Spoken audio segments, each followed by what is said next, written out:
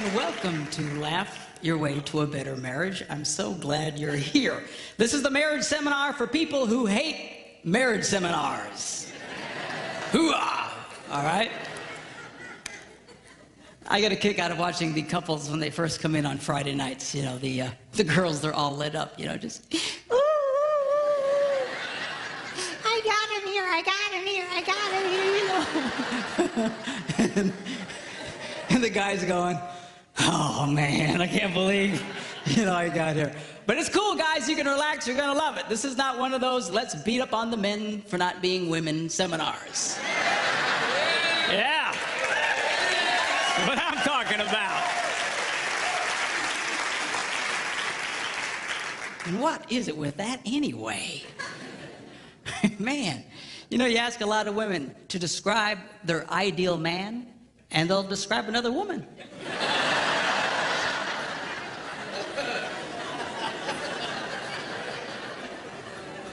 What's up with that? You know? So we're not going to do that. We are going to just go with this thing in a normal, healthy way. We're men. Men are men. We're not sick. We're not perverted. We're not twisted. You know, we're not broken. We're men. All right? And God, yeah, hoo-ah. And God made us the way we are for a reason. And I'm going to show you girls what that reason is. Okay? And I'm going to try and explain to you the world of men a little bit through this thing. We'll also discuss the women's side of things as well. But I really want you to understand this men thing. Women are much more complicated than men. Men are very simple. Simple. S-E-X. Simple. All right? So...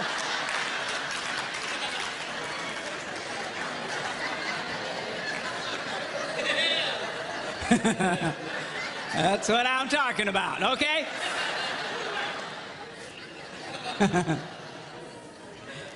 So we're gonna have fun. We should have a really, really great time. Now tonight we're gonna do a session called The Tale of Two Brains, hence the two brains.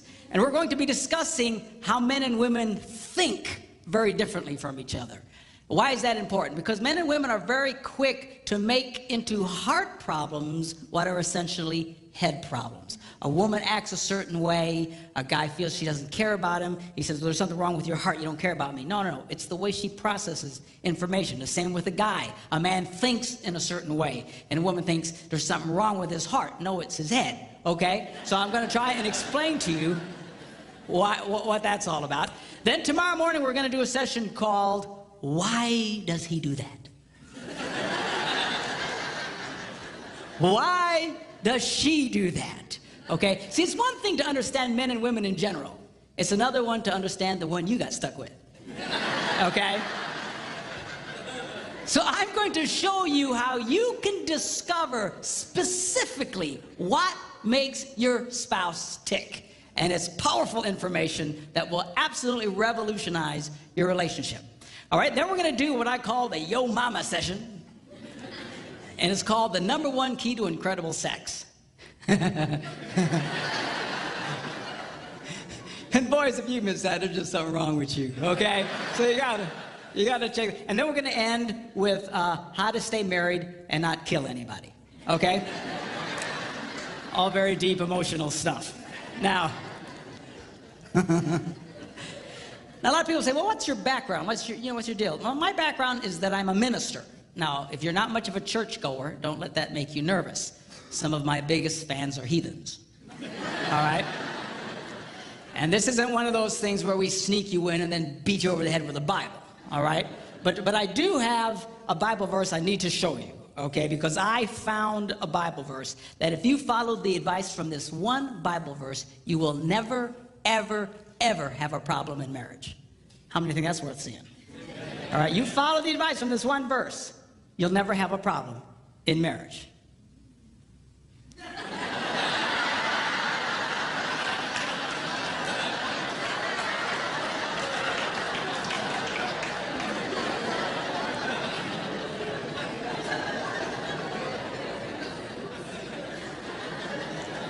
It says it's good for a man not to marry. All right? So, well, why would he say that? That's such a terrible thing to say.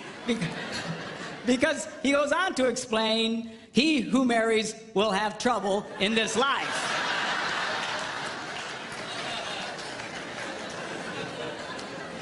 You know, people come up to me, Pastor Mark, something's wrong.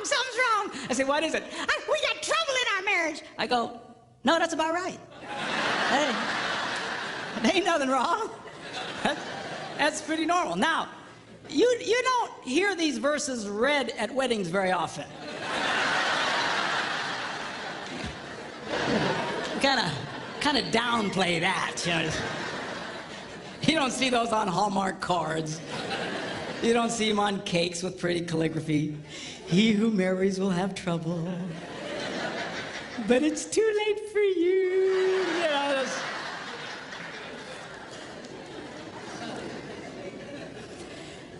you say, if that's the case, then why get married? Because marriage is absolutely wonderful. It's great. It's fantastic. But it's not that it's without trouble.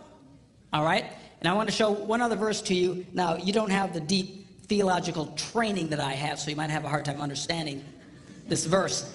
But I'll try and explain it to you. This is found in Proverbs. And it goes like this.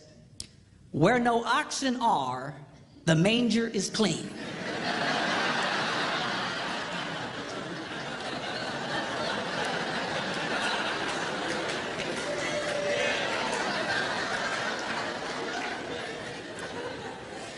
Let me explain that to you, okay? What does that mean? What it means, if you're gonna have an ox, you're going to have ox poo, all right? Now, if you don't like poo, and most of us are not real big fans of poo, if you don't like poo, the temptation is get rid of the ox. Preach it, brother. No. I don't want you to get rid of the ox, all right? You know, so well, why would you keep the ox around? Because he goes to the second half of the verse, it says, because much increase comes by the strength of the ox. Well, now there's the catch-22. On the one hand, we all love the benefit of the ox, but nobody likes the poo. And what he's trying to tell us here is you cannot have one without the other. There is no such thing as a poo-free marriage. It just doesn't exist. Unless you shoot the ox, okay? But that leads to other problems.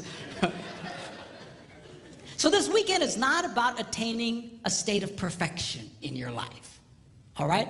It's about getting a proper positive to poo ratio in your life. You see, because if all you get is poo, then you got one sick ox. Are you hearing me? All right? So, but there's no such thing as a poo-free marriage. For those of you having a hard time grasping this, I have a mathematical version of it. It goes, ox equals poo over positive. Some say positive over poo. But anyway, it's the ratio that we want to get going here, okay? Now, marriage is a wonderful institution. Statistically speaking, we know that married people are healthier than single people. They are actually happier than single people, assuming you're doing this right. Or you can be profoundly unhappy. They actually make more money than single people, and I'll mention a little bit later why that's true, okay? They have better sex than single people. Now, you don't see that in our culture, you know, in all the movies and shows, you know, it's the single people all having really great sex, you know, and the married people are, You know, someone will say, well, how's your sex life? Are you kidding? I'm married, ha.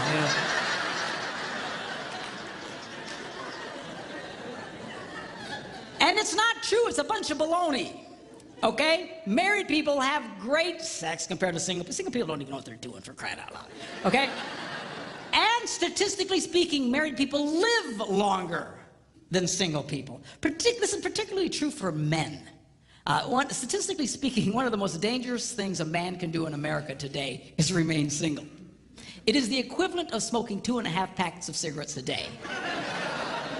It's true. They found that if you take someone who has 2.5 packs of cigarettes a day and the health problems and the shortness of life and all his difficulties, and a single guy is pretty much the same. I guess the worst would be a single guy who smokes 2.5 packs of cigarettes a day.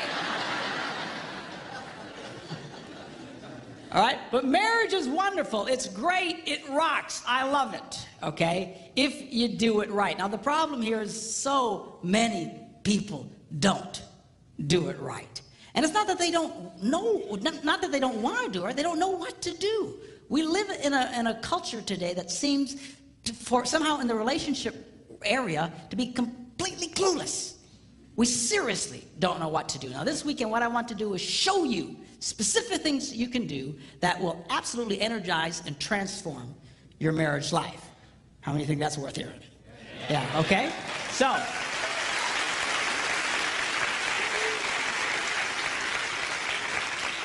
now I want to talk to you about what I call the laws of relational physics.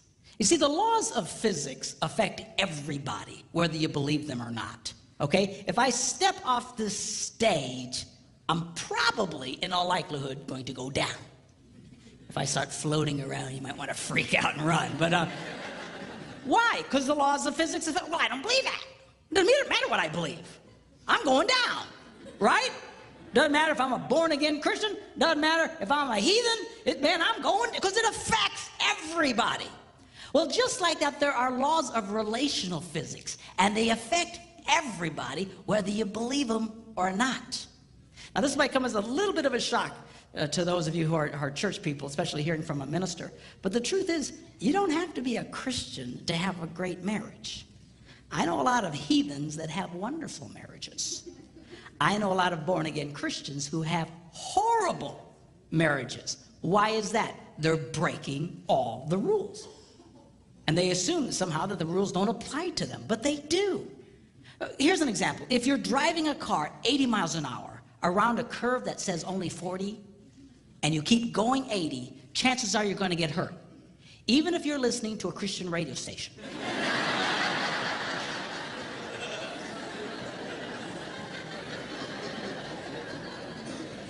Even if you have a statue of Jesus on the, he might be going, but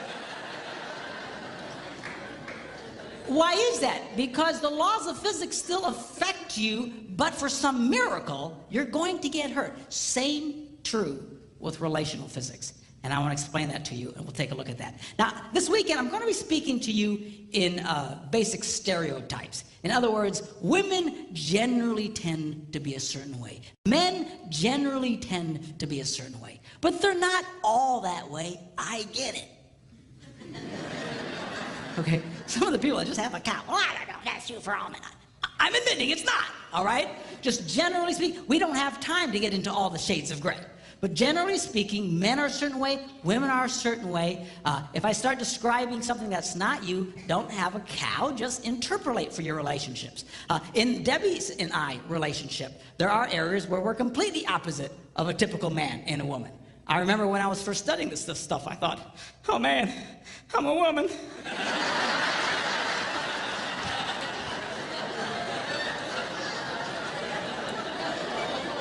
So just interpolate. I will say this, that if you tend to be one way in a certain relationship, your wife generally will be the other way. I don't think I've run across a couple yet. I'm sure they're out there that act the exact same way. So if you break the rules, chances are your spouse is breaking them right with you, and you just flip on this deal, okay? For example, a typical stereotype. Men are more interested in sex than their wives. Why would you say that? Because generally it's true. But it's not always true. There are a lot of relationships where the wife is much more interested in sex than her husband. If you're here tonight and your wife is much more interested in sex than you are, I think I speak for all the men here when I say that we hate you.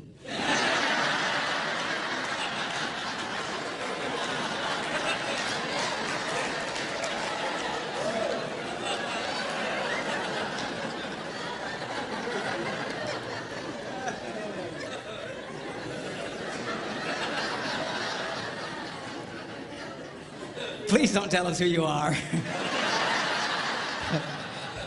We will hurt you, all right? So just go with the flow. It'll be cool. We'll have a great time discussing this thing about marriage. Now, I believe marriage is a life-giving institution. We live in a culture today that believes marriage is a life-sucking institution. It will suck the life out of you. all right? And that's why we say, make sure you're old enough, make sure you have enough money, make sure you have enough education, make sure you've been dating for 37 years first, make sure that, you know, get all the stuff. Why? You gotta get everything together and ready so that when you say I do, you can withstand the, ah!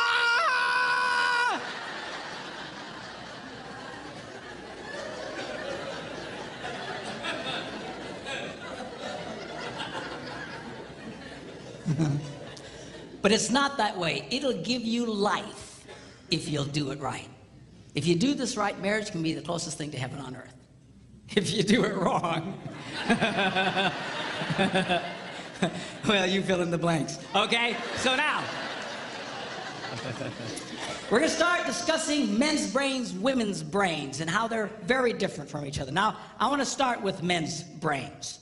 All right? Now, men's brains are very unique. Men's brains are made up of little boxes. And we have a box for everything. We've got a box for the car. We've got a box for the money. We've got a box for the job. We've got a box for you. We've got a box for the kids. We've got a box for your mother somewhere in the basement. We got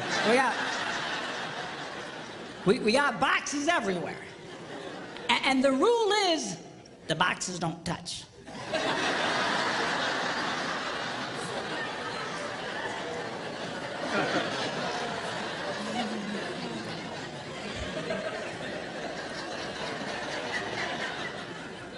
When a man discusses a particular subject, we go to that particular box, we pull that box out, we open the box, we discuss only what is in that box, all right?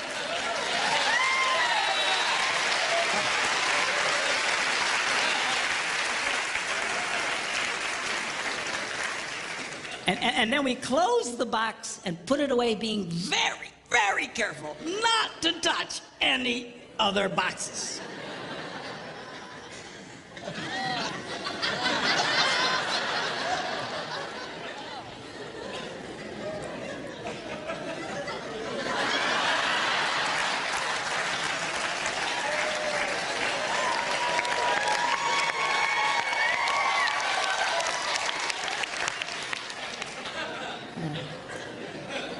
Sorry, my Catholic upbringing got in there for a minute, but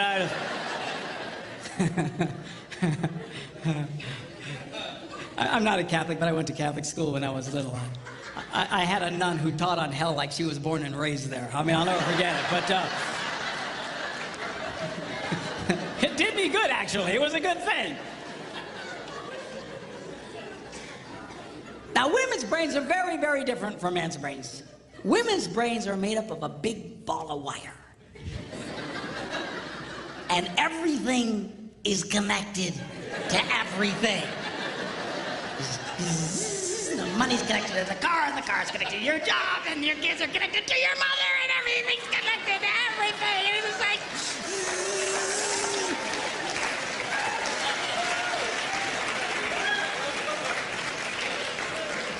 It's like the internet superhighway, okay? And it's all driven by energy that we call emotion. It's just... It's one of the reasons why women tend to remember everything. Because if you take an event and you connect it to an emotion, it burns in your memory and you can remember it forever. The same thing happens for men. It just doesn't happen very often because, quite frankly, we don't care.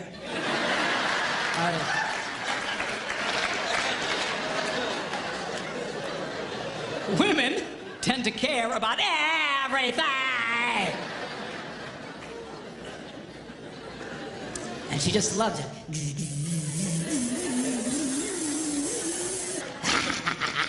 Okay?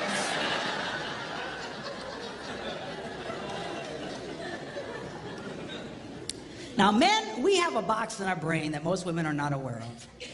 This particular box has nothing in it.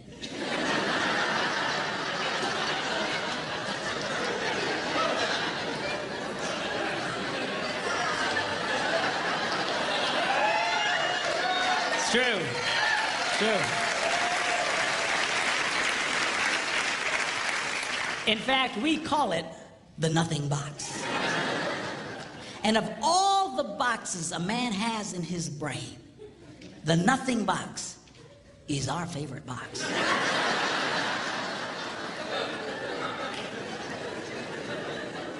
If a man has a chance, he'll go to his nothing box every time. That's why a man can do something seemingly completely brain dead for hours on end. You know, like fishing.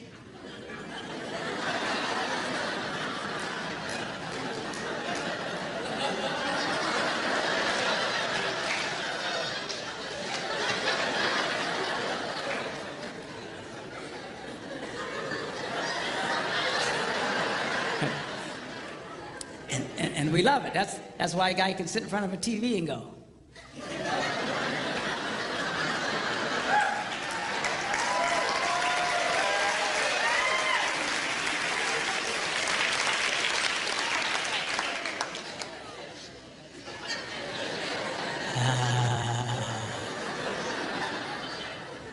It glows. Of course, this drives our wives nuts because they'll come up and say, "Stop that! You can't possibly be watching anything!"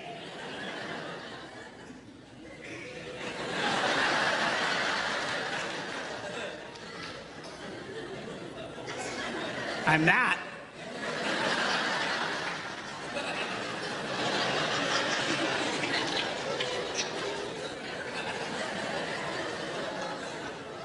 Go away.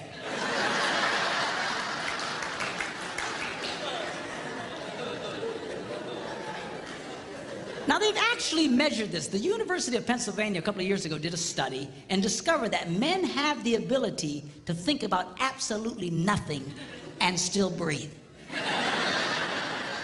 You know, they connected all the wires and stuff like that and watched the brain activity, then all of a sudden, I think he's dead. Huh? You know, women can't do it. They can't do it. Their minds never stop. And they don't understand the nothing box. And it drives them crazy. Because nothing drives a woman more crazy or makes her feel more irritated than to witness a man doing nothing.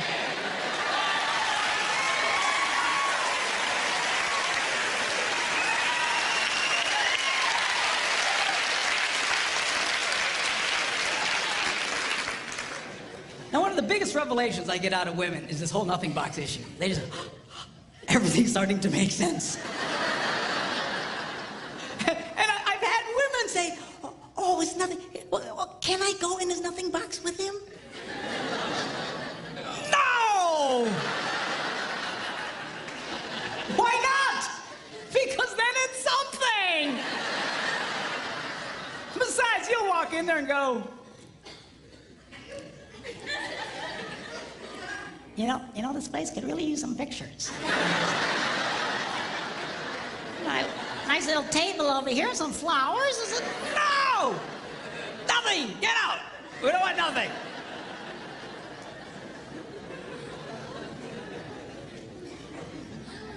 Now, this handles the way men and women handle stress. Okay? When a man is stressed out, all he wants to do is run to his nothing box. This is how we unwind. The last thing we want to do when we're stressed out is talk about it. We don't want to talk about it. We just want to. Of course, it just drives her nuts, you know. A woman will see a man in that vegetative state and she'll come up and go,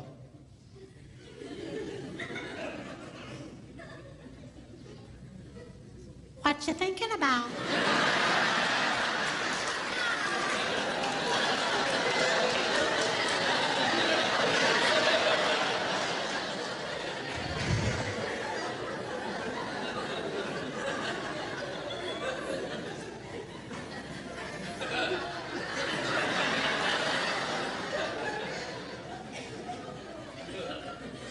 Nothing. We gotta be thinking about something. No, I was thinking about nothing. In fact, I was on a roll till you showed up. go away, all right? Because that's how he handles stress. He just, Now, when a woman is stressed out, she has to talk about it. If she doesn't talk about it, her brain will literally explode. So she'll start just, I don't know, might have something to do with this, not, could have to that, I never thought about this. My brother over here said to me, and I know men who run from their wives when they do this. They do. I say, well, why do you run from her? He says, because I don't know what to tell her. I said, dear God, man, who told you to tell her anything? She wants you to tell her anything. See, a lot of guys, they feel obligated when you start explaining all your stress, they feel obligated to fix you, right? Because that's what a man does. A man only tells his troubles to another man in hopes that that man will help fix it, okay? But she's not a man. And you try and fix her, she's gonna kill you, all right? She doesn't want your advice. She doesn't want your help. She wants you to shut up and listen. And a couple of ladies, that's right, you tell him. Tell him to shut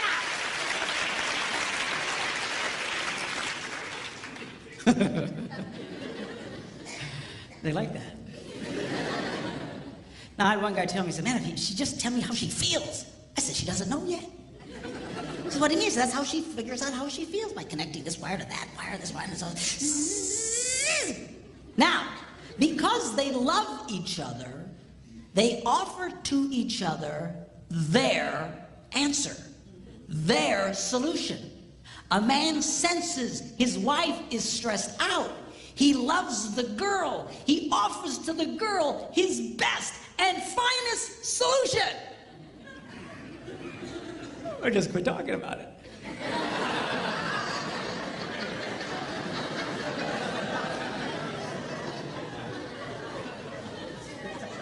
Just quit thinking about it. Yeah.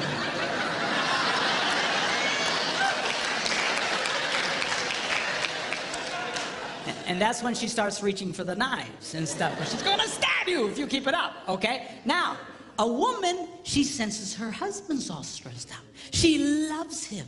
Therefore, she offers to him her best and finest solution. Talk to me. Why won't you talk to me?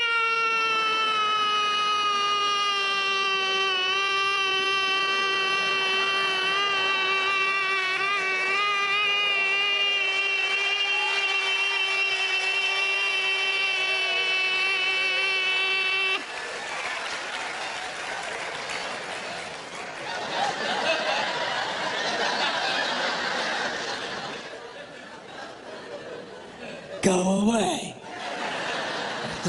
He doesn't want to talk to you. Leave him alone. He will not die. He's not a woman. All right? I know you've got to talk it through or you're going to be twisted inside. He's not like that. Leave the boy alone. You tell he's stressed out, just let him go to his nothing box. Just stay away. Stay away. Okay? And it's hard for us to understand that because we think so differently from each other.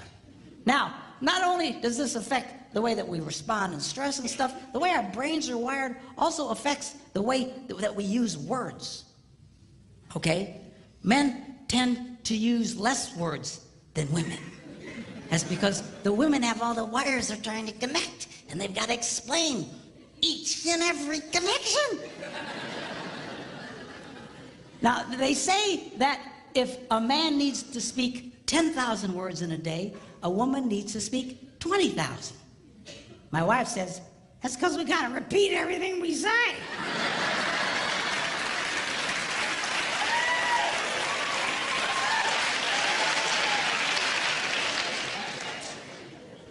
To which I responded, huh? Where is my darling redhead? Is she around? Come up, I want you to meet my wife, Debbie. Come on up here and just...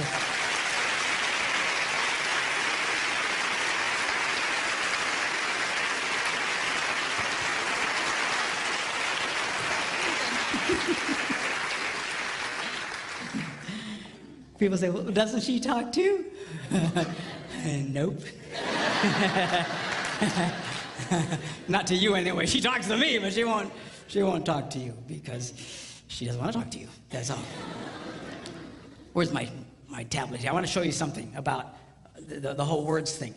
You know, they actually measured this. They went in and studied children and babies and found out that they actually went and took cameras and put them in nurseries and analyzed the pictures later.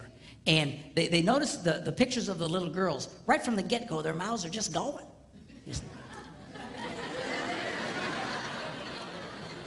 It's true. It's true. And then they analyzed the pictures of little boys, and they're just...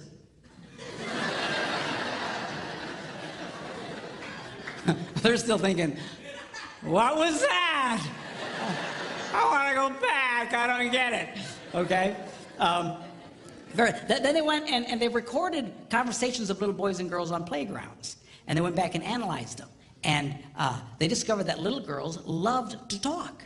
They were very articulate, loved to use full sentences, just loved to talk. And if they didn't have anybody to talk to, they were perfectly content to talk to nobody. And they were just complete sentences. Then they analyzed the conversations of the little boys, and only about 55% of it was intelligible. Because that's what they were saying. You know, yes. That's conversation to a man, okay? Now, not only do we use different amounts of words, words can mean different things to men and women. For example,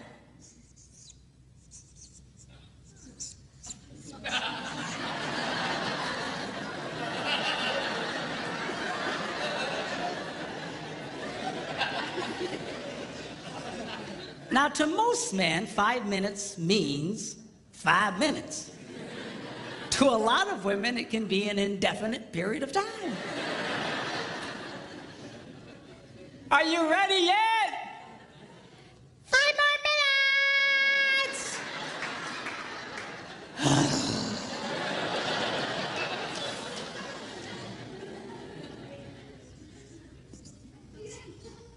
As we discussed, men understand nothing.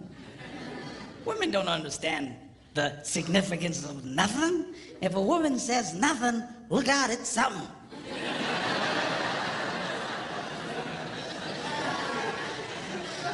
Oh, dude, man, I don't know what happened. What happened?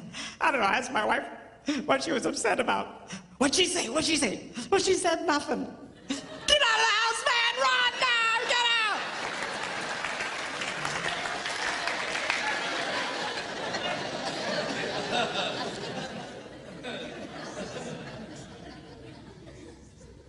Now, this is not a word, it's a vocalization. It's a sigh.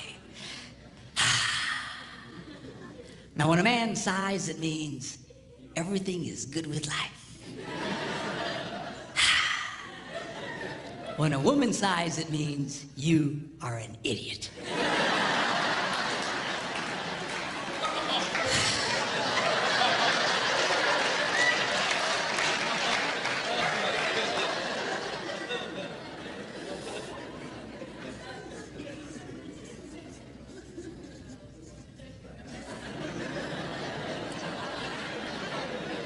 Now, when a man says, go ahead, he's being polite. When a woman says, go ahead, she's giving you the opportunity to explain whatever stupid thing it was you just did. But you need to be very careful in the explanation, because it's very likely to be followed by a sigh.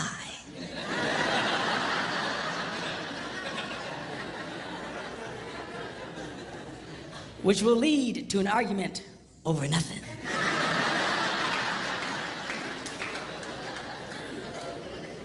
And then you ain't gonna have sex again for at least 5 minutes.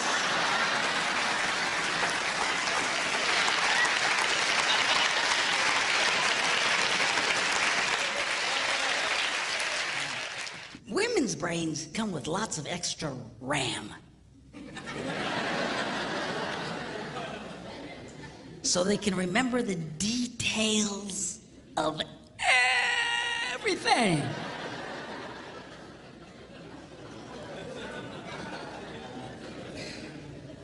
men's brains come with only the minimum basic requirements to keep us breathing and eating. Okay, that's good. That's why men, a lot of men, we don't hang on to lots of details. They don't stick with us. You know, when an event happens, we just categorize it as an event. All right. Whereas women, it's not just the event, it's all the details connected with an event. You'll run into this when a friend of your family or something will call and you know, she just had a baby. And then you tell your wife, oh, so-and-so's called, they had the baby. And she'll say, well, what was it? And he says, well, it was a baby. So, well, what kind of baby? I don't know, it's a baby. What difference does it make? Oh, how long was it? Well, I don't know. You know, how long, how tall, how many, you know, how much did it weigh? I don't know, under 20 pounds. What, you know, just... But there's detail. You know, a woman will come up to a guy and say, how was your day? And then we go to the RAM, and all it's there is that it was a day. And we say, it was fine. And she'll say, well, what happened? And we go to the RAM, and there's nothing there. And we panic. And we go, nothing. But women, they've got all this, you know, that's why when a guy retells a story, it's usually pretty much just a bottom line kind of thing. What happened? This happened, that happened, we're done. When a lot of women share what happened, they relive the event in excruciatingly painful detail. I mean, you are there. Yeah. And it can drive, you know, couples can really fight over this. My wife and I still fight over this one. You know, this just drives us crazy. You know, she just, you know, sweetheart, when your husband asks the question, what did the plumber say? He really doesn't want to know what he said. Well, I said, how you doing? He said, it's fine. I said, it was a pretty nice day we're having. He said, yeah. He said, got any kids? No, what did he say? Bottom line, you know. Details. Men's brains, women's brains. It also affects not only the words we use and stuff, but also it affects how we listen. You go, yeah. Women listen. But we listen too, we're just different. A lot of women say, you know, men's problems, they got selective listening. You know what that is, right? That's when the wife will say something like, honey, go to the store, lay down the mulch, wash and wax the car, get the kids at school, rent some videos, and finish the rest of the dishes. And then he runs that through his selective filter.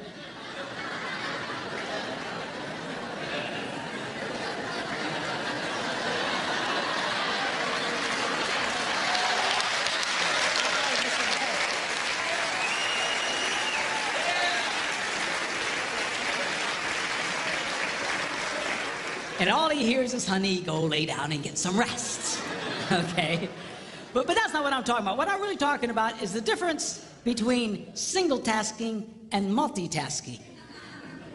By and large, again, interpolate for your relationships. Again, not everybody's the same way, but by and large, men are single taskers. We do one thing, and we do it pretty well.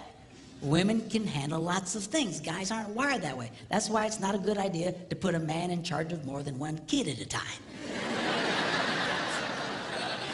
You know, we can handle the one. Well, sweetheart, you're doing such a good job with Johnny. Wow. Well, where are the rest of the kids?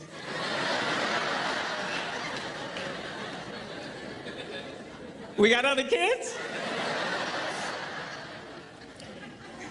But man, we just very I'm a classic single tasker. I'm so bad, I'll be going along and I'll forget the one thing I was doing. I'm completely lost. I need to reboot my brain. Say, whoa, where am I? You know. But men, generally speaking, we do it. Now, what we do very well. One of the reasons that men are so good at what they do is because of this ability to completely focus on just one task.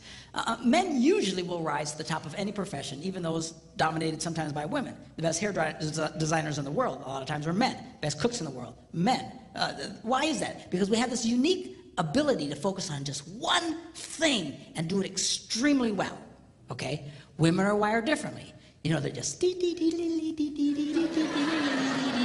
and you know, my wife can be, you know, in the living room, watching TV, reading a book, making knickknacks, and talking on the phone all at the same time. It's just amazing to me. Of course, I'll come in and I'll assume she's not watching TV.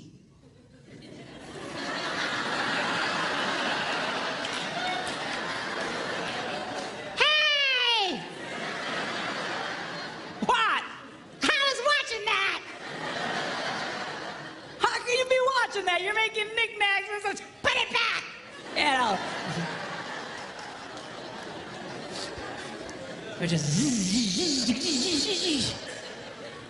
Now this affects the way that we listen, because when a man is doing something, he generally cannot hear anything.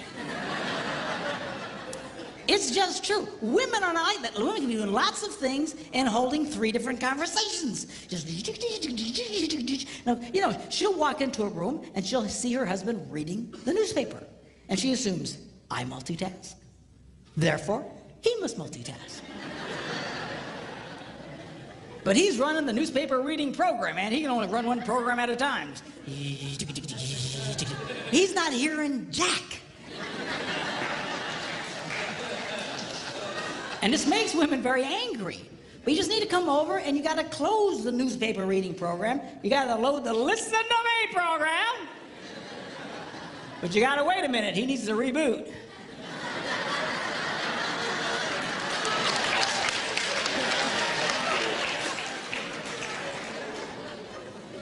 I didn't know you was here, you know? You laugh, but I'm serious, girls. If you see a man doing something, unless he's wired differently, do not be giving him vital information. Because this is a train wreck waiting to happen. You'll have this conversation again. When you swear he told you, and he swears you never told him. You know you told him, but in his brain, you never said jack to him.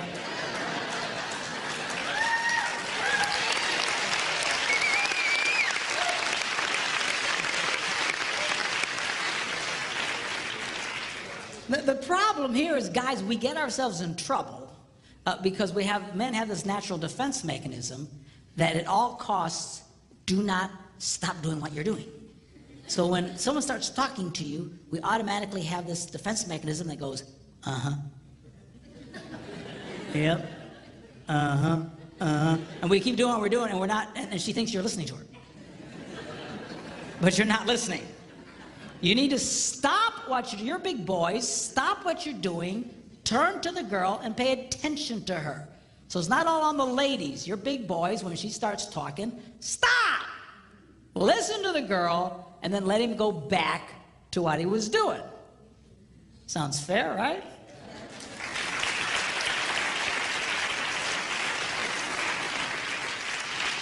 Well, I started doing this, and I thought, this is great. I'm doing a lot better. I'm watching this thing, I'm tasking. Yeah, okay, what? And then I'll say, I didn't hear that. And I'll make her back up, and she'll tell me the info, and I got it. Okay. And I thought I was doing a lot better, but still I was getting myself in trouble. You know, she'd walk up and say, it's 6 o'clock, are you ready? For what? You know, that happened to half you guys tonight, right? We're doing what? I told you! No, you didn't. Yes, I did. And off to the races we would go. And I thought, man, what in the world? Because I'm watching this single tasking. I don't remember her saying anything about. And I thought I was losing my hearing. So I went to a doctor. True story.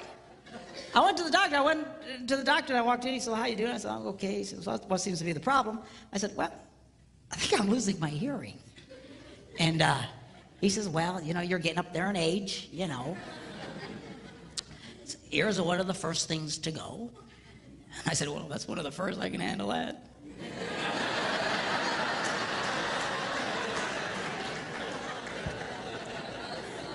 We'll talk more about that tomorrow. But, so I said, well, go over to Nurse Cratchit. She'll test your ears, you know. And so I follow the lady, and I walk into this room, and they got this cheap box on a table with some real chintzy headphones.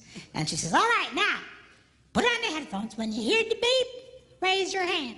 If you don't hear the beep, don't raise your hand.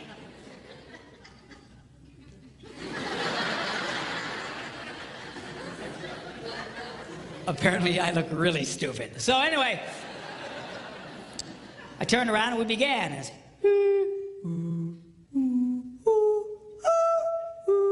pretty soon she goes, really, you can hear all that? And I turned around and said, yeah, why? She's hitting the box. I don't know, piece of junk. What's the matter with this thing?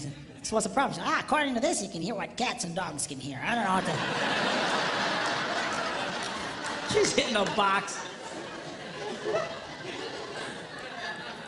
She says, I'm gonna send you to a specialist. You ever been to the specialist? You know, they got this Yo Mama soundproof room, you know, the thick door, you know.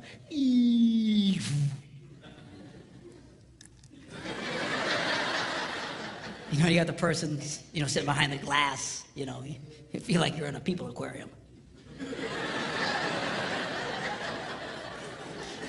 Sir, would you sit down? But anyway, so at the time we lived in Green Bay, Wisconsin, and right downtown Green Bay, there was a place called Eye and Ear Associates. I'd never heard of them before. I had no reason to hear from them. But she said, I'm going to send you these people. They have all this fancy equipment. And so she takes the doctor's pad and she writes eye, ear, and she abbreviates associates and hands it to me.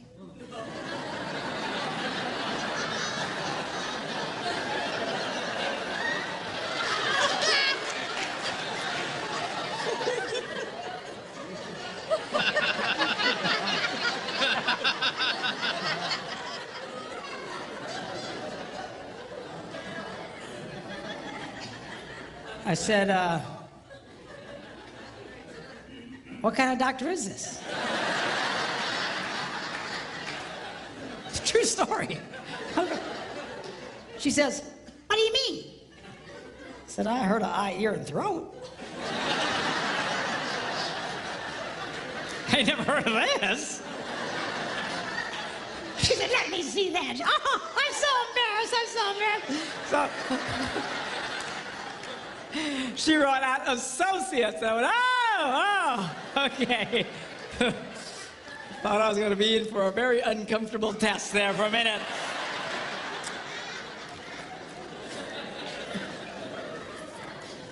So I go to the eye, ear, and, you know, doctor, and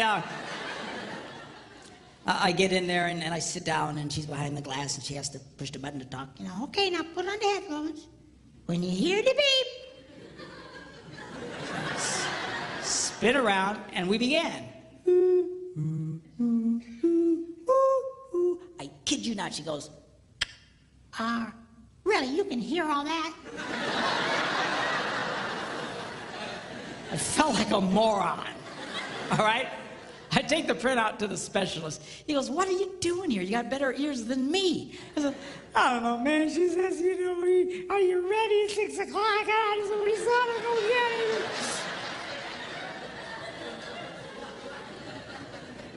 So I go home and I walk in the door and she says, well, what'd the doctor say? She doesn't sound like that, by the way.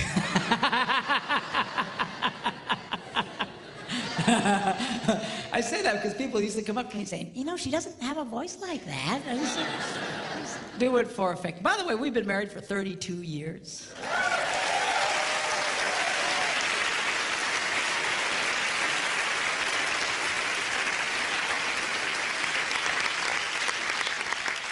We have 2 grandsons. Very cool.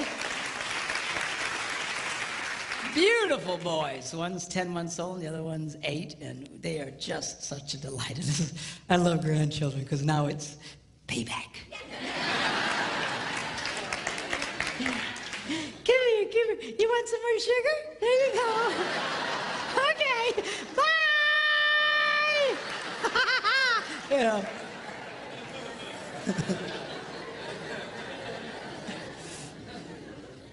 My son Philip's here with us. He's running the audio, and on our 30th wedding anniversary, Phil gives me a call up and he says, "Hey, Dad, 30 years. It's really something." I said, "Well, thank you, sir." I said, "But you know, truthfully, Phil," I said, it only feels like 10 minutes. He goes, "Really?" I said, "Yeah, 10 minutes underwater." Oh, lighten up. All the girls, "Oh, I can't believe he said that. What is she gonna think?"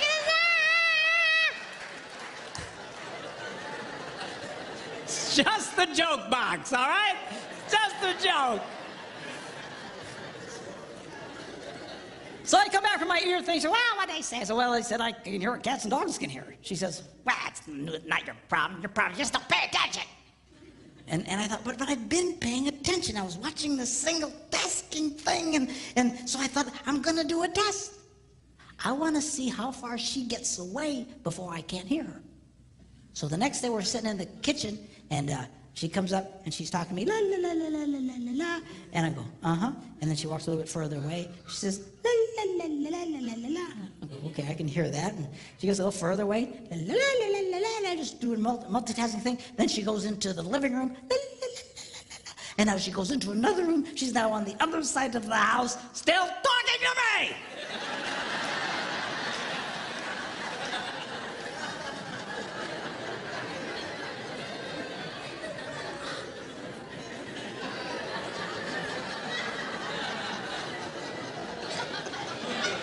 I said, "Hey!" She yells back, "What?" I said, "I'm on the other side of the house." She goes, "You don't listen anyway."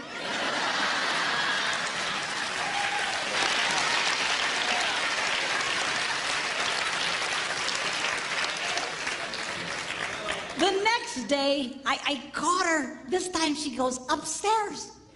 She's on another floor, still giving me vital information. That's when it started dawning on me. Wait a minute. We might single task, but these women so multitask, they just keep doing what they're doing, and whether or not you're in the same area code is irrelevant. Irrelevant. Irrelevant. That's the word. I had a guy the other day, he says, "You know, my wife's like that. She'll be talking to me. She's by the dryer, and she'll be telling me something important. La la la la la. Then she'll stick her head in the dryer, reaching for something. La la la la la la. And boy, you better do that, or you're gonna be in big trouble."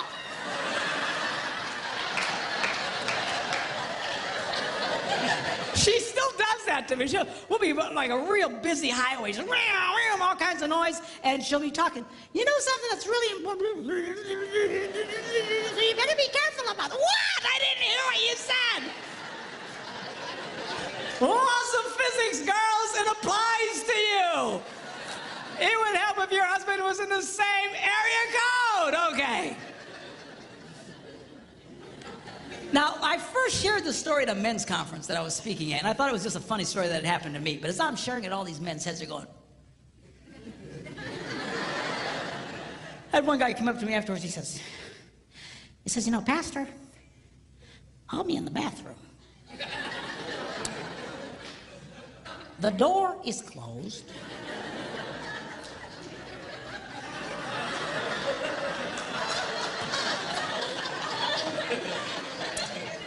The fan is on.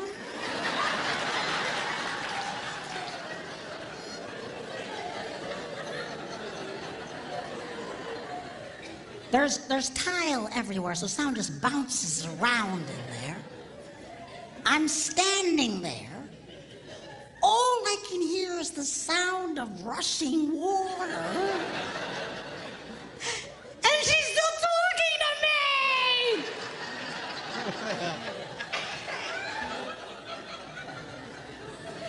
figured out that's why we miss sometimes, girls. What? What?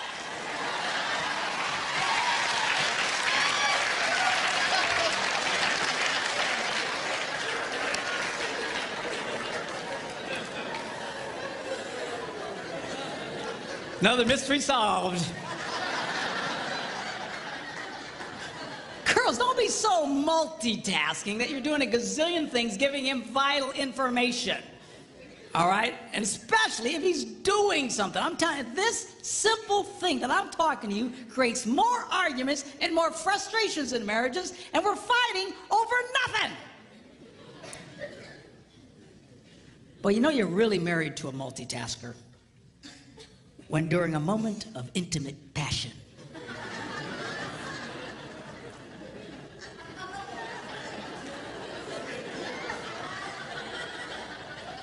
she suddenly blurts out, "Oh, by the way, the plumber says the toilets are broken."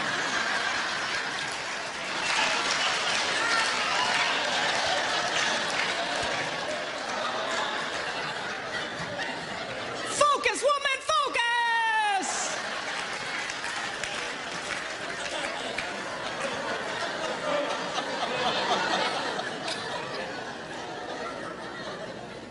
But man, she can make love to you and plan next week's dinners and, think about the toilets. Oh, it's all the same to her. I need my tablet back up here. I want to show you something. In no other area, men's brains and women's brains, do men and women think more differently than in this area of sex. And we'll get into it in a lot more detail tomorrow. But I want to show you something here that I think will be of great interest to you. Give my lovely assistant a hand.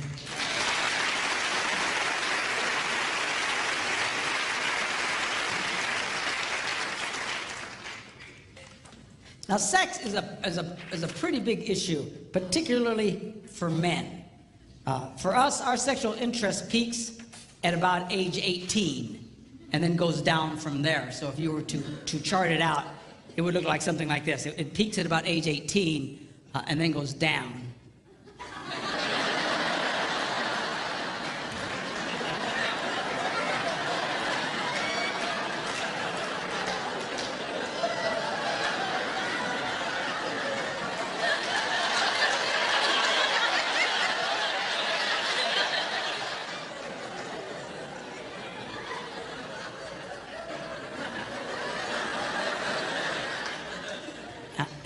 And then you're dead.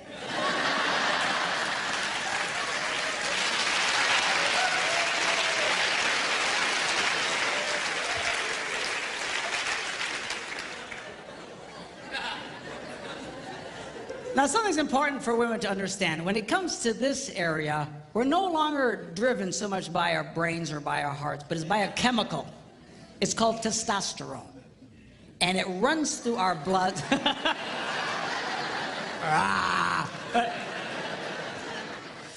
It runs through our blood, and it drives us crazy. You just... If you girls knew how much this drove us crazy, you'd be more disgusted with us than you are right now. We downplay it, man.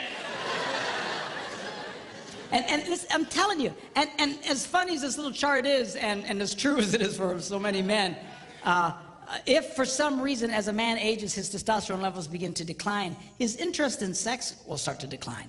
And if his testosterone level drops dramatically, his interest will go way down. Same head, same heart, same guy, and now he's not interested in sex.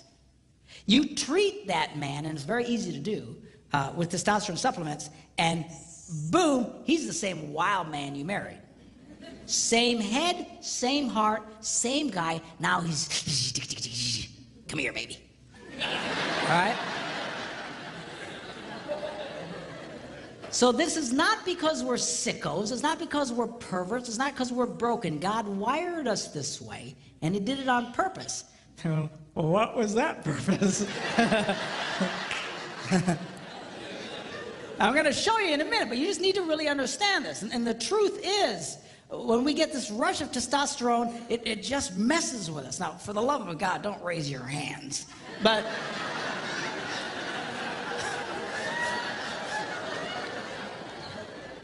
most men will admit that we usually receive a testosterone rush, usually very early in the morning, and for no reason at all.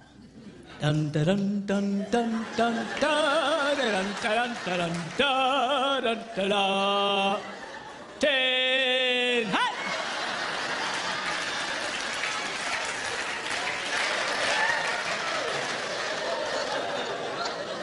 And it just wakes us up, just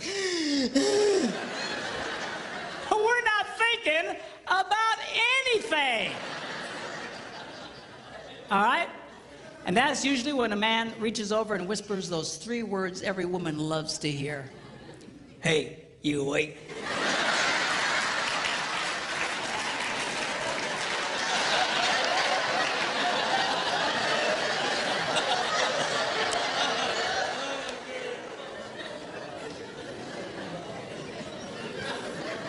We'll be talking more about that tomorrow, okay? All right, so why does God wire men this way? Okay, now to explain this, I need to do an anatomy lesson. Okay, y'all okay? Hang on, Margaret, he's gonna draw pictures. It'll be okay. We'll keep it clean, okay?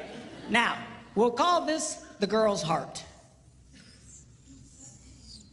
And in the interest of keeping everything at least PG-13, we will refer to this as the place of happiness.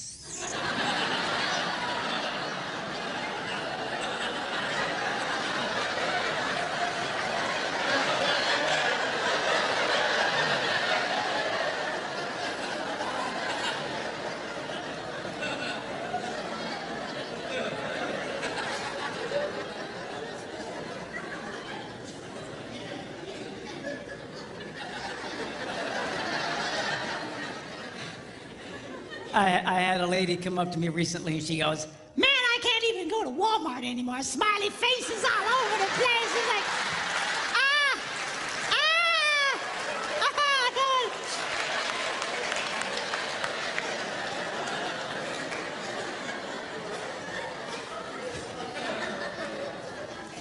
Now, at some fundamental level, this is every man's basic interest in a woman. It's true, it's true. Now women say, "Well, that's terrible. There shouldn't be about that. It should be about companionship and fellowship and sharing." Girls, if your husband was interested in companionship, fellowship, and sharing, he'd have gotten a golden retriever.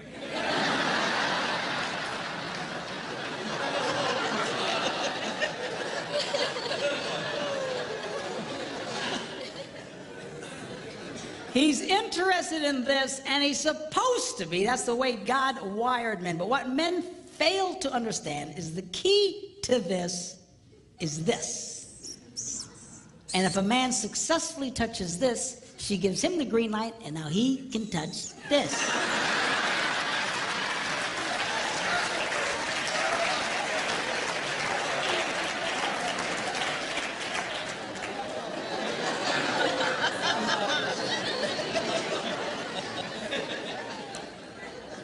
So this sex drive, guys, is God's way of constantly reminding a man, and it keeps coming back. It like never stops, you know, just. On average, a man will feel the need for sexual release on about every 72 hours. That's every 3 days. Some more, some less. My husband's every 72 minutes. But that's your problem. But anyway. But seriously, the reason that keeps coming back is to motivate the man, be nice to the girl.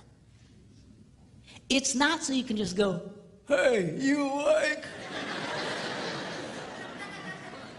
Are you hearing me? A lot of guys do that. As soon as they feel the buzz, they're just reaching for the girl. "Come here, baby. Come here. Come here." Don't be a moron. She won't want to come here. The reason that buzz hits you again, remember, be nice to the girl. Be nice to the girl. Be nice to the girl. Be nice to the girl. I gotta be nice to the girl. And this is what motivates me. I try to be nice to my wife. And I spend time with her, and I take her to lunch every day, and I'll take her shopping. And well, Pastor Mark, do you like going shopping? No, I hate it. You know, she drops me off at the bench with all the old guys, and I sleep with them. You know. Then she comes, picks me up, drops me off at another bench. You say, well, if you don't like it, then why do you do it? I'll tell you why, because I want some of this.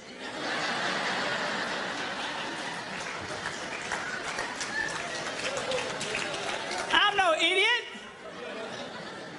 You gotta be nice to the girl. You gotta pay attention to the girl. And really, single women, I don't know, you know, how many single women are watching this, but inevitably, there's single women here, and that's great, and a lot will be watching this, but, you know, when a woman gives a man this before marriage, she is a nitwit of astronomical proportions. That's you would never build a house and pay the contractor in advance. Are you hearing me? If you're gonna build a $250,000 house, and which here in Phoenix will get you a one bedroom with nothing.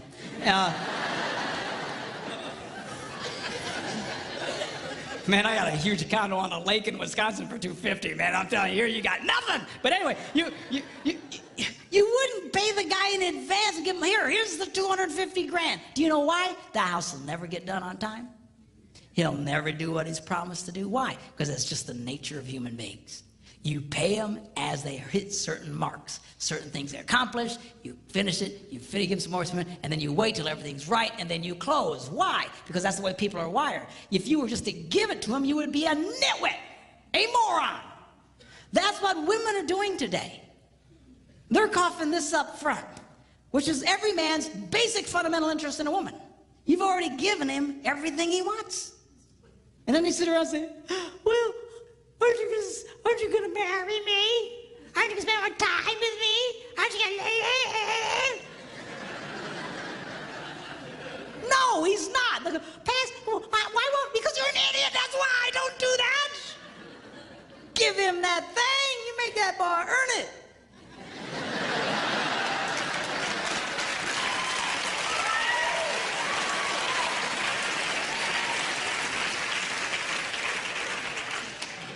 If there ain't no ring, you ain't getting the thing, is what you need to tell him.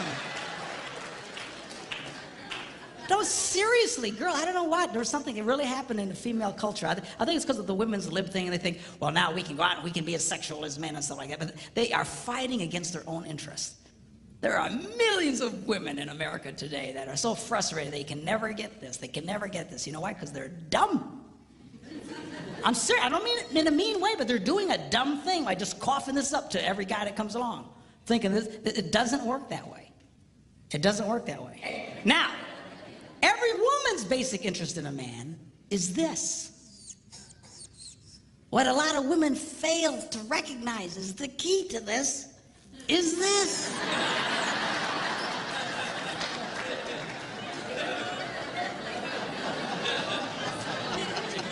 And if you touch that, it gives you the green light, and you can touch this.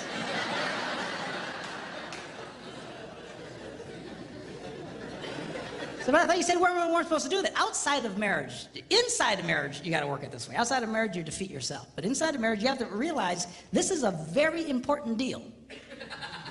It is. It's huge.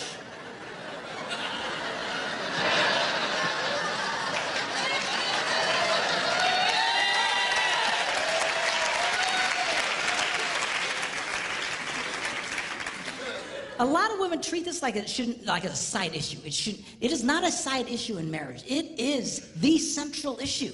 It truly is. And I'm going to really explain this in greater detail tomorrow. You get this right, things will flow a lot better in your life. You try and discard this, oh, it shouldn't be about that. He shouldn't be interested in sex. He's just a pig. You are fighting now against your own interest doing it that way. You've got to be smart about this, girls. The key to this boy's heart, you know, they used to say when I was growing up that the key to a man's heart was his stomach, but they were about 6 inches too high.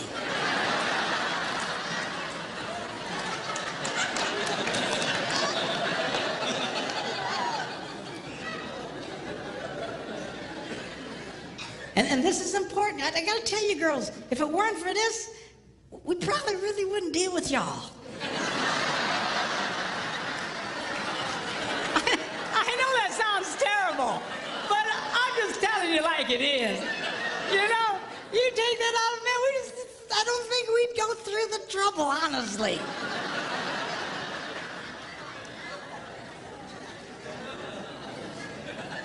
This is a game you got to let him know he can win with you. And we'll talk more about this in detail tomorrow. But the crazy thing about it, see, is the key to what you want, here's the door. And for the guys, for what you want, here's the door. And it is the perfect standoff. It is the ultimate standoff. People say, what was God thinking? People say it to me all the time. What was God? This is exactly what God was thinking.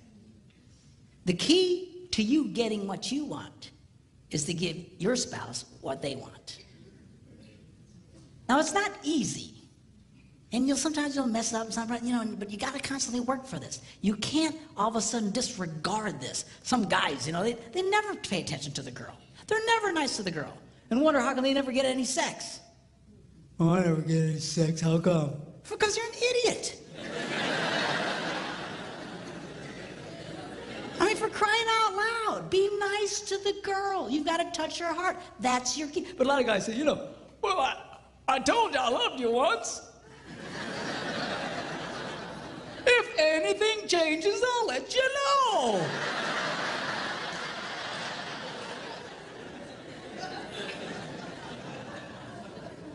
I wonder how come I'm not getting any sex. Well, because you're just blowing it. You're blowing it. And girls, same thing with you. The key to this is this area here. Don't dismiss this.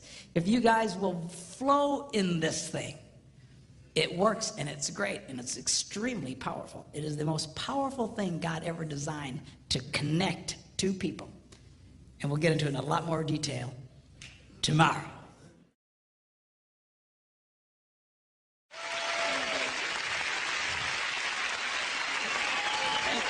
Thank you.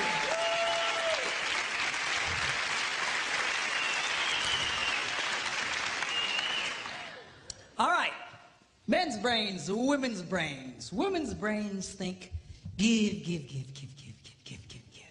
They just love to give. They're happiest when they're giving. You get a bunch of women together and they're all giving to each other. Oh, I love your hair. I love your shoes. I love your outfit. Oh, they just love it. Now, men's brains are a little different. Men's brains think, take. And you get a bunch of men together, and we insult each other. We do. You're fat. You're ugly. You smell. Thanks, man. That's... So if women love to give, and men love to take, which way do you suppose the give and take goes in most relationships? That way. Women think the answer is to give more. If they give more, it will inspire him to give back. Ain't gonna happen. All right? You've got to learn, girls, that if you're going to be truly happy, you're going to have to learn how to take in your relationship. And women are fundamentally very uncomfortable in taking in their relationships. They just love to give. But you'll give yourselves to death. A lot of you just burn yourselves out. It's not unusual to have a woman and her husband come into my office and, she's been married, they've been married for 25 years, and she says, I've given to that man. I have nothing left to give. You ever hear a woman say that? I have nothing left to give. They're burnt because they've just given so much. Then you look at the husband and he goes, I thought we had a good marriage. Because it's been great for him. She's given, he's taken, this rocks. All right? So now, girls, I'm going to show you how you can take advantage and change that flow in your relationships. I'm going to show you how you can get a man to do what you want him to do. All right? Now, when I first say that, all the girls go, yes. And all the boys go, you sold me out, man. You sold... But be cool, because the guys like this part. It's the women who hate it. I get more static from women over what I'm about to tell you because fundamentally they hate taking in relationships. They think that he should just, just give on his own. He should just give. They're hoping, when I say get a guy to give to them, they're hoping I'll say, bad guy, bad, you need to give more. And that's what a lot of these people do in some of these seminars. They beat up on guys, you need to be more. No, the real key, I think we've established it doesn't work, okay? The real key is to change the woman's perspective and empower you because you, in fact, have the power to change this. But a lot of women have been so affected by over-romanticized concepts in marriage that they don't understand this. They really think that if he really loved me, this would all just happen automatically. If he really cared about me, la la la la la la la la la la. A lot of women really struggle with this concept because they tend to live in this false romantic fantasy land.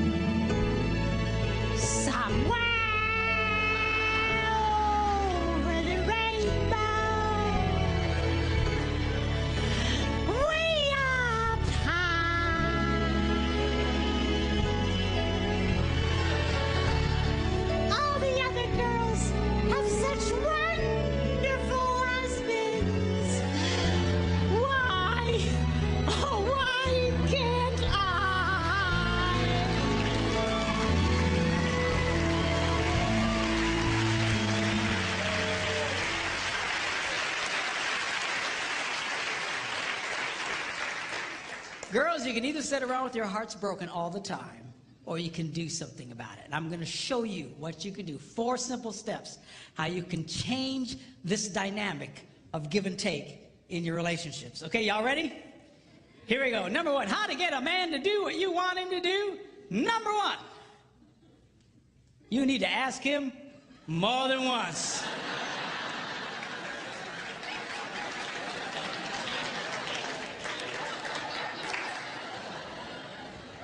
Asking a man to do something once is like never having asked him to do it at all. Why is that? Men are always in such a take mode. We're constantly take. We compete taking. We're in business taking. We're just take. We're just in this take mode. And all of a sudden, his wife will say to him, honey, will you do such and such for me? And his left brain says to his right brain, you hear something.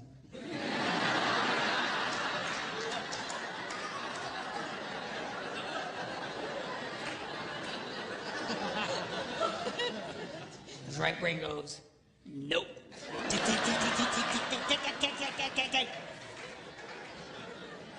It takes more than once to get through to the boy. Now, a lot of women, they think that, that their husband, they're holding out on them. That we are sitting there intentionally not doing what he asked us to do, just because we're full of hate. But I promise you, when you asked it, it went in one ear, spun around his nothing box, and shot out the other one. And he doesn't remember jack about what you said. Now, when I was first studying this, I thought, this can't possibly be true. This has got to be inaccurate, because I'm married to a woman who has no problem asking me more than once. She said, honey, will you do such and such for me? I go, no. Come on, sweetheart, do this for me. No. Come on. She's got the thing, she pats my cheeks. You're such a good husband. Do this thing for me. Okay, and then I do it. So when I was first reading this, they were saying women only like to ask one time. I thought that can't possibly be true. And I remember I was in a church in Green Bay, Wisconsin at the time. I was one of several pastors at a large church there. And before service started, I thought, I'm going to ask some ladies, because this can't possibly be right. So I quickly came up to a lady. I said, let me ask you a question. She said, yeah. I said, do you have a hard time getting your husband to do stuff for you? She goes, Pastor, you have no idea. She says, I asked that man to paint the ceiling. That was back in October. It's March. He doesn't do it. He walks in every day. Just I mean, she's just getting mad. Tell me about it, okay? And I said, okay. I get it. But let me ask you a question. Because remember, I want to prove what I just been reading wrong. I said, let me ask you a question. How many times did you ask him to do it? And she stared at me like a dog at a new dish.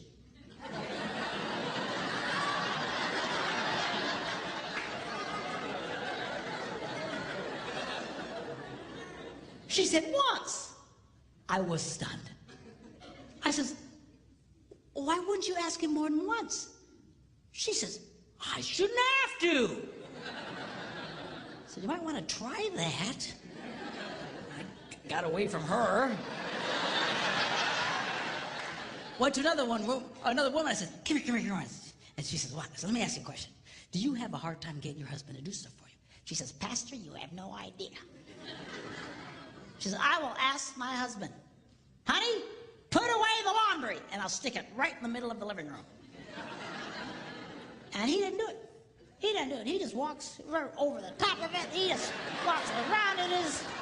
It'll sit there for a month.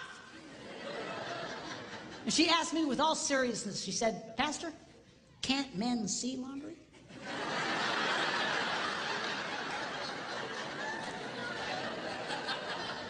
I said, yeah, we can see it, just doesn't mean a whole lot to us. So anyway, she's just getting angry, just tell me about it. So I said, okay, yeah, I get it. But let me ask you a question. How many times did you ask him to do it? And that same startled look. Once. I was amazed. I said, once? Why wouldn't you ask more than once? I shouldn't have to. Time was running out, church was going to start, and I grabbed another lady real quick. I said, come here. She says, what? She said, do you have a hard time getting your husband to do stuff for you? She says, Pastor, you have... Apparently I'm a complete idiot because I have no ideas. But, yeah, no idea. And she goes on to start living out the horrible transgressions of her idiot husband. And I asked the same question, okay. But how many times did you ask him to do it? Once. I said, why? Why wouldn't you ask more than once? She said, I shouldn't have to. Ladies, are you listening to me? You have to.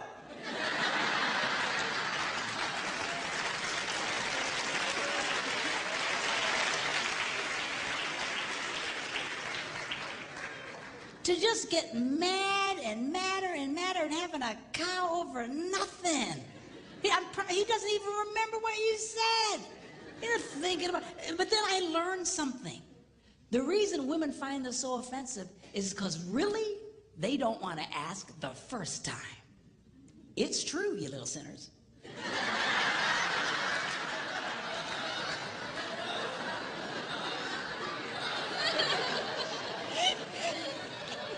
Because over the rainbow, if he really loved me, I wouldn't have to ask. Well, come on. Just ask him again. Ask him again. What's the big crime here?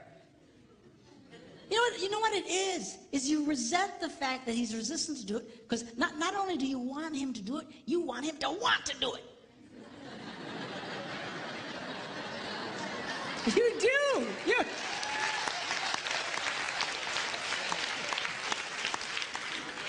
Well, I got news for you.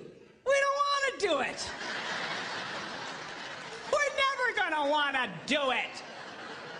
If we wanted to do it, we'd have done it already. What do you care about the internal motivations of his heart?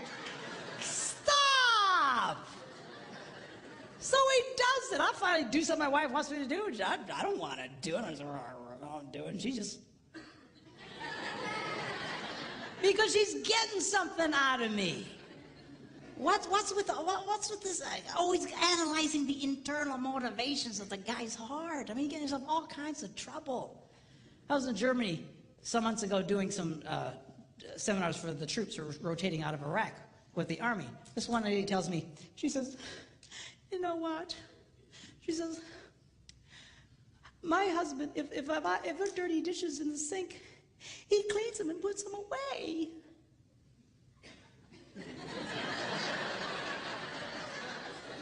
I go, yes, and? She said, well, I asked him, why do you do that? And he said, because I hate dirty dishes. And she started crying. I said, lady, most women think they died and went to heaven if their husbands. Yeah, but I wanted him to say, well, I do it because I love you.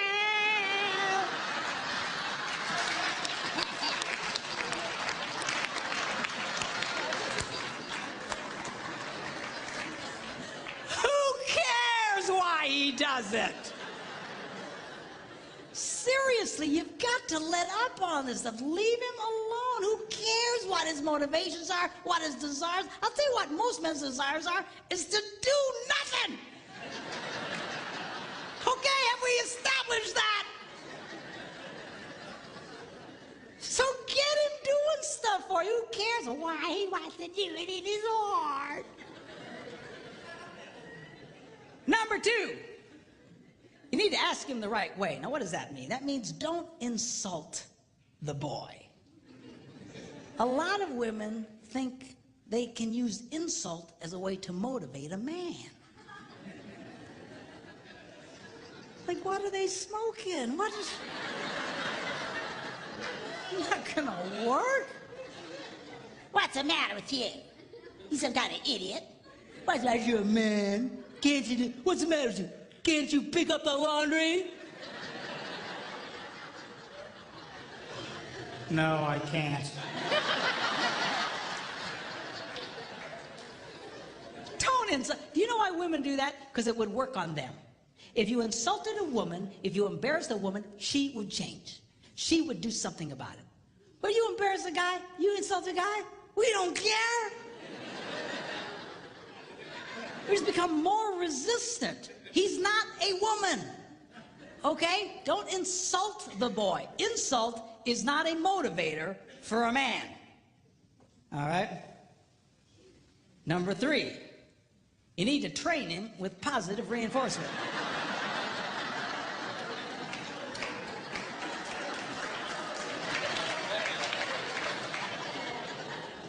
What does that mean? Well, training a man is kind of like training a chimpanzee. If the chimp does what you want, you give him a reward. If the chimp doesn't do what you want, you just don't give him the reward. You don't beat the snot out of the monkey. Because then you got a freaked out ape. Every time you come around, he'll just... He'll run away from you. So, well, how does a woman reward a man? Very simply, by appreciating the pathetic things he does. Because men love to be appreciated. And the problem here is that women only like to appreciate unexpected kindness.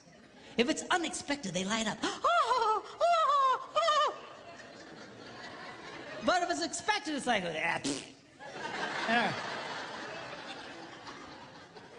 You know, seriously, I mean, that's, in the beginning of your relationship, that's how he got you to fall in love with you in the first place. See, because unexpected, everything he did was, oh, God, seriously, man, that's how you got her to fall in love with you. She knows you're ugly.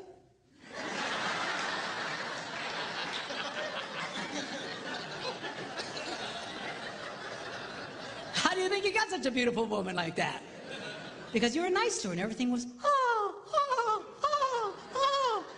But after 32 years, it's hard to come up with unexpected, man, I'm telling you. But the more you appreciate the kindnesses that he does, the more he wants to do it. Men respond. Men, I'm telling you, they love to be appreciated. Now, give you an example. I was at home and I had a dirty dish in my hand. I was up by myself. And I'd actually gotten trained to the point I could put it away in a dishwasher. And I went up to the dishwasher and I opened it up, but it was full of clean dishes. And that's a moral dilemma to a man.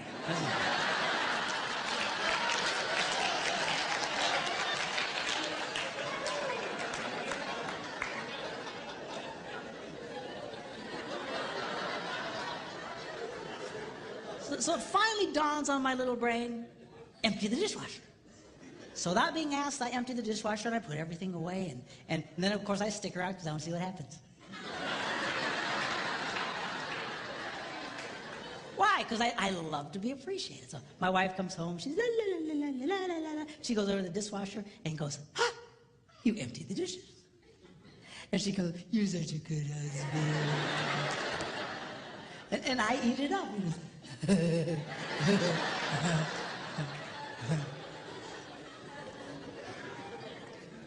Now, guys, get a clue here. I know it's hard, but she loves unexpected kindness. You need to learn to give her unexpected things, unexpected little things. That's how you can keep a woman crazy in love with you in that way. I told my guys I want to write a book, 365 unexpected things a man can do for a woman.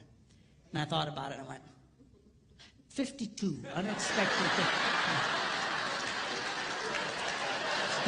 You're gonna do that every day, you know what? What was I thinking? You know.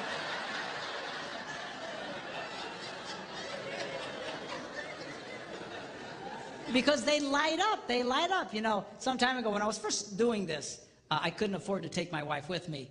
And so I was doing a lot of traveling by myself. And I was at a grocery store or gas station. I was paying for the gas, and I saw one of these rack of greeting cards. And this one caught my eye. It said, "My favorite place to be is wherever you are." And I thought, oh, I should get that. How much is that?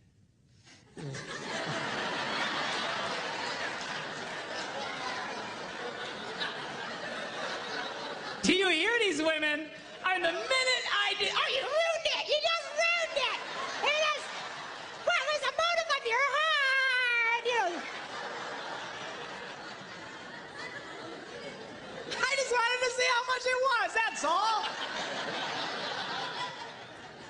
There's something wrong with y'all. Anyway, so $1.50, I went, okay, $1.50, I can do that. So I paid $1.50 and I signed it, I took it home and I put it in the kitchen. I want to stick around and see what happens.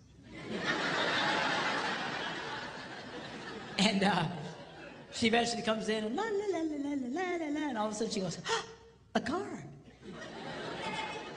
And she opens it up and it says, "My favorite place to be is wherever you are." I gotta tell you, boys, it was the best 50 I ever spent in my life.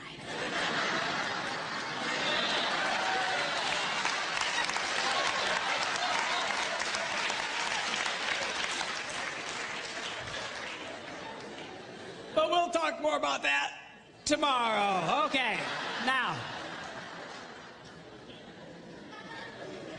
Number 4, barter with him. Now, how does that work? Very simply, you become aware of something he wants to do. You know you got something you want him to do for you, and you just say to him, "Honey, would you like to do this thing you would like to do?"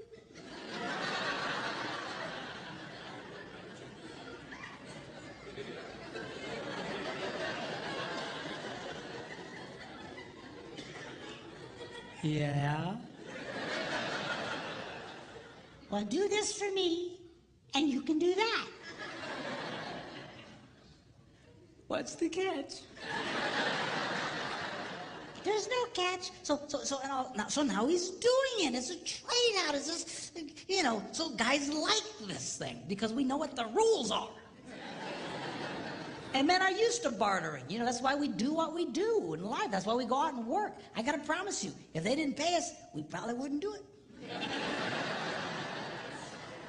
You know, I don't care how much you like your job, if they didn't give you the cash, I don't think you do the job.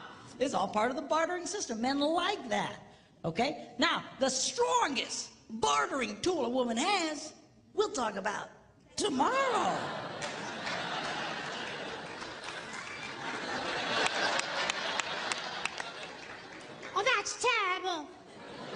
had one lady say to me, "Doesn't that make me a prostitute?"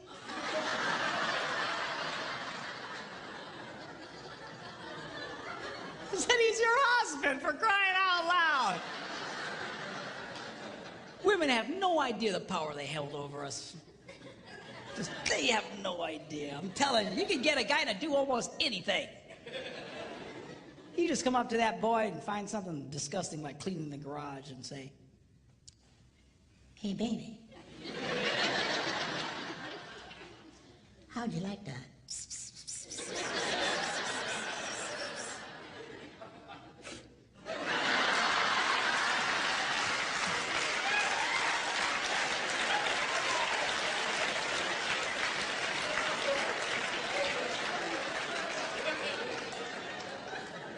Why, yes, I would.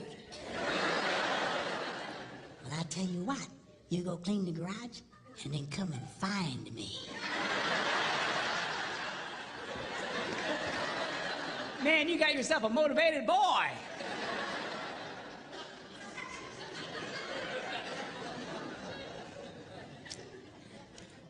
I was listening to Dr. John Gray talk along these lines. He's the guy who wrote that book, Men Are From Mars, Women Are From Venus. Really a brilliant guy. And he was telling the story of how his wife came up to him and said, "John, take me to the opera." And he said, "I don't go to the opera. Hate stupid opera. Dress up like a penguin and go out there." And right there, a lot of you girls would have just went, "I think I'll eat worms and die." She didn't.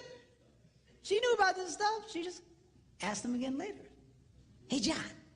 "Yeah." "Take me to the opera." "No." "John." "Yeah." "Take me to the opera." "Okay." So now she's a happy girl. Now he's all dressed up like a penguin, taking her to the opera, and right there a lot of you girls would go, "Where's my stupid husband to take me to the opera?"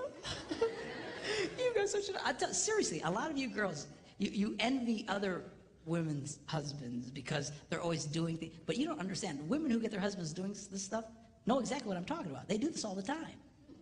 You sit around with your heart broken because he won't do these things. You think he should just cosmically do them on his own. I mean, somewhere where the rainbow. So he takes her to the opera, endures this mind-numbing experience. On the way home, she's holding his hand, just lit up. And he says, when we got home, I pulled into the garage. As soon as the garage door closed, she reached over and grabbed me and made love to me right in the car in the garage. I assume they weren't driving a subcompact.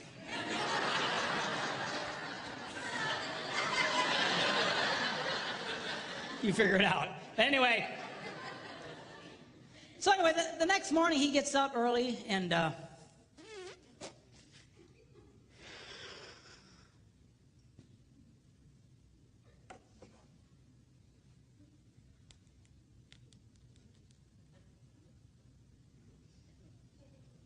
yeah, I was wondering, how much are season tickets to the opera?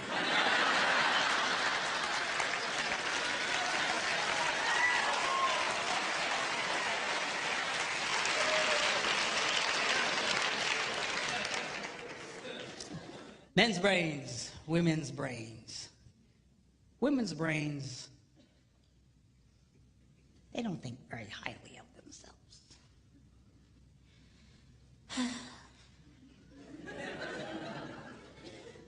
I'm too fat. I'm too tall. I'm too oily.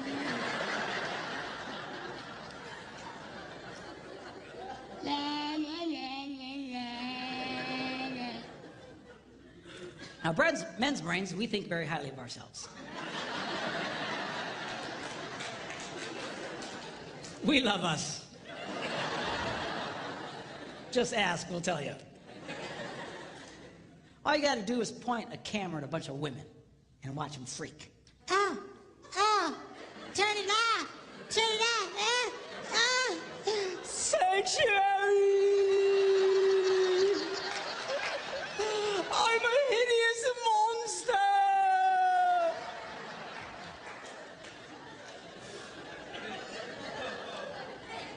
Point a camera at a bunch of guys, what do you get?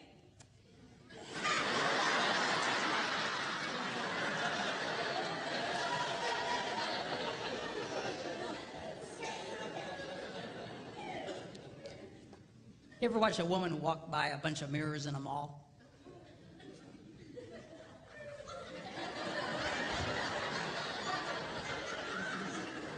You ever watch a guy?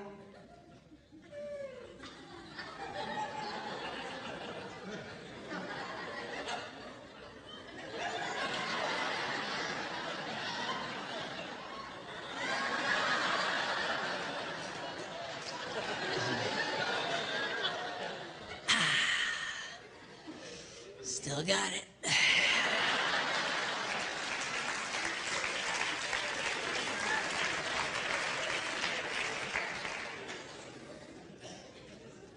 A lot of women they can be such a drag because their husbands try to be nice to them and compliment them and be, nah, don't say that, nah, I'm ugly, nah. And then, you know, why do you do that? Here's a secret. You want him to like you. Why are you pushing him away? And it's, you know, that's such a drag. Ladies, do you know there are 3 billion women in the world who don't look like supermodels and only 8 who do?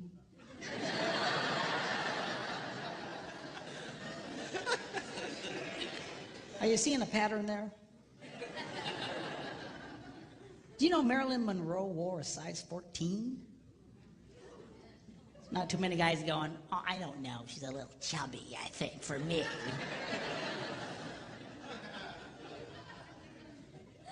Did you know if Barbie were a real woman, she'd have to walk on all fours?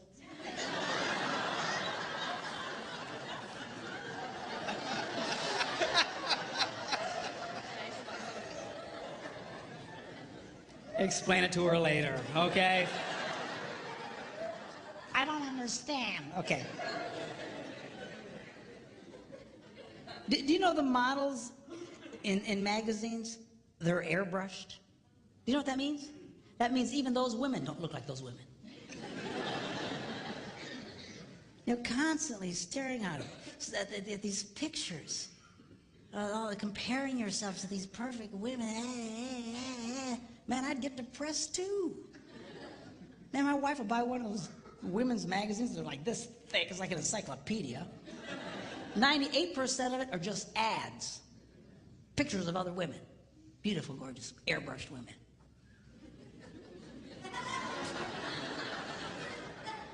Good night. Do you know 1 out of every 4 college-age white girls has an eating disorder?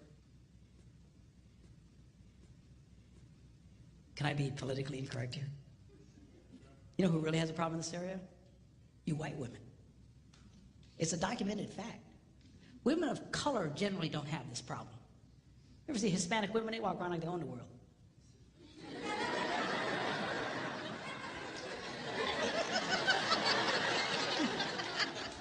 Black women, they care of themselves. What are you looking at?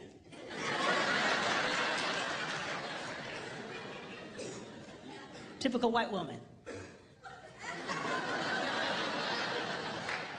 I mean, come on. I was watching this movie with Steve Martin and Queen Latifah. You seen this movie? She's like the hot babe in this movie. She's a healthy girl, Jack.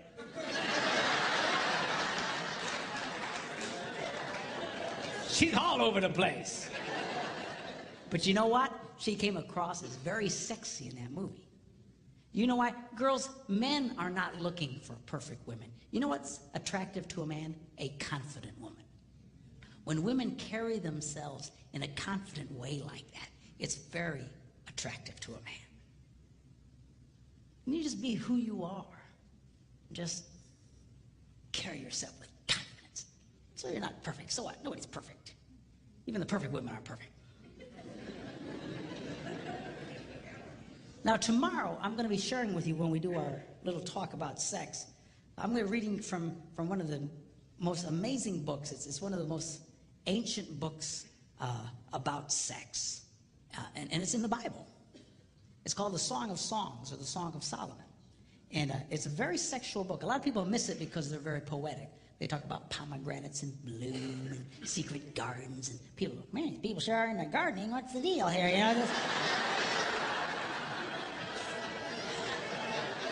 No, it's not gardening, okay? It's about sex. We're going to look at that tomorrow. But tonight, I want to just take a quick look at halfway through this book. He describes this woman that he's absolutely crazy about. I want you to see his description of her. He says this. He says, how beautiful your sandaled feet, O prince's daughter. So apparently she had great feet. Your graceful legs are like jewels, the work of a craftsman's hand. So she had great feet, great legs. Your navel is a rounded goblet. So she's got great feet, great legs, but she's got an outie.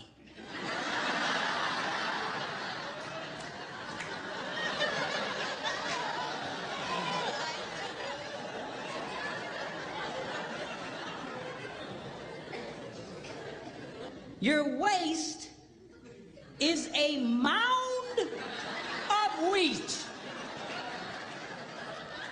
So she's got great feet, great legs, outie, and a potbelly thing happening.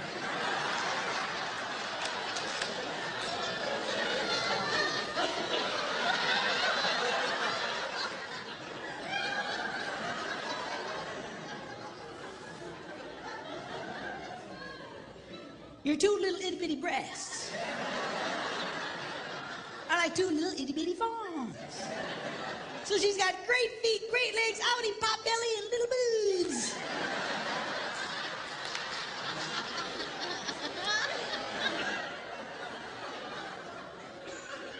Your neck is like an ivory tower.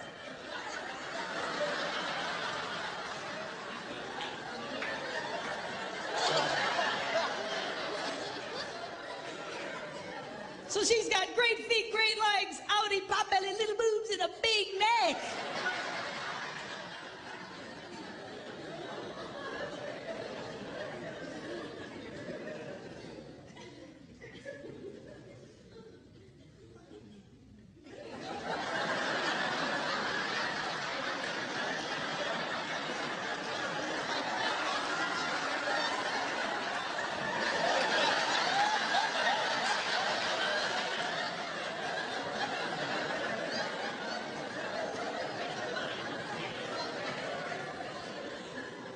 Your nose is like the Tower of Lebanon.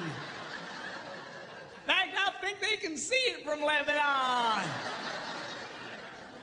So she's got great feet, great legs, outie, pot belly, little boobs, big neck, and a huge snaz.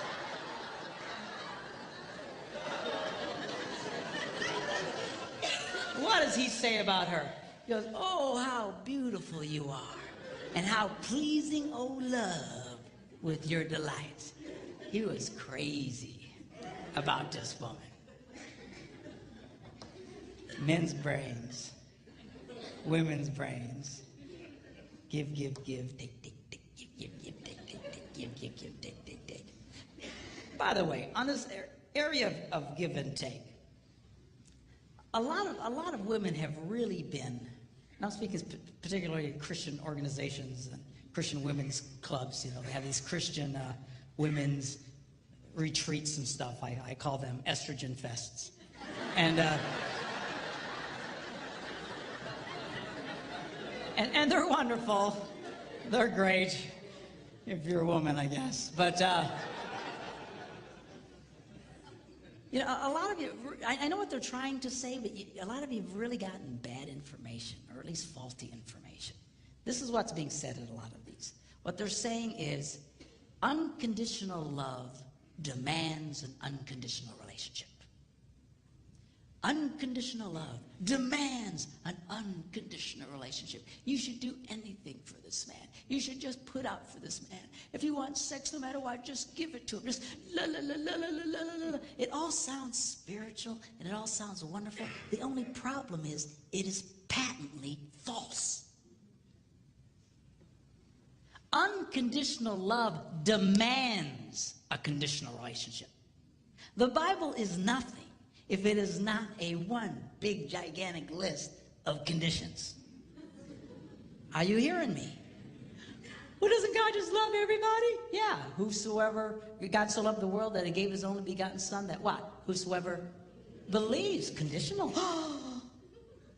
You have to do something. Yes. You want God to get close to you? You know what the Bible says? What do you have to do? You have, conditions. You have to, the whole thing is unconditional. I'm sorry. Yeah. An unconditional relationship will destroy your marriage. It will destroy any relationship. An unconditional relationship with a child will create a hellion.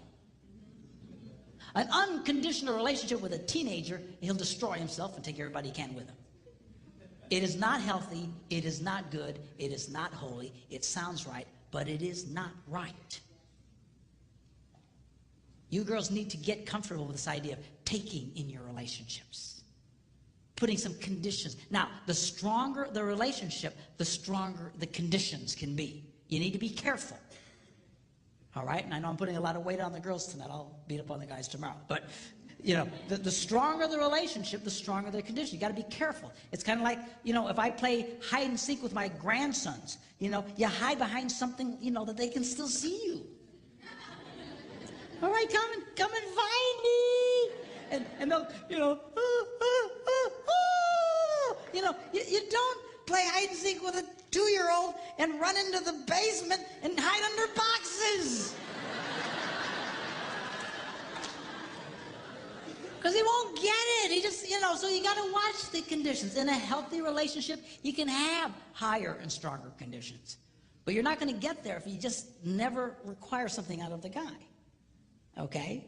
And some guys, you know, they don't like any condition. But guys, this is healthy. It's not right for her to constantly be giving to you and never getting anything back. And girls, you can change that, but you got to get comfortable. This is healthy for your relationships to take back. Most guys don't mind you taking back. What we get frustrated with is you expecting us to be like you. And we're just going to do this cosmically like you. We're going to somehow interpret your internal feelings. And we don't do that well. Okay? But you've got to, this is a healthy thing for you. I had a lady at a conference just a few weeks ago. She's crying her eyes out. And I said, what's the matter? She says, my husband, he'll never talk to me. I says, never, he never. If he would just talk to me just for a little bit, I'd feel so much better. And she's just crying. I said, how's your love life? Oh, it's okay. I said, let me see if I get this. A man who never talks to you, when he wants sex, you just give it to him. Yeah. I said, well, why do you do that? Well, because I'm supposed to. That's what we're told. I said, sweetheart, you've gotten bad information. Well, doesn't the Bible say we shouldn't deny each other? Of course. But denial doesn't mean, or acceptance doesn't mean you can't have conditions. Here's an example. If you're trying to get a mortgage for your home and the bank calls you up and says, hey, you have been accepted. We have approved your loan. You just need to come sign some papers. And they hang up. Have you been rejected or accepted? You've just been accepted, man. You're excited. Cool, cool, cool. But you have to go do what? Sign some papers. You don't go, stupid bank. They were going to give me that money, but I got to sign papers. I mean, come on. I said, the next time your husband wants to make love to you, you say, honey, I will knock your socks off. But we're going to talk for 5 minutes first.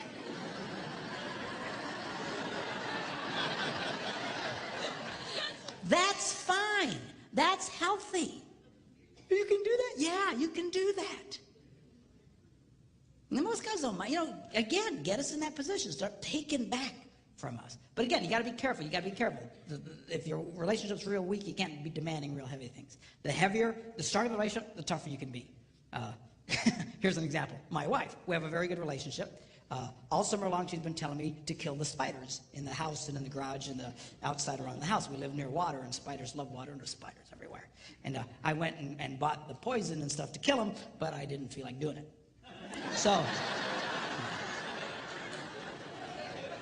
So she was on me for weeks about killing the spiders. Yeah, I'll do that. Yeah. So finally she walks in one morning and she just is happy as can be and everything's good. And she says, oh, by the way, no more sex until you kill the spiders.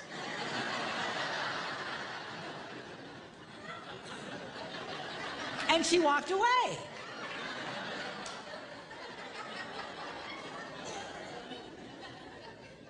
Well, the first day, I didn't kill any stupid spiders.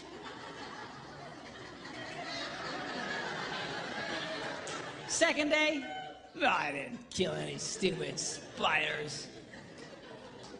Third day, I'm killing every spider within miles of the place. I was killing die, you stupid spiders! I sprayed our house, I sprayed the neighbors' houses, man, I sprayed every...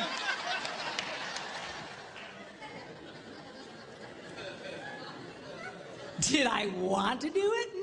No. Did she care? Nope. And she's getting stuff out of the boy.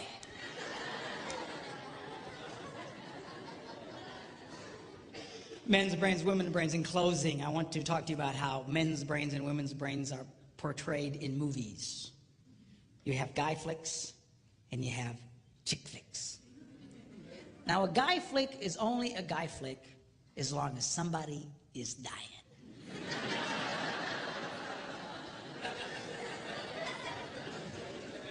And the more horribly they die, the more we love it. You know, some guy gets his head chopped off, we go, oh, yes! Dude, rewind that, man. This is, that's gotta hurt. Play it again, man. We love it! And you know what? This appeals to all men of every culture around the world. There is something that God put in the heart of every man that just lights up at the idea of living your adventures and conquering your adversaries and going for your dreams.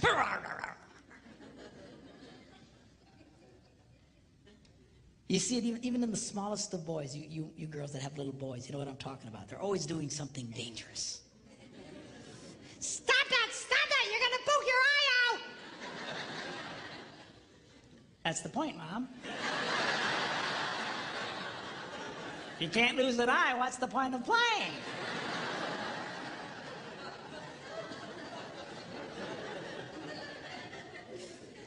It wasn't a woman who invented football. And Mom, we like that. There's something just blesses the heart of a man when he watches one man kick another man's butt. Yeah! Light up on the inside. Just, we love it! I believe God put that in. I'll tell you, you can't possibly read the Bible and not see that God is a first-class, #1, grade A butt kicker. Not a chance. Even at the end of the Bible, it says someday Jesus is going to come back and he's going to be riding on a white horse and his robes are going to be dipped in the sweetest perfume that he got from Bath and Body Works. Is that what it says? No. Robes are going to be dipped in what? Blood. And all the men go, oh, shit. Dude, blood. That means somebody's going to get their butts kicked. We love it. Now, women's movies, chick flicks, are a little different. Chick flicks are about connecting the wires.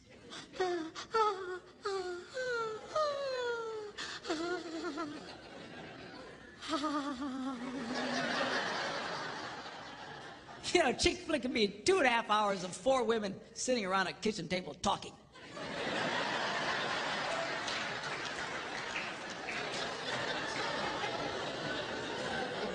And she'll be watching it going,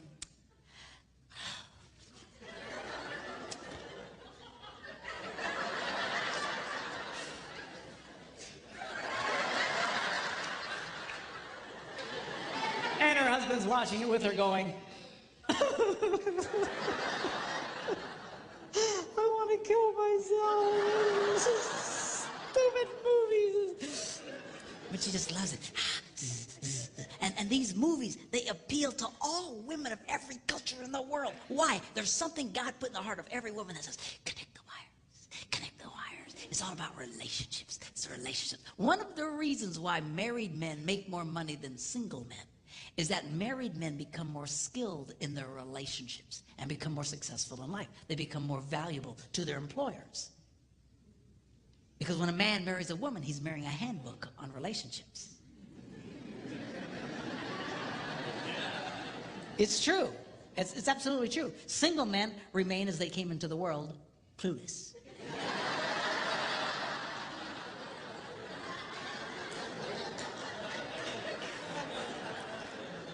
Married men get feedback and they start learning, but you gotta listen to her. No, we don't like listening to you. I gotta be honest with you. Yeah. I'll come up with some great plan and my wife will say, better not do that. Oh, woman, what are you talking about? I'm telling you, it's a bad idea. Oh, ah!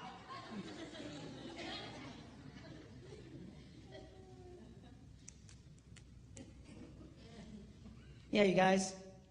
Yeah, we better not do that. Yeah.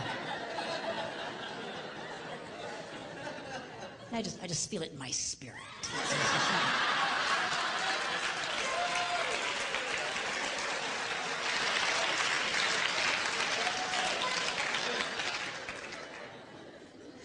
Now, as different as the chick flicks and the guy flicks are from each other, there is one theme they both share that is the same. And that is this: the hero always goes back for the girl. You see it in the guy flicks, man. They're just fighting their battles and they're on the edge of victory, and suddenly the hero starts to pull back and his men say, where you going? And he says, going without me, boys. Ugh, I got something I gotta do.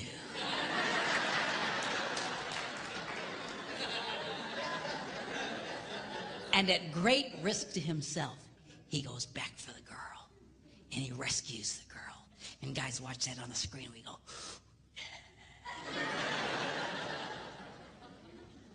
women have the same theme. The boy always comes back for her. I was watching this chick flick, Jerry Maguire. Have you seen this one? And in this movie, they'd broken up, and finally he wins the big contract, and he realizes it doesn't mean anything because he doesn't have her. And he quick hops on a plane, and he flies home, and he walks into the house, and she's there with a bunch of her girlfriends, and he walks in unexpectedly, and they all look up, and he goes, hello. And she says, what are you doing here? And he starts to explain to her that he had finally succeeded and gotten everything he dreamed of, but it meant nothing without her. And he said to her that you complete me. And she goes, you had me at hello. And all the girls see that and they all go, oh, yes, yes, yes, yes. All I'm saying to you boys is this: do what's in your heart. Live your dreams. Live your adventures. Overcome your obstacles. Do what you gotta do. Just don't forget about the girl. I've never met a man who was a financial success and who had lost his family who ever said to me, you know, it was worth it. It's never worth it. Don't be like Adam. You remember Adam in the Garden of Eden? Women say, where would you be without women? I say, Garden of Eden. But,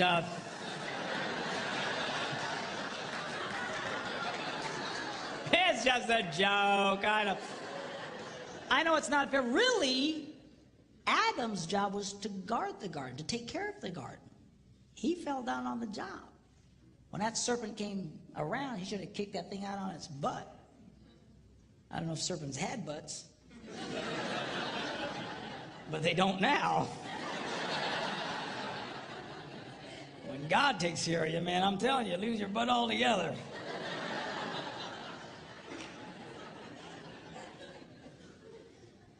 But you know what happened? He didn't do anything. So how do you know that? Because if you read the story, Eve listened to this story and then took of the forbidden fruit and then turned and handed it to whom? Adam. Ah, she didn't have to go running through the jungle going, Adam! Where you at, boy? I know you're here. He was right there the whole time.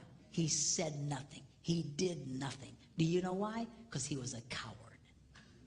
He was a coward and the father of cowards. Of men who claim to be men, but they're no more men than the man in the moon. They are spineless jellyfish, impersonators, who are afraid to engage their wives, afraid to engage their children. You, sir, are no man. Don't be like that Adam. You need to be like the second Adam. You see, the Bible refers to Jesus Christ as the second Adam. The first Adam messed everything up. The second Adam set everything straight. And at great cost to himself, he came back for the girl. He came back for you and for me. That is a man. You need to be like that. Live your adventures, yes. Go for your dreams, yes. Overcome your obstacles, yes, yes, yes. Just don't forget about the girl. Don't get so caught up in your puking little life you forget about her. You start working too late at some point, you just stand up and start heading for the door. All the guys will say, hey, where are you going? Just say, go on without me, boys. I got something I gotta do.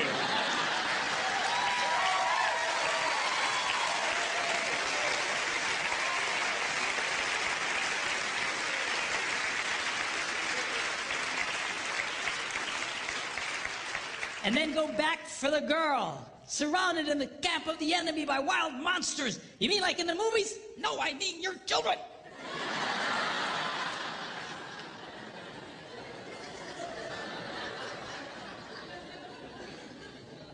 All I'm saying to you is do what's in your heart. It's in the heart of every man here, and it's in the heart of every woman here. Don't forget about her. Don't neglect her. Do what you need to do, but make sure that you go back for the girl. Are you glad you came tonight?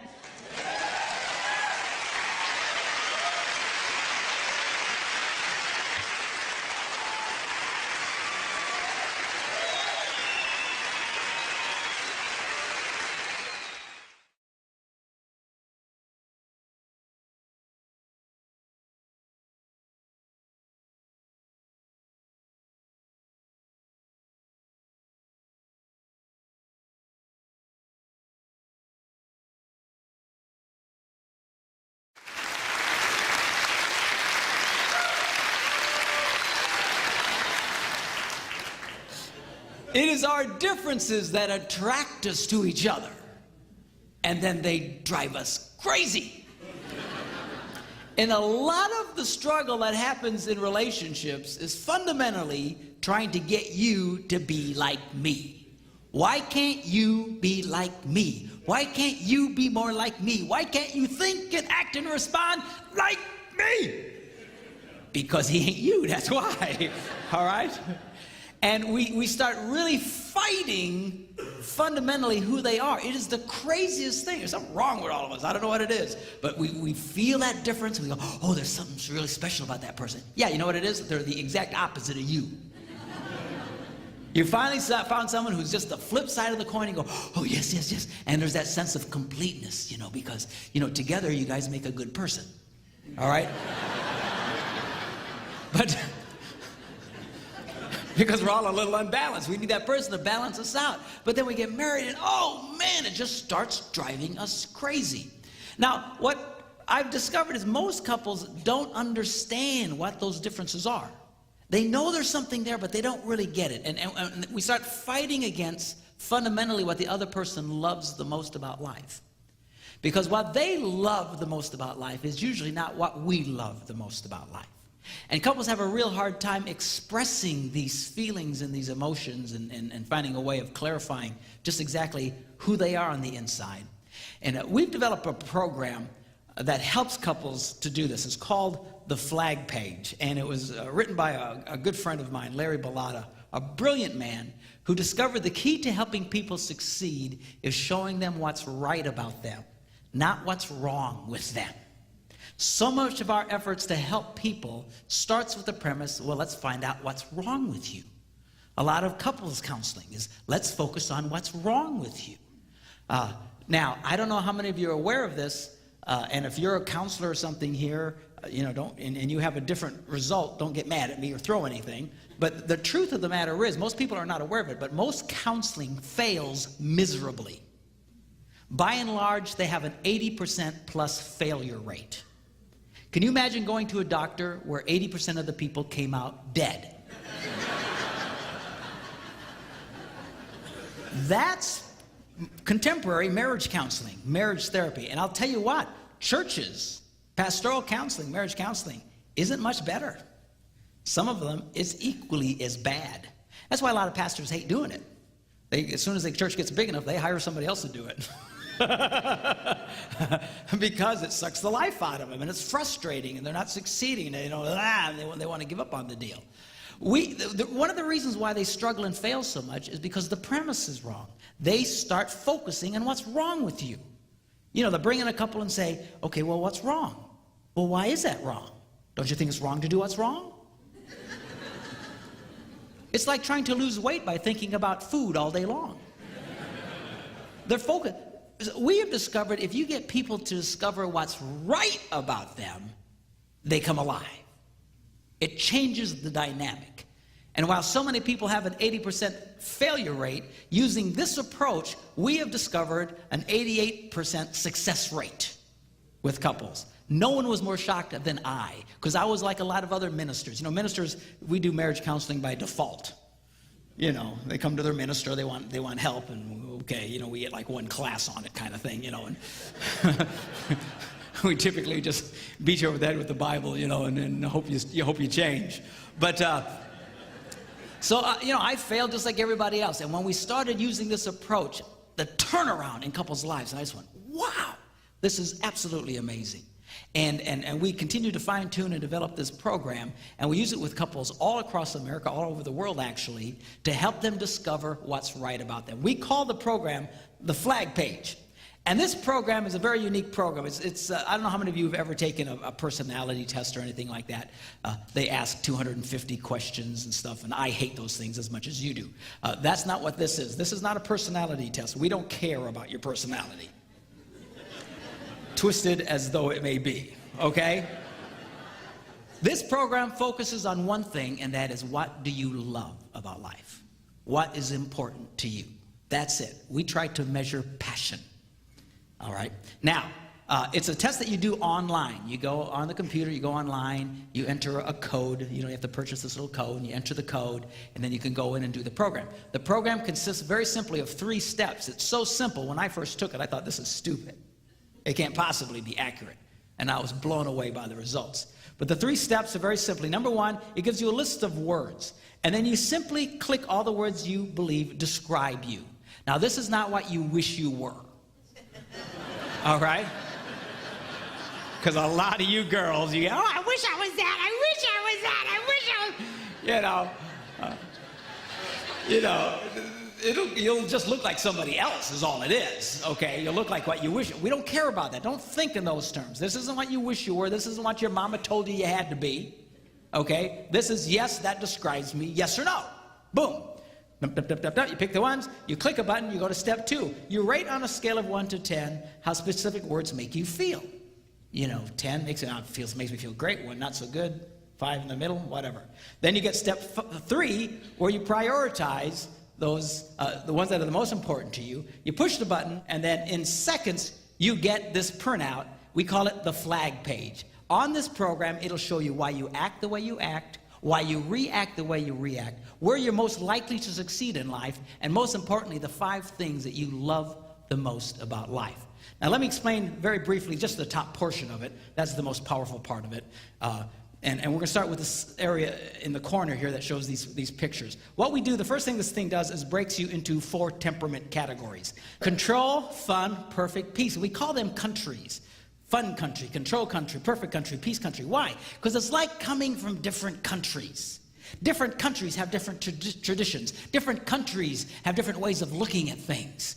I used to use the analogy of like someone from China trying to relate to someone from Yugoslavia or something. But we discovered a really better example is like someone from the United States trying to relate to someone from England or from Australia or from South Africa. Why? Because we all speak English. We assume, there's a general assumption, we understand each other. But if you've ever been in these countries, you can find out in a hurry, different words mean different things. And you can insult people very, very quickly. We were in England some years ago, and I met this young couple, and they had this little boy about 2 years old, little toddler running around. I love kids, and I'm goofing around with this little kid. And at some point I said, "Come here, you little bugger," and I'm reaching to grab him. All of a sudden, the parents grab his hand and just storm out of the room. I was stunned. I looked at the guy next to me, I said, "So what happened?" He said, "Well, over here, a bugger is a homosexual."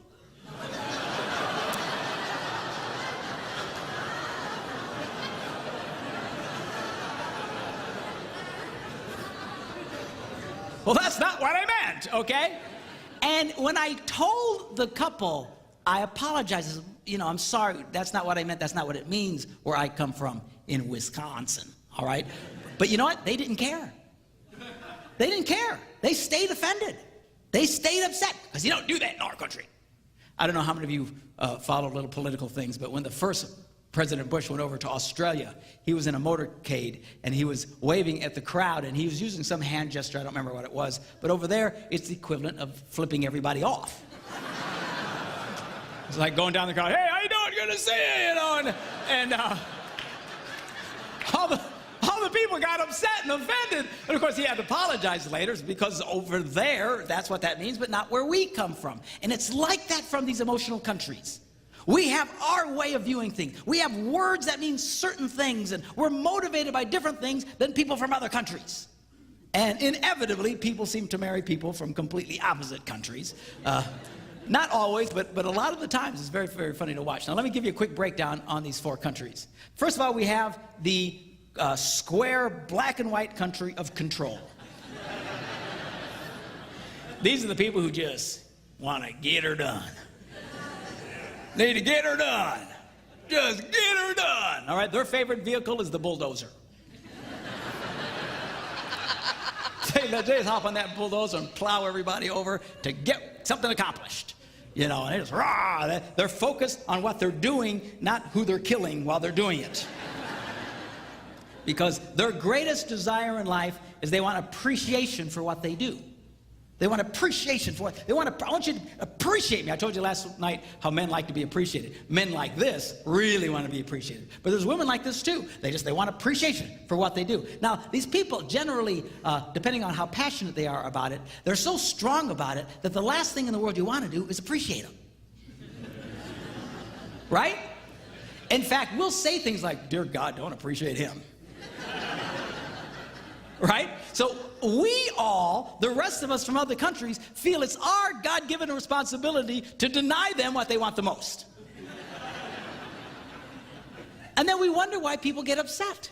We wonder why they feel depressed. We wonder why people struggle in life. Why? Because what they desire the most is being forbidden to them by everybody closest to them in their lives.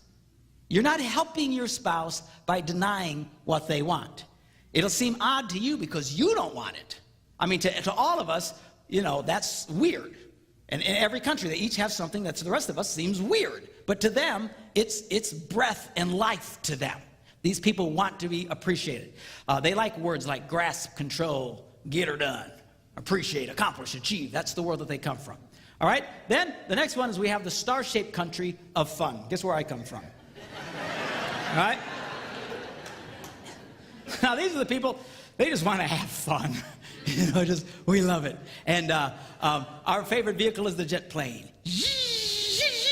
High speed, no limits. Of course, we're famous for smashing into walls and not seeing where we're going. And of course, we think it's hilarious. You know, then we just get up and take off again. And it's not so funny to your spouse, who's tired of seeing you smash into walls all the time, right? But we don't care. Our greatest desire is, look at me, look at me, look at me, look at me, look at me. We love to be noticed. Fun people love to be noticed. Their favorite environment is being noticed in a crowd of people. Just look at me, look at me, look at me, look at me. That's fun people. That's why they'll share horribly embarrassing situations that you would never share. It's true. Why can they do that? Because we just look at me. We don't care. Look at me, look at me. Look at me, look at me. I was in Ohio, and I got on one of these shuttle buses, from the airport to the rental car thing, and this lady hops on the bus, and she's just loud. Fun people are loud, loud, loud, loud. Why? Look at me, look at me, look at me. And she's just talking. The lady's hilarious. She's got us all laughing on the bus. I knew right away what country she came from, She was she'd just come back from Rhode Island, which is about the size of a postage stamp, and describing how it took her 9 hours to get from the airport to her hotel. Now, it only takes 20 seconds to drive across Rhode Island, but it took them 9 hours. And she's describing how they kept going in circles and stuff like that, and she thought it was hilarious.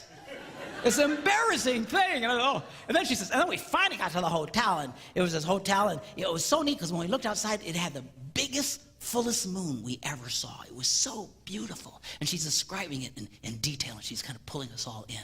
And she says, the most amazing thing about it is it never moved all night. It stayed in that same spot. And I'm thinking, really? And she says, the next morning we got it, we saw it was a big lamp right outside our window. Oh my God. Oh, I felt so stupid. It was...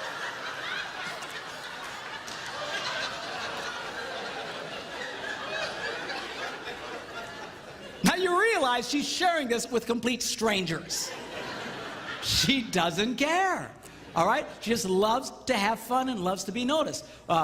We're not real big on details. We're a little scattered brain. We're the kind of people who'll go to a shopping mall and we'll come out and we have no idea where the car is.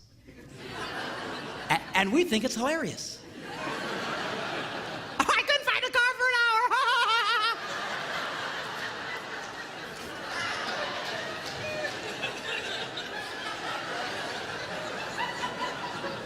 And of course, your spouse is not nearly as entertained by this. Highly irritated, okay? And what do? These people, they want to be noticed. All you fun people, what have you heard all your life from people? Oh, God, don't notice them. Don't encourage them. Don't encourage them. So everybody closest to you works the hardest to deny you what you want the most. And if they succeed, you will be depressed. You will be frustrated. You will not be happy if they win. There's this constant war between the countries here. Now look at the words they like to use. Really, happy, good time, funny, great, ha ha ha. Now, we get a lot of people from Fun Country coming to my event because it's called Laugh Your Way to a Better Marriage. And just the title alone, they're in. Ah, okay, let's go. I love it. I love it. And what are they doing? They're trying to sell everybody by using their words. So if they're married to a control person, they're coming up saying, oh, come on, you need to come. It'll be really fun. It'll be really great. Oh, that's such a blast. But you're speaking Swahili to this guy. See? Because there's not one word you said that appeals to him at all.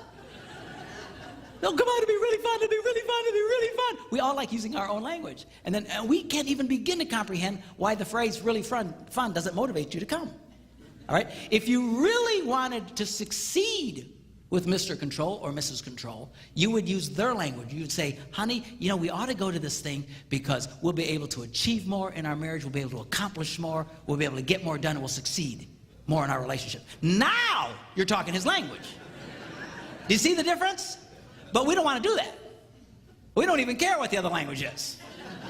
We just want to use our language. And it gets us in trouble. So this is important to try and understand. Then we have the people from the diamond-shaped, hard, perfect world of perfect. And these are the people, they just want to get it right. It's just details, details, details. They view the world under a magnifying glass, And they're always looking for flaws. And their way of saying I love you is let me tell you what's wrong with you. You know what I'm talking? Some of you got that. You always telling your spouse, you know, you need to quit doing that. You need to do this better. Why do you know, this is their version of love. If they didn't care, they'd let you just burst into flames. They wouldn't care. You're about to drive over a cliff, they don't know you, they don't care, just see you. You know. But they love you, they're always pointing out what's wrong and how you can be better. These people, they're perfect, their ideal vehicle is the train. That's because unless this rail is exactly, it has to be exactly from the same distance from this rail, or the train's not gonna move. These people are often accused of being control freaks. And they're not, and they get mad. If you have a spouse that you say, you're just a control freak, and they get mad at you, I promise you, they're not a control freak. They're probably a perfect person. Control people, when you accuse a control person of being a control person, you know what they do? They go, that's right. You know, they love it. Rawr, rawr. That's right, I'm a control. Get out of my way, you know. But perfect people are often accused of being controlled, but the reason it feels like they're controlled is because they're always stopping the train. They're train stoppers. They're not controllers. They're not trying to control the environment. As control people like to control the environment. They like to do this, do that, put this here, do that. They light up with that. But perfect people, they just want to get it right. That's their desire. Get it right. Let's get it right. Let's get it right. Now, it doesn't mean it is right. It's just right to them. These are the people that if they were on the Titanic, the only thing they would be concerned about is that the furniture stay arranged on deck. The rest of us would be on, we're dying, it's gonna sink, who cares? I'm sorry, it's policy. We got to keep these chairs over here because that's what it says in the manual, you know. You ever run into somebody like that? That it seems like for the lack of every bit of common sense in the world, they cannot see it because it's in the manual. That's the way. These are perfect people. They make some of the greatest workers in the world because they'll follow, you know, the manual to death, you know. Now, these are by nature the most creative people in the world. Your best architects, your best artists, your best designers, your best musicians. Janet comes from the world of perfect. It's her highest score. They take details and they make them come alive. They are creative geniuses, all right? But they are by nature the world's most sensitive people.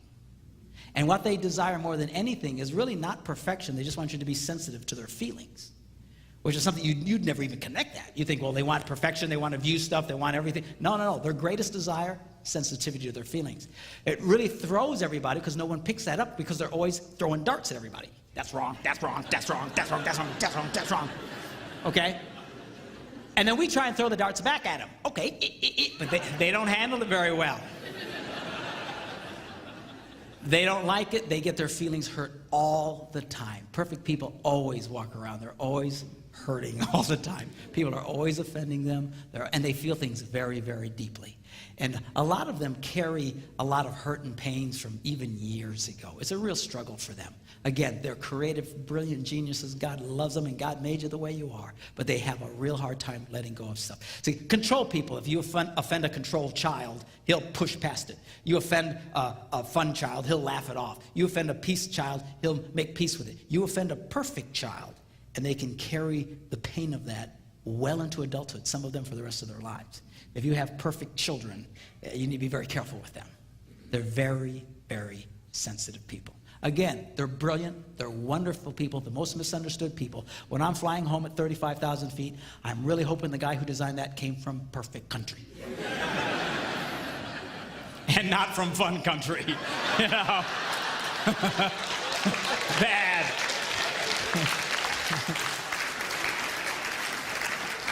Because all we care about is that it looked cool.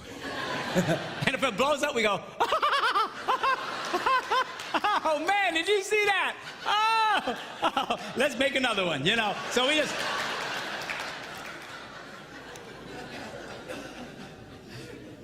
They like words like ideal, right, details, feel, that sort of thing. All right?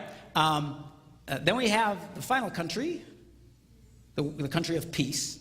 These are the people who just want to get along with everybody. Can't we all just get along? I call it the Rodney King motivation. Can't we all just get along? You know, their favorite vehicle is the gondola on calm waters.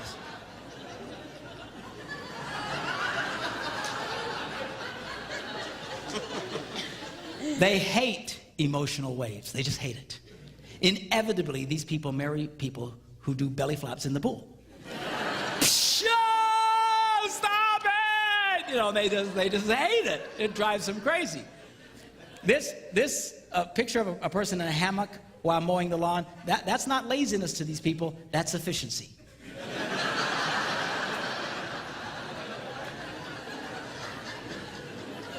Stay calm.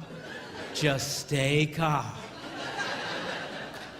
They like words like no hassle, the easy way, relax, low maintenance, smart. You know, they just like doing things, you know, with as little discomfort as possible. Now, these people's greatest desire, the control and fun are the easiest to recognize what their desire is. Perfect and peace is harder. Perfect, I explained to you, but peace people, what their greatest desire is for you to respect who they are. That's what they really want. The problem is, these are the easiest people in the world to disrespect.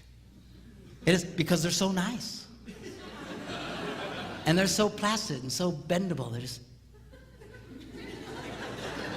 And when anybody from the other countries run into a peace person, we immediately think, here's a chance for a convert.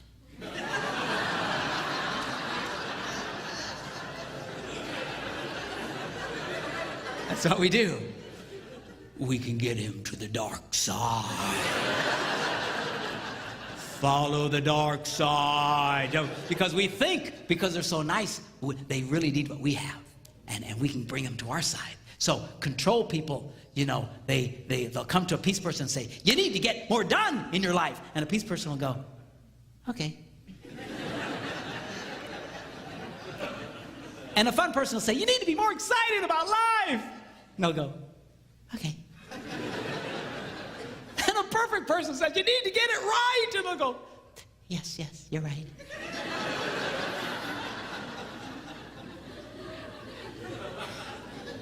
And you can push them along just so far. These people will all of a sudden shut down on you in a heartbeat. And the reason, and it'll shock you to say, what happened? It's because at some point you start disrespecting them and you start insulting them. They'll put up with a lot because they're peace people. By nature, they'll suffer the slings and arrows of many outrageous fortunes, okay? But you start insulting who they are, they'll shut down you, they'll go cold, they'll get really upset. A control person pushes too hard, it makes a peace person feel stupid. You make a peace person starting to feel stupid, they'll really get upset with you. A fun person can make them feel like a dud. You make them feel like a dud, they'll shut down. You know, a perfect person make them feel like a failure. You start making them feel that way, you're insulting them, they will shut down on you. If war breaks out between the other three countries, these people all hide.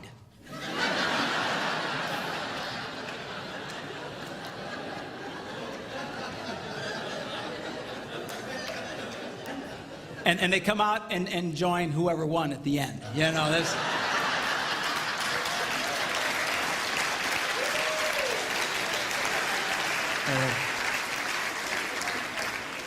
Which makes the other two want to kill them. Okay, so that's the temperament thing. This is just the beginning. This is why you act the way that you act, the way that you approach life.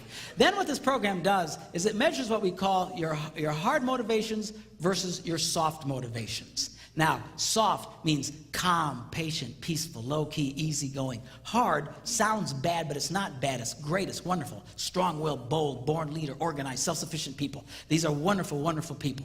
And sadly, in the world that I come from, in churches, we tend to really favor soft people, you know, and we kind of dislike hard people. But it's very, very unfair because they're both wonderful. You know, God has both in him. Thou shalt not is pretty hard, right? When Jesus was whipping people and throwing them out of church, that's a little on the hard side.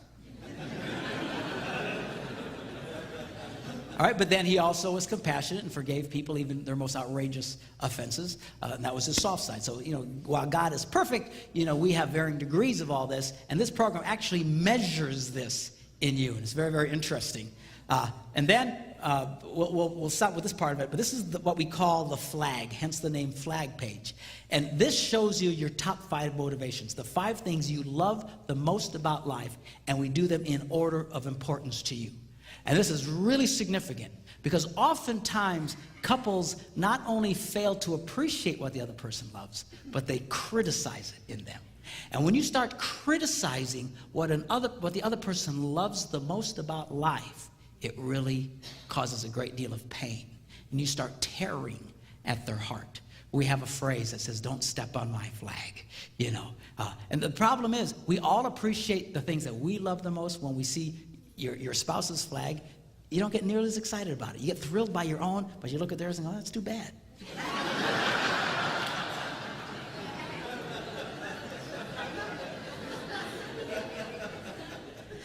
Now, we're going to take a break. When we come back, I'm going to show you, I've got a couple of couples, guinea pigs, that have already taken this program, and I'm going to bring them up on the stage, and I'm going to go through just a part of their flag with them so you can kind of get a sense of how this program works and how couples can try and learn so much about each other and learn how to succeed with each other. So we'll do that when we come right back, all right?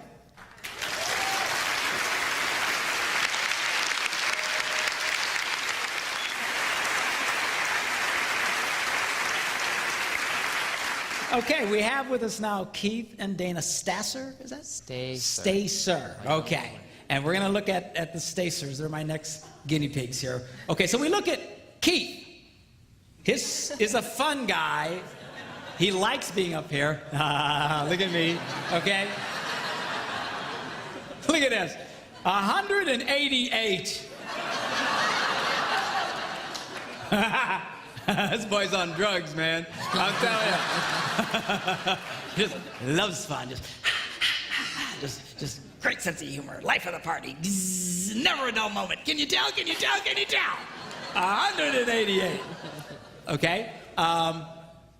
78 perfect. Fun, perfect people. We call these people the world's greatest entertainers, or the most creative people. You know, they have fun, but they get it right. And they get it right, and they have fun. Then he has a P score of only 63, a control score of only 27. He barely has a pulse.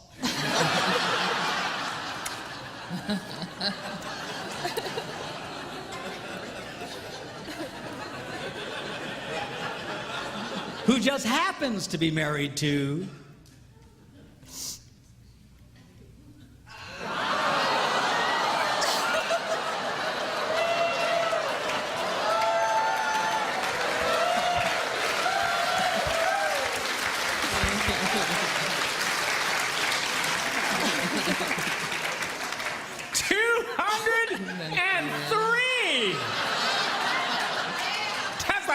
the charts.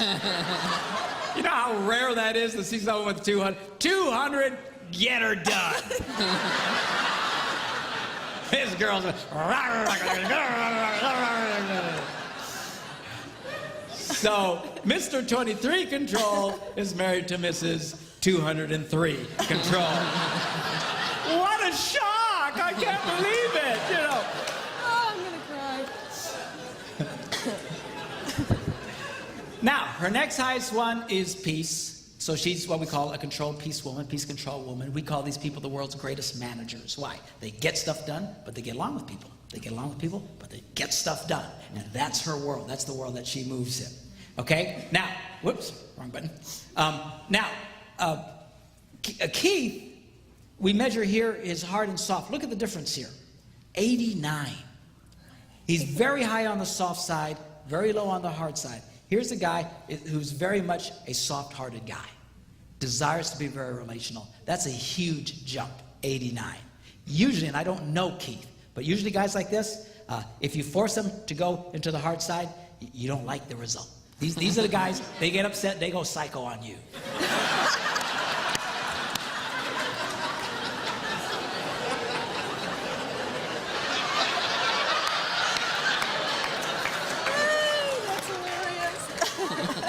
They'll use a bomb to kill a fly. They will nuke the joint. I mean, they will go off on you. And the good news is you don't see it very often, but when you see it, it just freaks you out. And everybody says, why are you so upset? You don't have to get so upset, which only makes them more upset. The reason they get so upset and the reason they so overreact usually in tough situations is they don't like being there. What they're trying to do is kick back to the soft side. They don't like being there. I think of the Incredible Hulk. Don't make me angry. You won't like me when I'm angry, okay? Now, Dana is a balancing woman. She can be comfortable doing black and white as well as being very relational. It's harder for him to be confrontational and direct with people, but not for you, okay? No, which no problem. not a problem. It's a lovely thing. Now, the reason that can mess with you, and I don't know you guys, but a lot of couples, they can feel bad about that because our culture approves of hard men, like the first guy that was here, and soft women. We don't particularly care for tough women and soft men. And a lot of times, they can feel like there's something wrong with. There's nothing wrong with you. This is exactly who God made you to be, and it's fine. You might find yourself in a situation where you'll be saying to him, why can't you tell the kids no? Why can't you call that guy and say that? Why can't you be a man? Or whatever words you want to use. The thing is, it's because he doesn't like that. If it's confrontational, if it's hard, he will let you take over really quickly. And that's fine. There's nothing wrong with this. In fact, a woman who's a big control, tons of confidence, quick to action, she just, there's nothing wrong with that. It's great. And a lot of times in churches, we criticize strong women, particularly women who by nature are quick to make decisions, quick, and to lead, and especially in tough situations. And we think, you're usurping authority. Baloney. They're not usurping authority. See, we misunderstand that in this nation, in this Western culture, because we think authority is tied to what you do. Whoever does the most has the authority. Wrong. In Eastern culture, they understand authority is not based on what you do, it's based on who you are. See, they have kings and that sort of thing. We fought wars to get rid of kings, but they have kings and stuff. And whether a king is a great king or a bum is irrelevant. He's still the king. They understand that. It's based on who you are, not what you do. And we have a hard time with that. Even in Eastern religious culture, a lot of their worship songs celebrate the Christ and the inherent Godhead that was in Jesus, and they celebrate Christ for who he is. In Western culture, our songs are all about, let's celebrate Jesus for what he's done. See, everything's about doing here. And we misunderstand. We think because a woman's doing a lot, she's taking, no, that has nothing to do with authority. Best example of that in the Old Testament is when you read the story about Joseph in Egypt. The Pharaoh put him in charge of everything. Joseph made every decision about everything. He called all the shots in Egypt. The Bible says there was not one thing that Joseph was not in charge for and responsible for.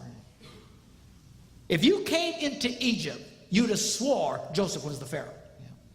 But was Joseph the Pharaoh? Yeah. Never at one time did the people even think he was the Pharaoh. Why? Because they got it. I don't know what the Pharaoh did. Sit around eating bonbons all day long. I have no idea. But it was irrelevant. What you do does not make you the king. It's who you are. Okay?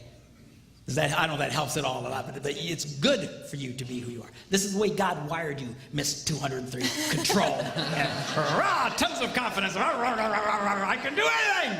And don't get in my way. Okay? And she loves that. Now, Miss, tough girl is married to Mr. Sincere at heart. He's a warm, fuzzy guy. Again, thoughtful, genuine, compassionate, likes to have fun, never a dull moment, faithful, and she's this quick to action, confident, optimistic. I can do anything. Anything's possible. Come on, follow me. Da, da, da, da, da. She loves it. Also, sincere heart, also has the great sense of humor. Bottom line, if she gets this fulfilled in her life, you just looking at these words makes you feel good, doesn't it? Oh, yeah. I'm telling you, you have to do it to see it. I look at other people's, I think that's nice, but when I see mine, I always go, I love it. That's how powerful this stuff is. And the same for Keith. When he sees that, he just goes, yes, that's me. This is wonderful. This is great. The problem is now, if you want to have a bad marriage, you just start criticizing him for these things. Always goofing around, you got to be real about everything. You never ever goofing off, you got to quit goofing off. You need to be more serious about life. What's the matter with you? Okay? You criticize her for always trying to be in charge. What's the matter with you? You always think everything's going to be great. Sometimes things are lousy.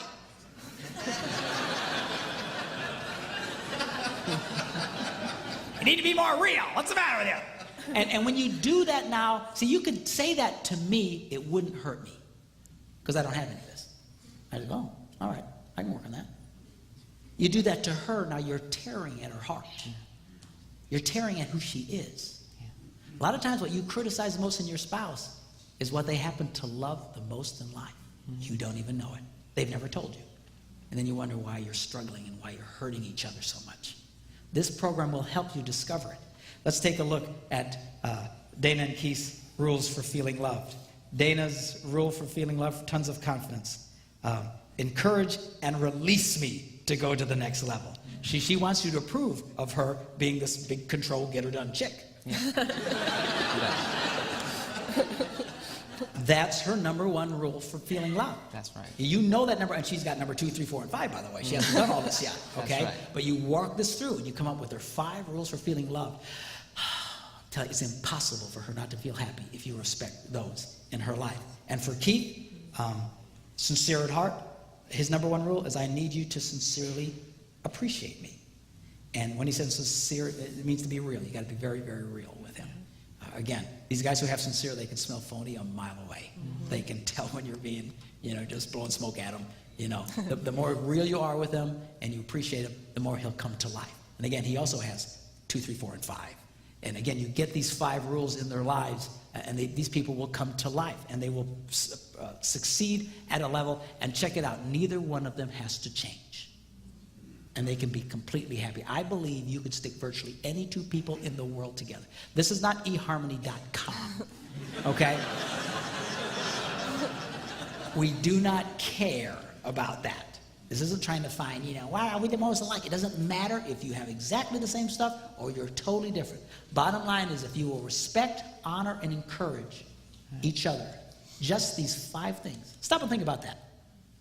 You do this program, I can show you 5 things. If you will do those 5 things, you will have a happy wife. Take it to the bank. Amen. You do these 5 things, I can show you how you can have an absolutely thrilled and encouraged, happy man in your life. But a lot of us don't even know what they are. We never talk about it. That's the power of this program. All you have to do is when you do the program, again, you just have to go online and enter the code. Now, when you buy my book, where's a copy of the book? There's a copy of the book over here. Very professional on the floor here. Okay, here we go. Here's a copy of my book.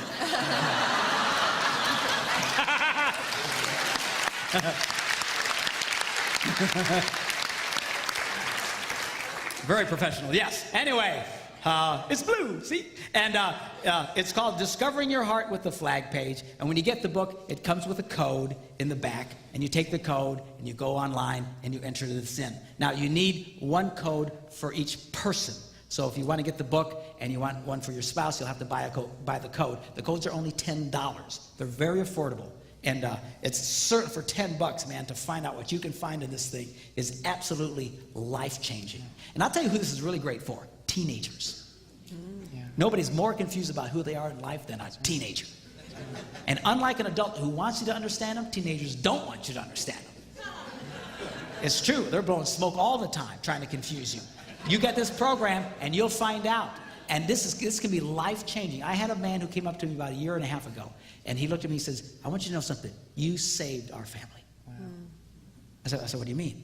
He said, we had a daughter who was so different from us. We never understood her, and we were always at war with her. And she was always in trouble, and she was always depressed, and she tried to commit suicide. Raised in the church all her life, tried to take her life. We were so heartbroken.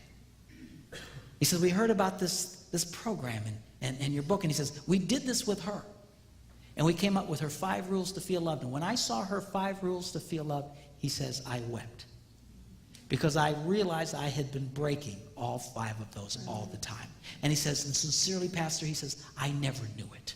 I never knew. But when I saw that, I determined I'm going to start respecting what this young girl needs. He said the change in her was dramatic. And it is. When you start giving people what they truly need in life, the change is powerful and dramatic. He says the turnaround in her attitude changed. She was up and positive. She's in school today. She's even thinking about going into the ministry.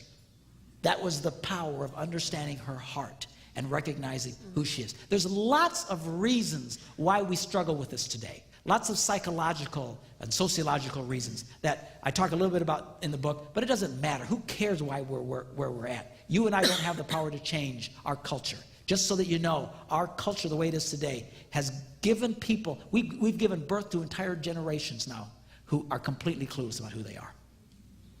It wasn't like that for a very, very long time throughout history, but it is that way now. This program will help you to center on the inside, understand who you are, who God made you to be. And I'll tell you who really was impacted by this program and fell in love with it big time was me. Because all my life I had been criticized for doing and being who I was. Are you kidding? A pastor? You know what's on my A-box? Good on stage.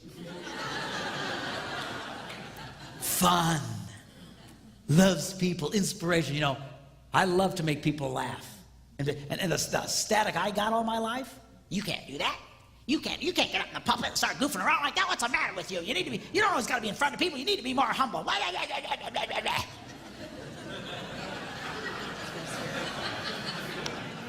All from men who did not have any of those things in their hearts. Amen. They didn't have it. I had it. Something's wrong with me. All my adult life, I spent the majority of my time, I'm a musician. I'm very good at what I do. I was also a video producer. And churches loved hiring me because I was in charge of their music programs and helped do their multimedias and stuff. And I spent, here's a guy who loved to be in front of people, inspire people. I spent the majority of my day in a dark room with a computer or a keyboard. Na na na na na na na na na. Na na na na na na na na. Na na na na na. And the thing is, I'm very good at it. And I was told all my life, all that matters is you're good at what you do. Wrong. It's important that you love what you do. And when I saw that printout, I was heartbroken. And I said, oh, yeah, that's me. It's too bad. Seriously, I thought that was what was wrong with me. And Larry, the guy who developed this program, was showing this to me. He says, no. This is what's right about you. I said, no, it's what everybody hates about me. He said, well, I don't know what they hate about you, but this is who you are. And you need to be this. And I remember taking it to the senior pastor where I worked. And he says, is this really how you feel? He says, yeah. I said, man, you need to change your life. And he helped me launch into what I'm doing today. And now I'm touching millions of people's lives, doing all the stuff everybody told me I couldn't do.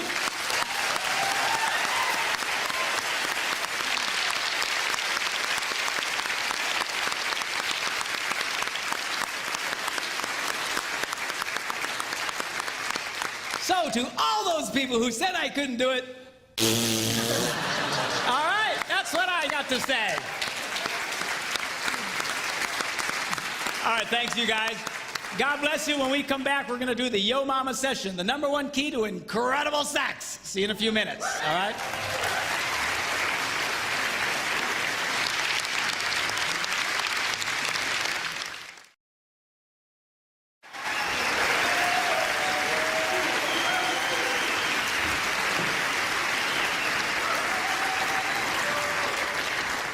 Okay, now we're going to do the Yo Mama session, the #1 key to incredible sex. And I just want to set this up a little bit for you guys so you can kind of understand where I'm coming from. In addition to some of the things that I do, being a minister and a relationship speaker and a musician and whatever, I'm also a pilot. And if I were to try and tell you how to go from my home airport in Stevens Point, Wisconsin to Green Bay. Ooh, we got a Green Bay person there. They say, Pastor, how do you get there? I'd say, well, you pretty much would fly a heading of 090. Actually, technically, it's a little more north of that, but for our example, that's fine. You fly 090, you pretty much go right from Stevens Point to Green Bay. Okay? Now, that's assuming there are no other variables. For example, if the wind starts blowing very hard out of the north, and you keep flying 090, you won't get to Green Bay. You'll wind up in Milwaukee or Chicago or who knows where else, depending on the strength of the wind. So if the wind is coming that hard, we might change our heading to 065 or something. Now we're flying more like this to go this way.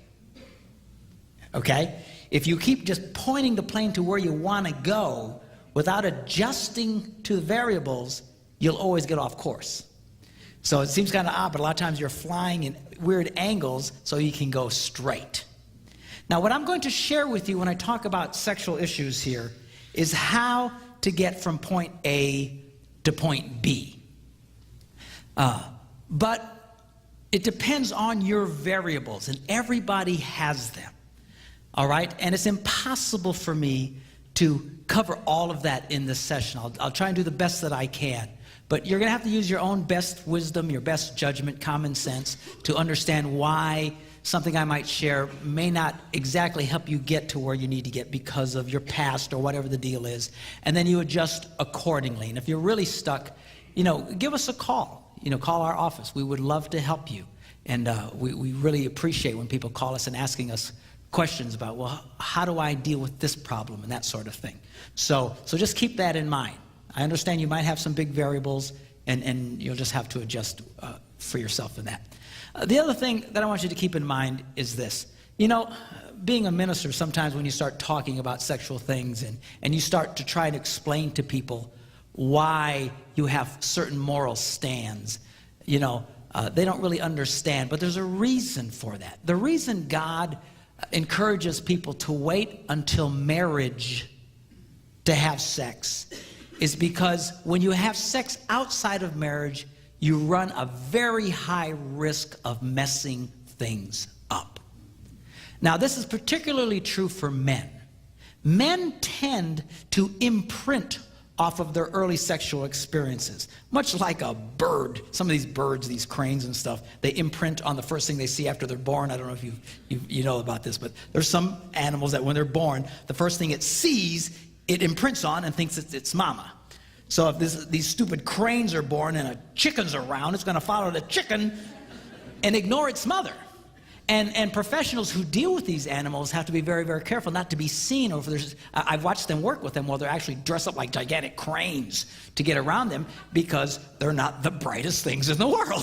It's mama, and they'll follow it everywhere. And men tend to imprint off of their early sexual experiences.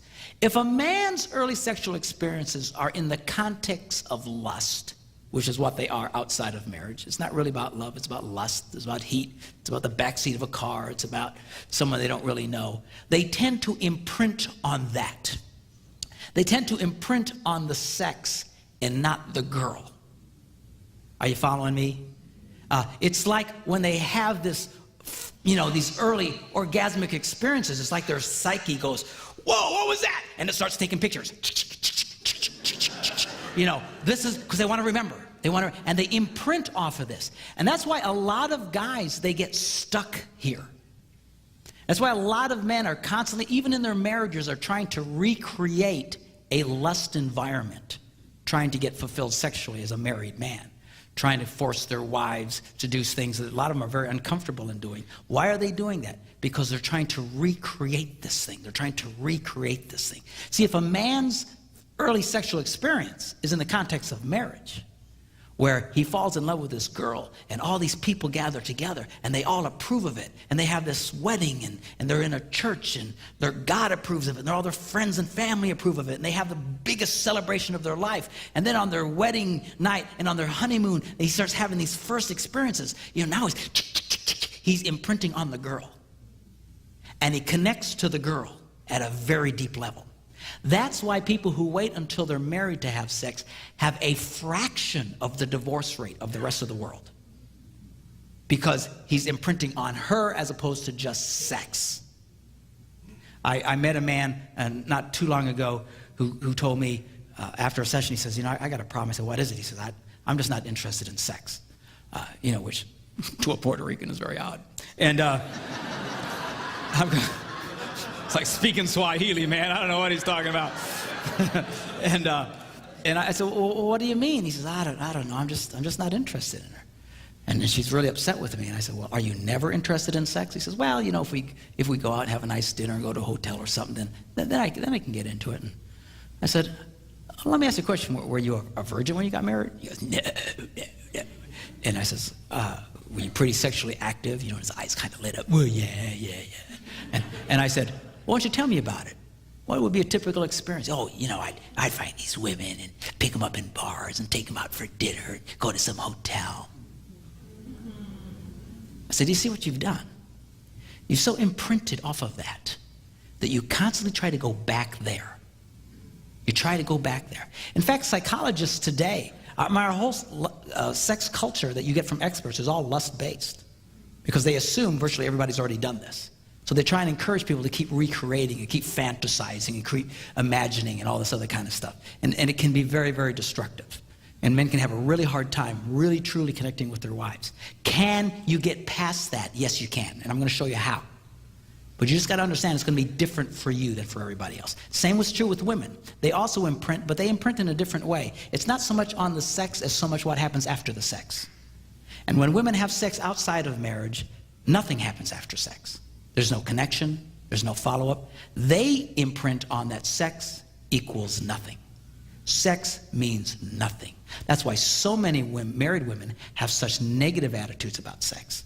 What I was talking about last night, how this is such a key thing, they don't even comprehend it because they have learned falsely that sex means nothing. If a woman waits until her wedding night and sees how that is how she connects with this guy, she understands this means everything. This is a key. This is a very fundamental thing.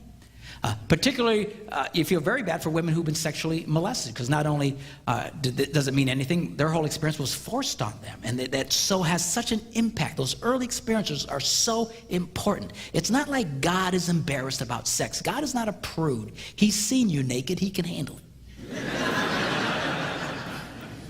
It would really freak me out, but he can handle it. Some people say, yeah, you shouldn't have sex before marriage. Yeah, it's just puritanical now. No. This stuff has a huge impact on people that a lot of you will struggle with this for the rest of your life. I'm going to show you how to help you with the struggle, which is not what you want to hear. You want to hear how you just fix it and it'll all go away. It won't probably just all go away. You will struggle with this for the rest of your life. All the more reason you need to tell your children what I'm about to tell you, so they do this right. It's a matter of like metabolism. You know how some people, they can eat anything they want and they never gain weight? You know, we all hate those people. You know, they never have to think about it. It's natural to them. They can eat anything and they stay slim all the time. Then there's the rest of us. We so much as look at food, we gain 5 pounds. What is the difference? We can still be at a healthy weight, but it's a lot harder for us. It's a lot more work for us, a lot more energy for us to get into a healthy place. What I'm talking to you about has to do with sexual metabolism. If you do this right in the beginning, those people have an automatic, natural, healthy metabolism. And they carry it with them throughout their whole lives. That's why these people usually stay married forever. These guys who get married at, 18 years old, like Debbie and I did, and die at 103, with just what, they have this healthy sexual metabolism because they didn't get all messed up.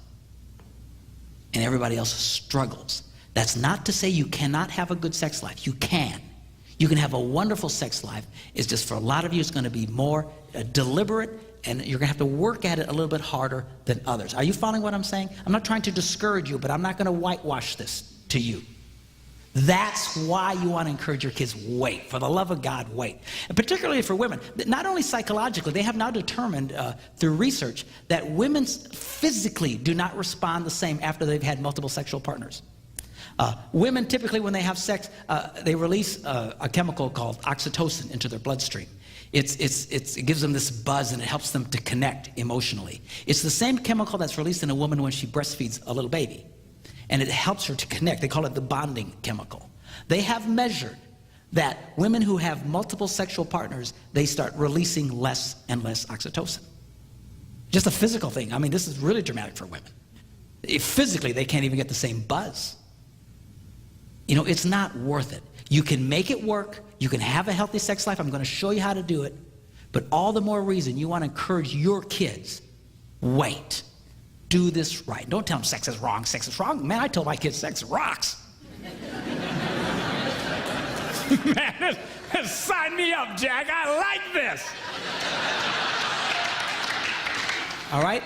But do it the right way. If you don't do it the right way, they can struggle. Some of you are struggling now. Some of you will struggle for the rest of your lives. You can get it right. Just your metabolism is going to be different. It'll take more energy, and that's okay. Are you hearing me? Don't get discouraged. You can still do it. It'll just be different than if you would have waited. I wish to God we'd all waited. I know we didn't. And it depends on the amount of damage. I mean, just because you had one or two, it doesn't like you're seriously damaged. But some people who've really been into this stuff before they got married, you struggle. I know you really struggle with this stuff. And hopefully what I share with you in this session will really help you. Okay, y'all okay? You ready?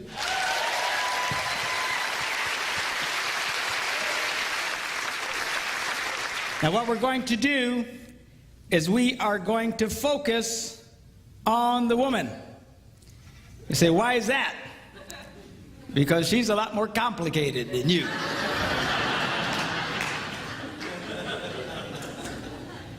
Thank you, dear. So we're going to focus on what it takes for a woman to experience great sex. You see, all a man needs for great sex is for you to show up.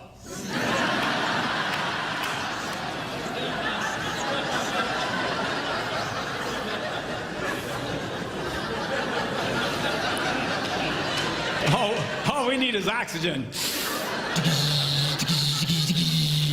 Where is she? All right?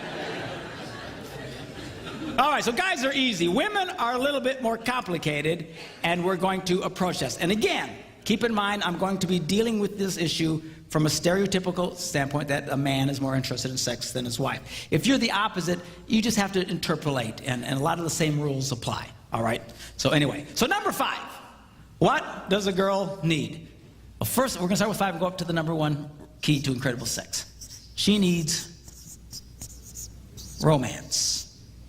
Looking at the Song of Solomon, he writes, "How delightful is your love, my bride. How much more pleasing is your love than wine, and the fragrance of your perfume than any spice." Here's a man who knew how to talk to a woman. He was romantic. Romantic. One of the things that really has me ticked off today with the whole porn thing, and there's lots of them that have me ticked off, but the fundamental one is that it has changed men today. It used to be that men were lovers of women, but this whole porn thing has turned so many men into self-centered pigs. It's not about making love to the woman, it's about being gratified. Why don't you do this to me? Why don't you do that? Hey, man, what do you do? Well, how about you get your head out of the toilet? All right?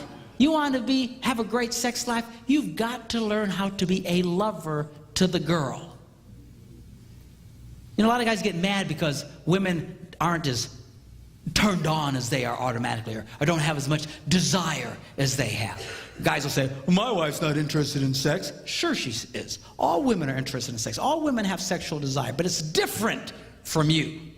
Your job is to be a lover to her and awaken the sexual desire that is in her. All right? And a lot of guys, they don't want to do that. They just want to be lazy. I know, I are one.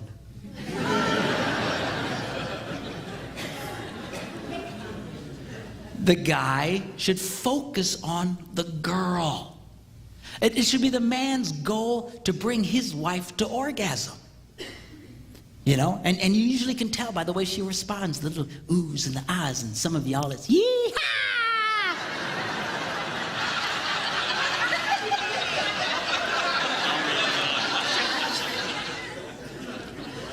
Of course, a lot of women say, well, I'm so embarrassed. I couldn't do that. You know, and I say, girls, if your husband has to constantly ask you if you've been to the promised land, you ain't communicating.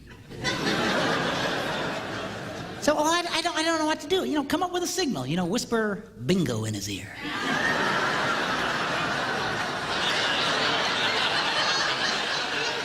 It makes for great code later. You can talk around the kids, they have no idea what you're talking about. Hey, baby, you up for some bingo later? Yeah, I can do some bingo, you know. Your kids will say, man, you ever see mom and dad play bingo? What's with the bingo thing, you know?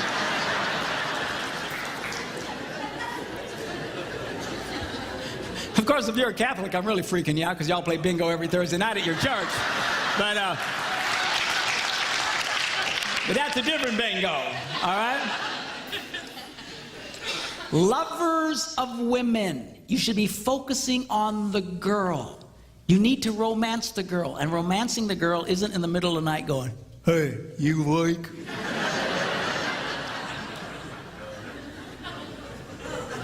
Say, well, I'm interested then. Well, you know, look, if your wife likes you waking her up in the dead of sleep, then go for it. I don't care. The minute you feel turned on, you don't have to be immediately gratified. All that's doing is God reminding you, be nice to the girl. Be nice to the girl. Be nice to the girl. All right? And then that should kick you into your romantic mode, not your, hey, come here, baby. Help me out, will you?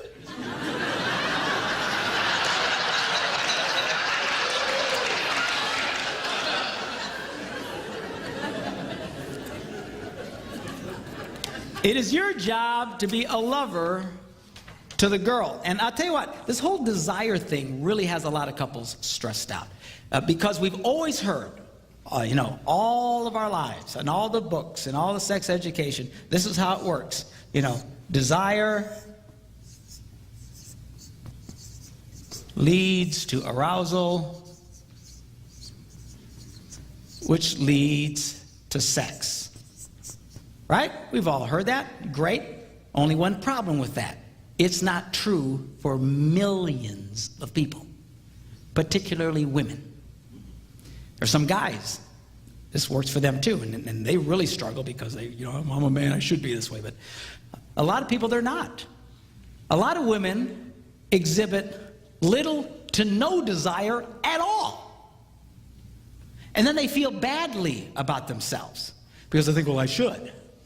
I should. Who told you you should? Some stupid textbook? Who cares? I have discovered, asking couples and interviewing them, that, you know, this whole desire thing, a lot of guys, yeah, she's just not ever interested in sex. She doesn't want to have sex. And I said, really? I said, well, let me ask you a question. Will she have sex with you? Well, yeah.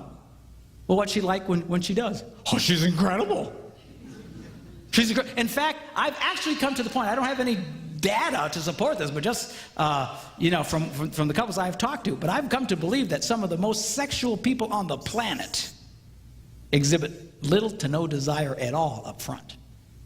In fact, a lot of women who are incredible sexual animals are only feel like doing it when they're doing it. They don't lead with this big desire thing in front. Now stop and think how that changes your view of yourself. Because right now, if you think, well, gee, I never feel that much, there's something wrong with me, and then you develop a negative attitude about sex. See? And a lot of guys get angry at their wives because, well, she never initiates it. She never wants, well, who cares? Who cares? I promise you, in my house, I am the initiator.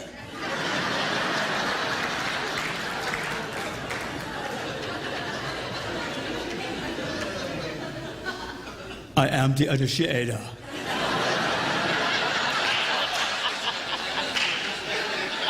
I will initiate, and then I'll be back.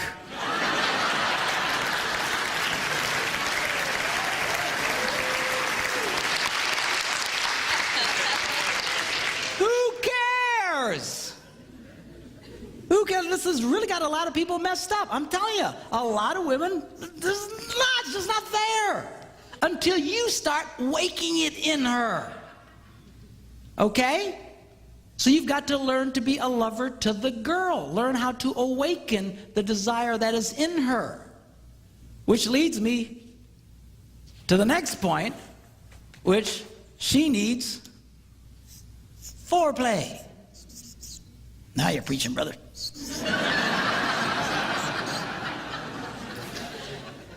And let me say this to you.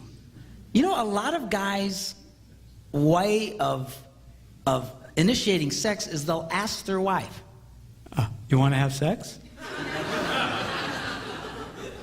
And the answer more often than not is no.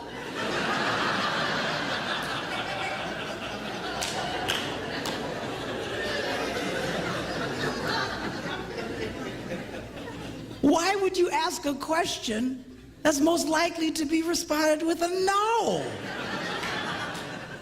I never ask my wife if she wants to have sex.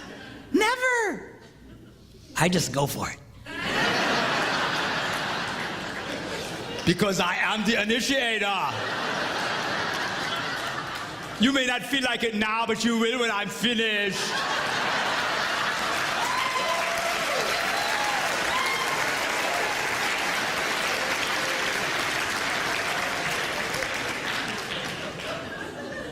Man, if your idea of romance and foreplay is, you want to have sex? There's something wrong with you. Come on, rise up. Take your place. Now check this out, Song of Solomon. I love this. He writes, your stature is like that of the palm tree, and your breasts are like clusters of fruit. I said to myself, I will climb the palm tree. Now take hold of the fruit. Hallelujah!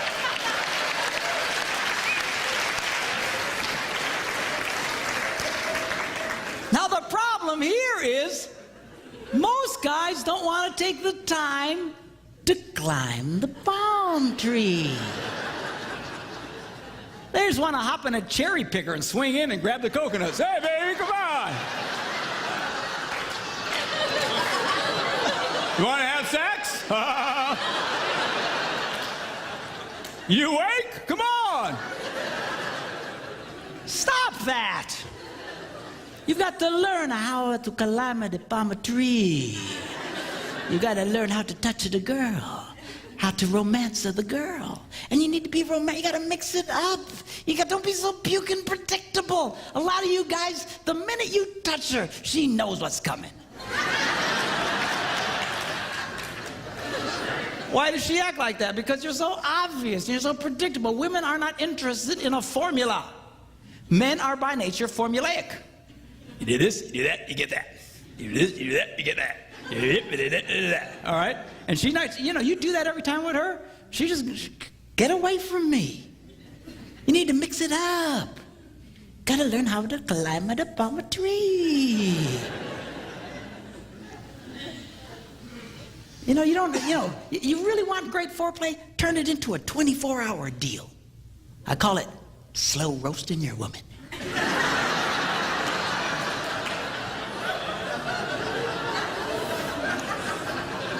Man, it rocks! Don't be in such a hurry. Kiss the girl, leave her alone. Flirt with the girl, leave her alone. Touch the girl, leave her alone. Keep her guessing. What's going on? What is this?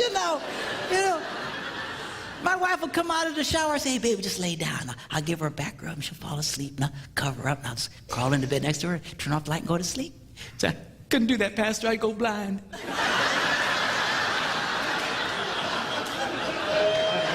You won't go blind. You've got to learn how to climb the palm tree. Take it a time. Don't worry about this desire thing. You see, I'm waiting for her to have all this desire out in front. Stop. You're going to be a very old man before you have sex again.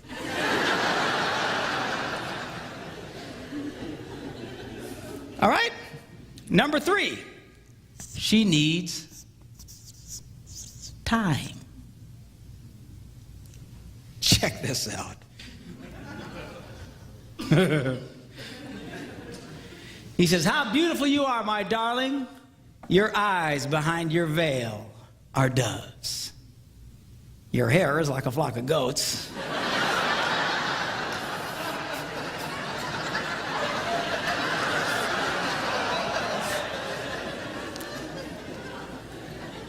Not my choice of words, but apparently 4,000 years ago, this was hot talk.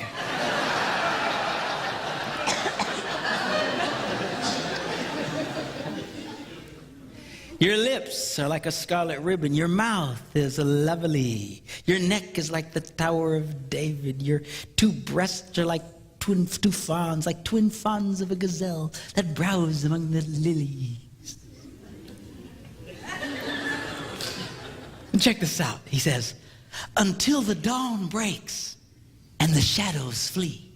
In other words, all night long. This dude had to be in his 20s, man, I'm telling you.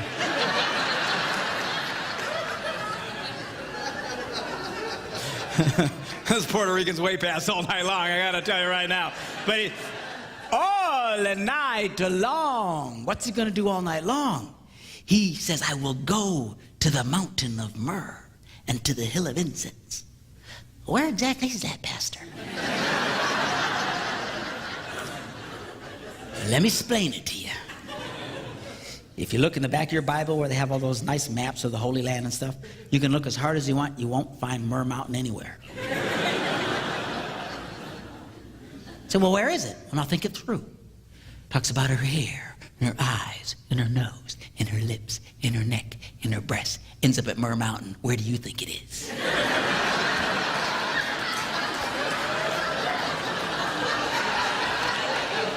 That's in the Bible?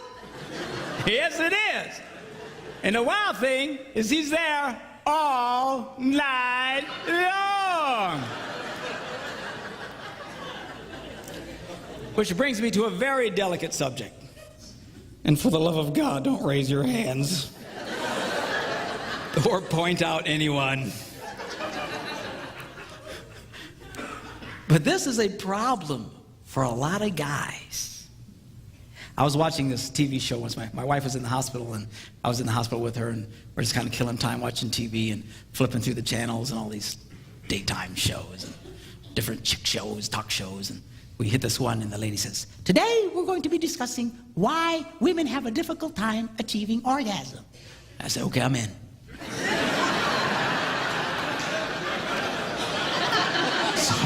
So I said, let's watch this one. I like this one. So they have these women, and they have these psychologists and these doctors, and they're all, what's wrong with us? What's wrong with us? You know, women, what's wrong with us? We stink, we stink, we stink. And then they would go to the commercials, and they would do these teasers where they would ask a question and then give potential answers, and then you had to wait till after the commercial to get the answer, right? It's a teaser, make you stick around. Well, about halfway through the show, they asked this one question. What is the average length of a man's sexual experience? A, 2 minutes, B, 10 minutes, C, 20 minutes. And it went to commercial. I looked at Debbie and I said, you know what the answer is? She goes, no, what? I said, 2 minutes. She goes, oh, it is not. I said, you watch.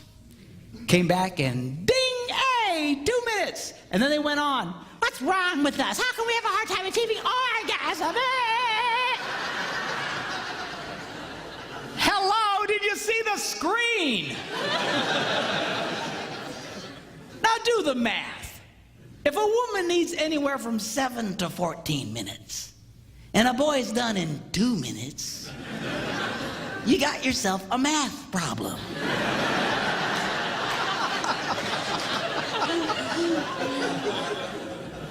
And the worst part of it is,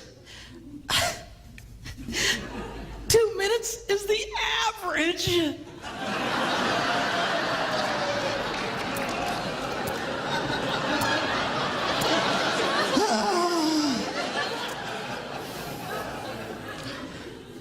Now, guys, you can do better than the 2-minute drill. There's all kinds of things you can do. There's all kinds of books. There's all kinds of helps. There's exercises you can do. And I don't like exercising, but this stuff I can do.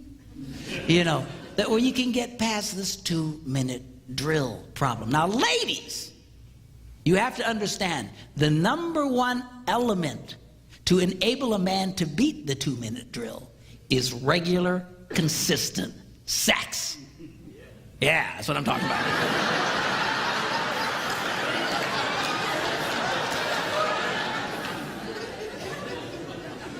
You make a guy wait for 2 weeks, and he ain't gonna last 30 seconds for crying out loud.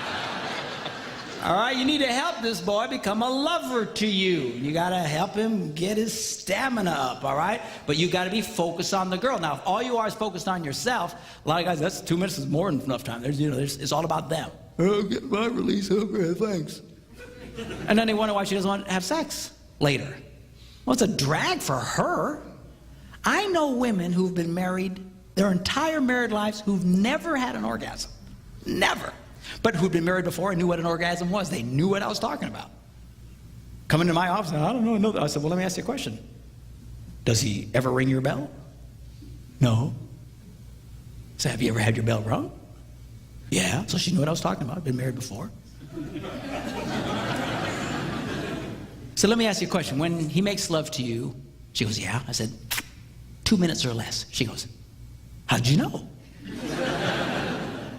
I mean, come on, guys. We can do better than the 2-minute drill. All right? Number 2, she needs privacy.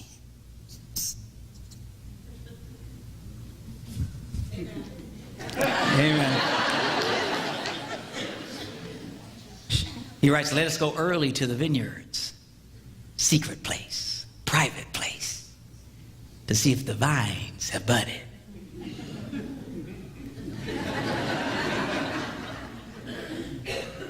If their blossoms have opened. If the pomegranates are in bloom. People sure are into gardening. And there he says, I will give you my love. It's going to be very difficult for a woman to feel very sexual or turned on if she doesn't feel that her lovemaking to you is safe and private. All right? Which means chances are, if you have dinner guests waiting in the next room, she won't be very interested. To a lot of guys, we'd have no problem with that.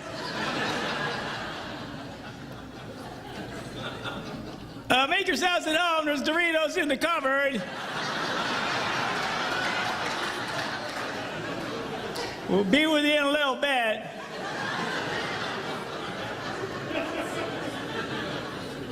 About 2 minutes, I'd say.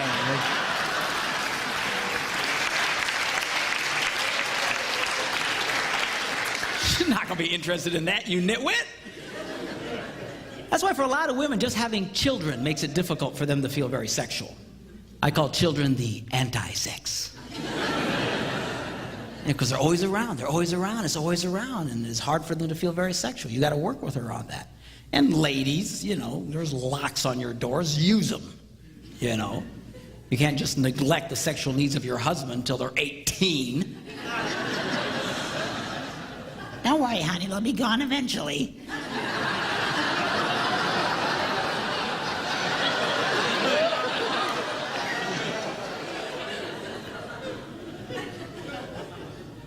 Everything changes with children. You know, you're not the same anymore. Women, guys have to understand that physically they're different, emotionally they're different. Everything's changed. Those beautiful, seductive breasts are suddenly transformed from erogenous zones into public utilities.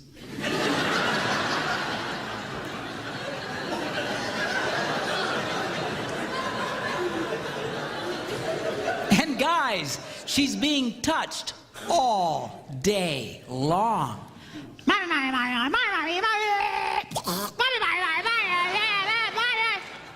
And then you come home.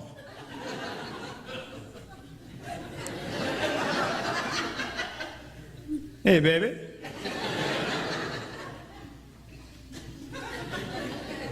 Touch me and die.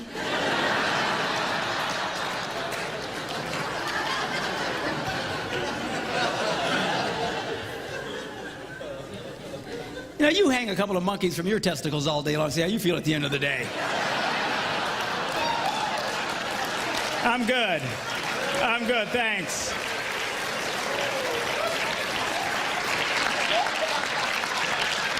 I'm okay, thank you. Thanks for asking. I'm good. I'm good.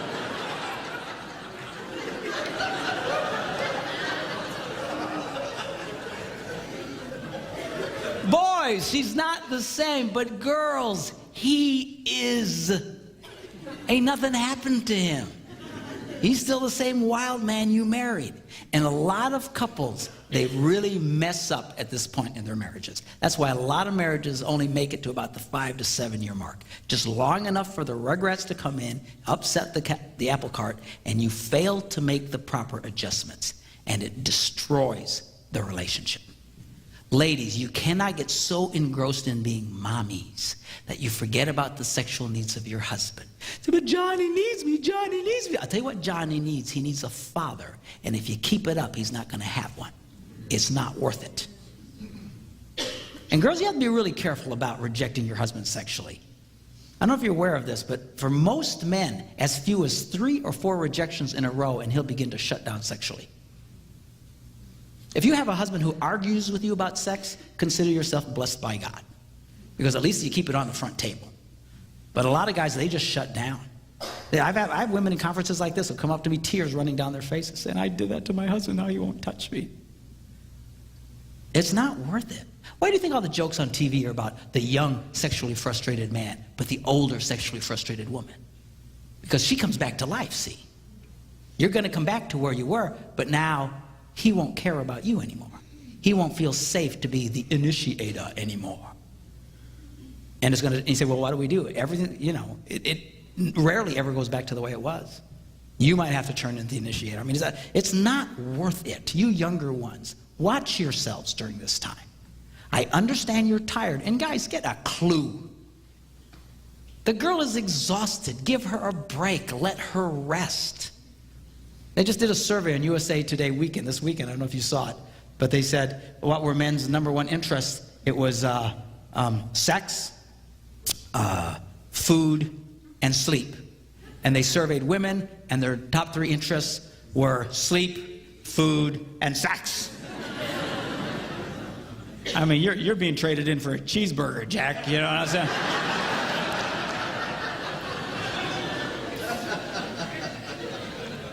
Help the girl. Let her rest. Give her a break.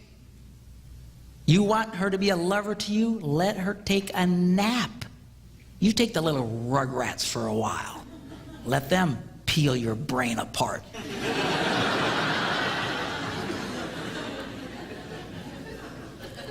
All right?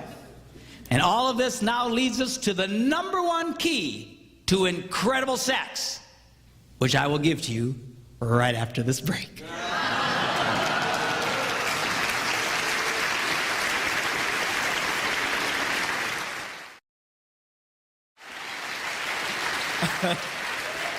Alrighty, here we go. The #1 key to incredible sex.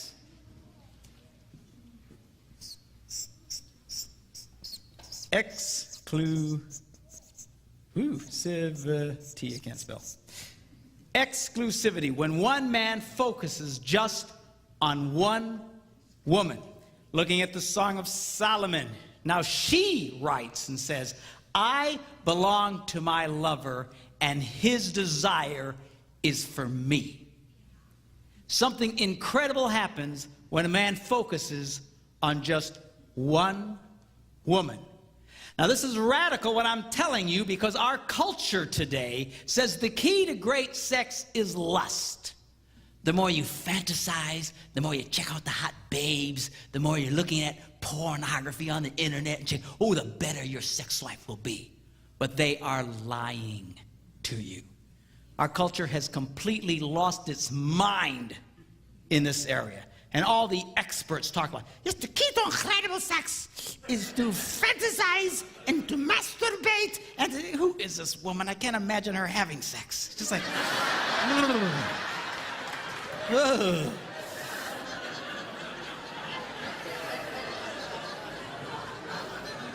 Hollywood.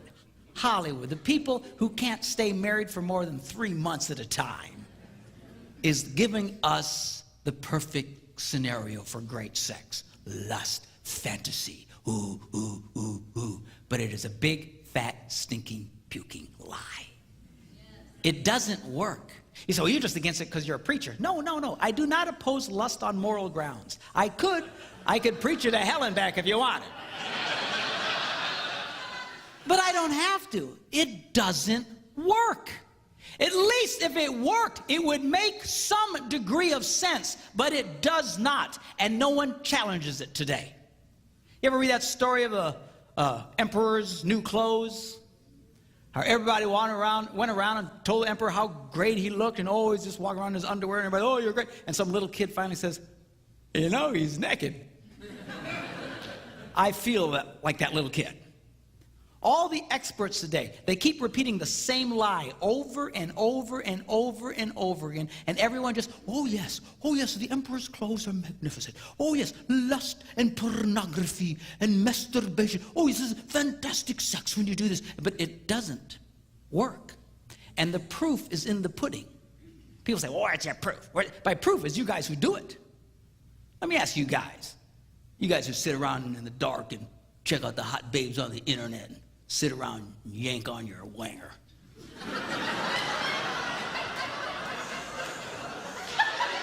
Come on, you wanger yankers, you know who I'm talking to. Let me ask you a question. How's that working for you? Huh? You got great sex? You know you don't. In fact, the more you do it, the more you indulge in it, the worse your sex life becomes. And the prescription the world gives us is, you just need more porn, you need more porn. But it doesn't help. It keeps making it worse. It is destroying people's lives. In Hollywood, they just don't get it. All these experts. I was watching this one show, you've seen the show Family Feud? This one week they had soap opera stars on. And I'll hand it to these people. They look great, but they were as dumb as a box of rocks. And they asked them this one question and said, 100 people surveyed, what can you do to improve your romantic life? And they come up to the first team and say, okay, I need an answer. And they're, oh, yeah, okay. And they come to the first person and he says, what's your answer? What can you do to improve your romantic life? He goes, have an affair. And all the other rocks in the box go, good answer, good answer, good answer.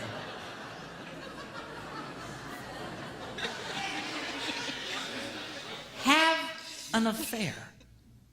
How can you be so stupid and still breathe? The way to improve your sex life is to have an affair with somebody else. But that's the culture they live in. The more lust, the more naughty, somehow it improves. It does not improve, it destroys. I know psychiatrists and psychologists who have prescribed to couples in an effort to improve their relationship, have an affair. So ignorant are they that the emperor is walking around naked. Went over to the next, he said, have an affair. The guy looked at him like he was nuts. Okay, have an affair. Went to the next rock. What can you do to improve your romantic life? View pornography together. Good answer, good answer, good answer. View porno. Every answer they came up with was lust-based. 3 strikes. They couldn't get it. Went over to the other box of rocks. Same thing. I'd never seen it before. Neither side could get one answer. Because when they got done, he said, well, let's take a look. And it was like, spend time with each other, have a romantic dinner, take a long walk, bring her flowers, stuff that any moron knows.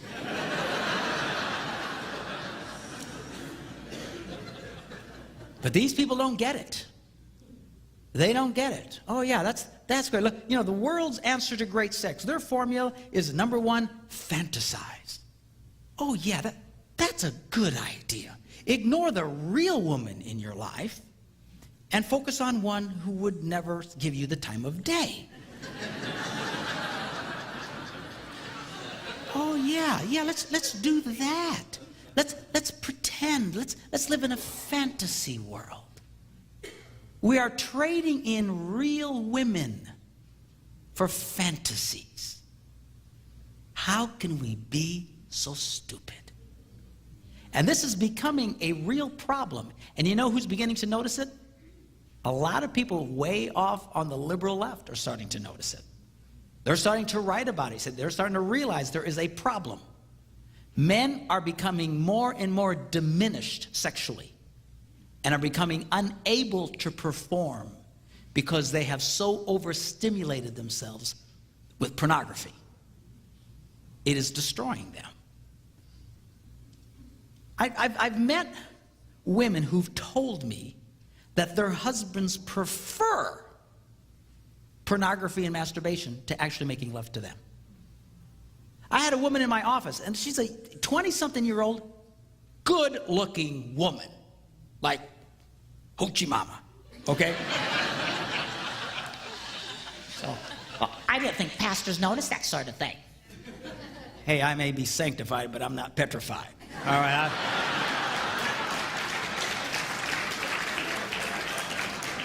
A good-looking woman is a good-looking woman. And she tells me sitting there, she says, my husband hasn't touched my vagina in over a year.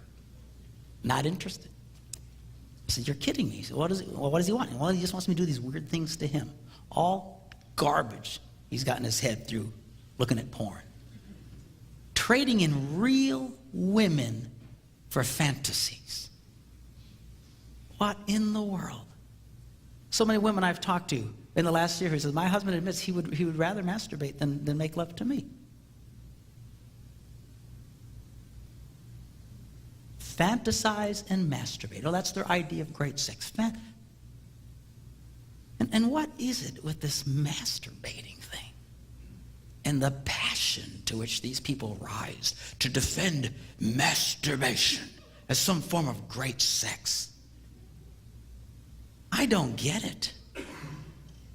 I'd love to know who the first hillbilly was that went, you know, that kind of looks like a vagina.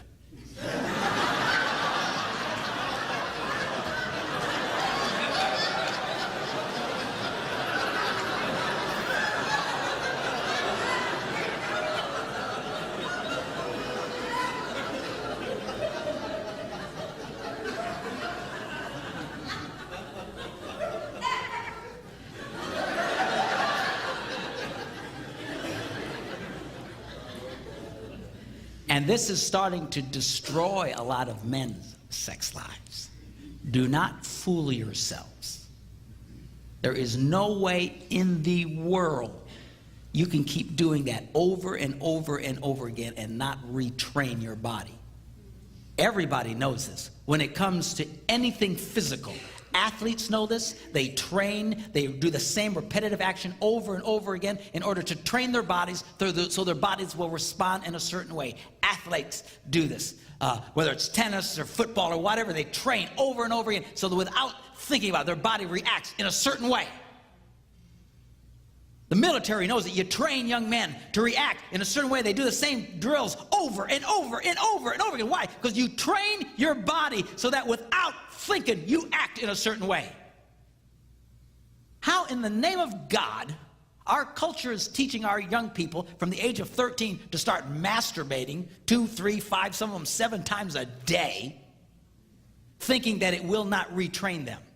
The truth of the matter is there are a lot of men today who are no longer able to function with a woman.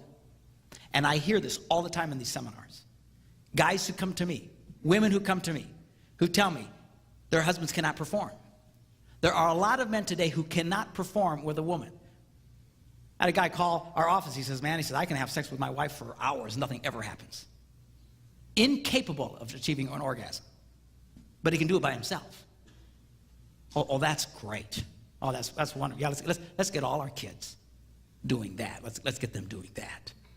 He went to the doctor to find out what was wrong with him, and he was diagnosed. This is not a joke, seriously. TMS, the doctor said you have TMS. It's called traumatic masturbatory syndrome. He's actually reconditioned his penis to a certain type of stimulation. It won't respond to a real woman. What are we thinking? And you know what really fries my Puerto Rican pancakes?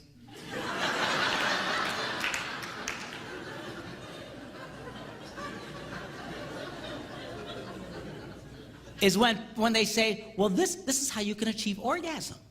You masturbate until you achieve orgasm. And they tie the words masturbation and orgasm together. They are crazy. You cannot achieve an orgasm through masturbation. You can ejaculate, you can have something physically happen to you, but it is not an orgasm. An orgasm is when you're making love to a woman and you reach your peak and endorphins are released into your bloodstream and every cell in your body stands up and grabs the hand of the cell next to it and goes, hallelujah!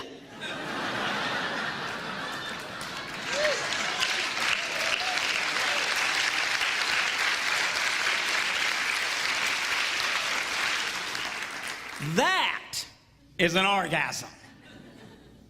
Almost universally, people report that when they masturbate, they immediately feel the opposite.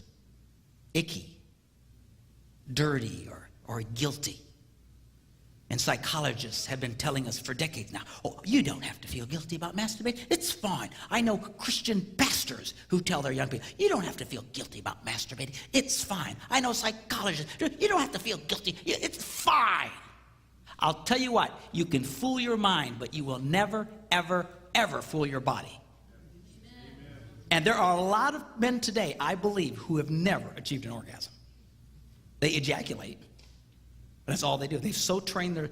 You cannot get your body doing this over and over and over again and think you can function normally. All they've trained their bodies to ejaculate, they never really achieve an orgasm.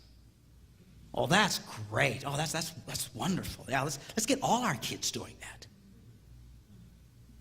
The misinformation our kids are getting today, a lot of you have gotten it, but dear God, our kids are getting it in spades.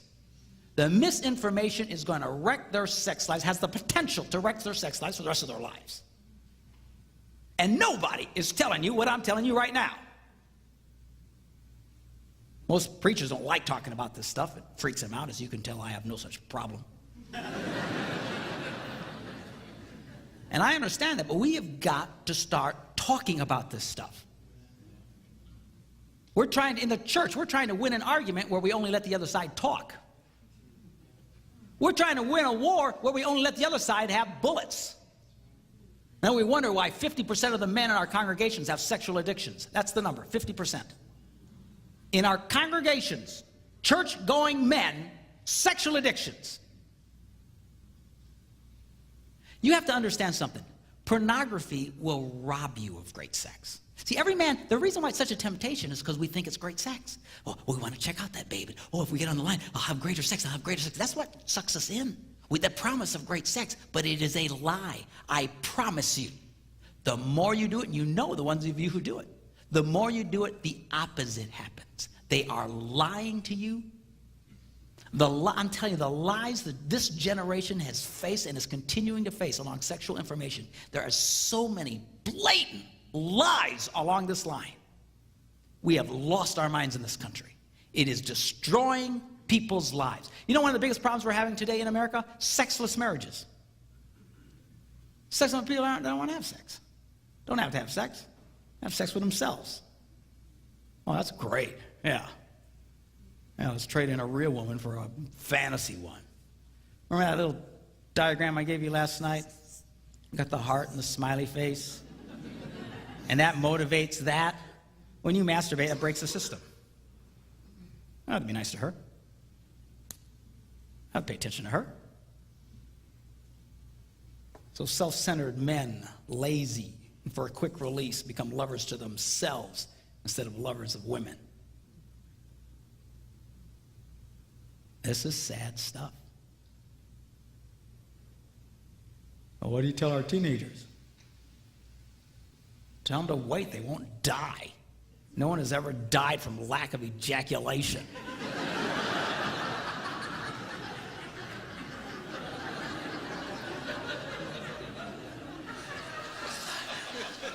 And there's a lot of misinformation about that. People talk about this condition called blue ball. And not to try to gross you out, but that's, well, I have women, well, what about my son? Won't they get blue ball if they don't masturbate? No, they won't. That is one of the biggest urban myths that there are. It's the most ridiculous bunch of nonsense. There is a condition like that, but it has nothing to do with ejaculation, nothing. It has to do with being overstimulated for a long period of time. And the answer is just quit being so stimulated and go back to normal. It is not a chronic condition. You're going to walk around tortured for the rest of your life if you don't masturbate. There's never been a morgue anywhere in the world where on the toad said, cause of death, failure to ejaculate.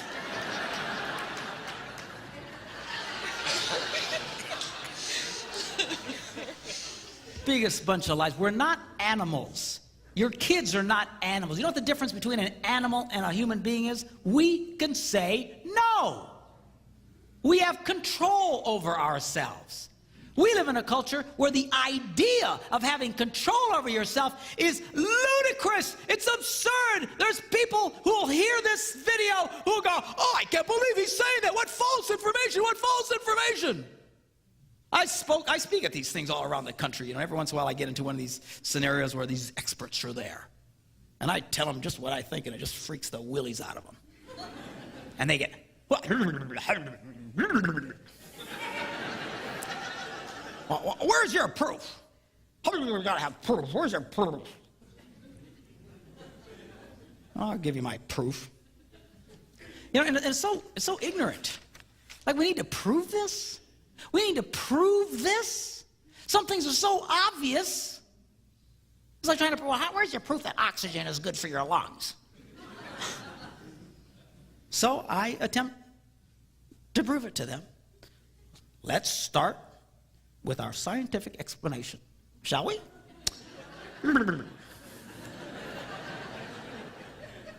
Let's assume that A turned on woman plus B, a turned on man, equals the best possible sex. Okay? Are you okay with it? You follow? Does that seem logical? For some reason, this is like, whoa! Oh, I've never heard such a thing to these experts. I mean, come on. If you don't have a turned-on man, kind of hard to have really great sex. If you don't have a turned-on woman, kind of hard to have really great sex. So we can at least agree you need a turned-on woman and a turned-on man to have great sex. Yes, we're there, okay? All right, now let me take a little survey here. About pornography. Ladies, if you, and you have to remember, these experts, these therapists, these nitwits I call, actually use this stuff in therapeutic ways. It's prescriptive. Pornography is prescriptive. This will improve your sex lives. So let me ask you, ladies, if you knew your husband had just been watching pornography and wanted to use you to satisfy himself while thinking about that other woman, how many of you that would make you feel very sexual and turned on? Let me see your hands.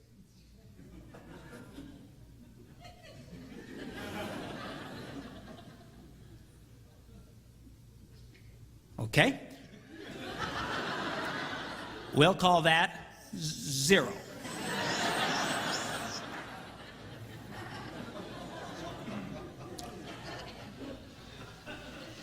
I presented this to some people. Said, "Well, you can't do that. You're not going to ask women if they're turned on.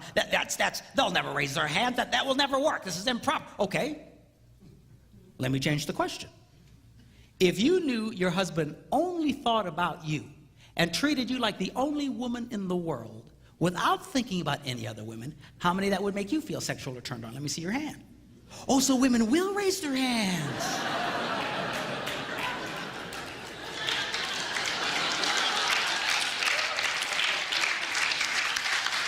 All right, come on.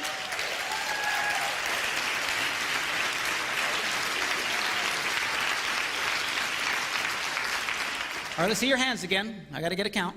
Hands. Okay, we'll call that lots.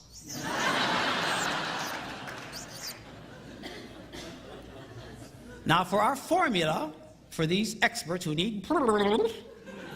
All right, I have checked with some of the greatest mathematical minds in the country, some graduates of MIT, and have determined, after repeated and at length discussions, that lots is greater than 0.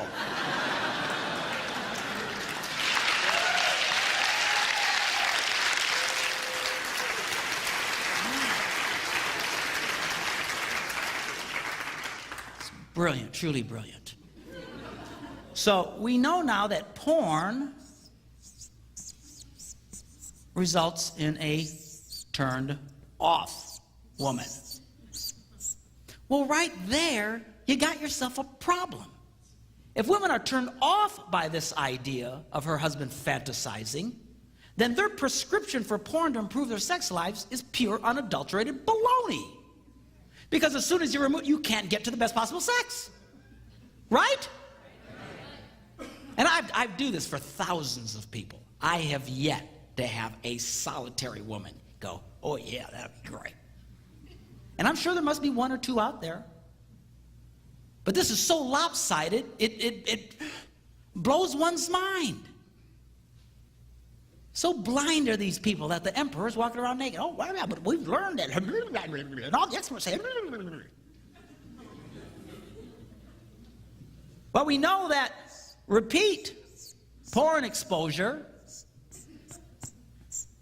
results in a diminished male. And I'm telling you, these people are starting to notice this. We're getting writings of people in secular magazines, liberal magazines, who are complaining, you know, hey, men are not able to perform. This is impacting men physically. They're not able to perform as a result of this stuff. I know of men, I know of ministers who, while they're making love to their wives, insist on having a dirty magazine open next to them so they can stay stimulated while making love to their wives. You can imagine how wonderful that makes her feel. Why do they have to do that? Because they cannot maintain an erection if they don't see that. That is the addictive power of this thing. And these people think this is good sex? This is great sex? So we know that repeat porn exposure results in a diminished male. Well, what's the scientific sign for a diminished male? If this is a scientific sign for a normal male, this would be the scientific sign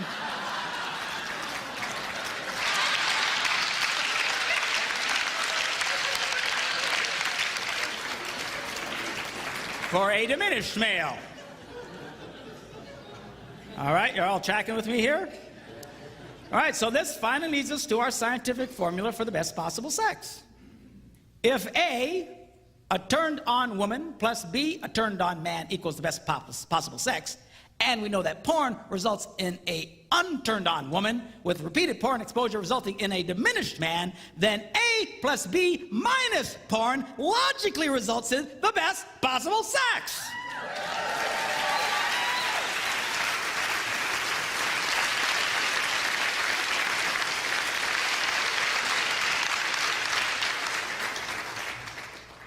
Which means that these experts' information has to be based on broken science.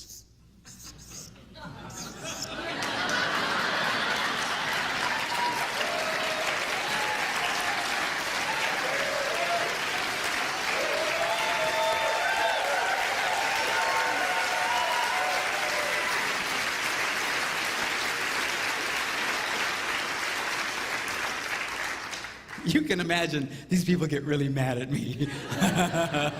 And I don't care. I love it. I love it. These people look at me like I just dropped in from Mars.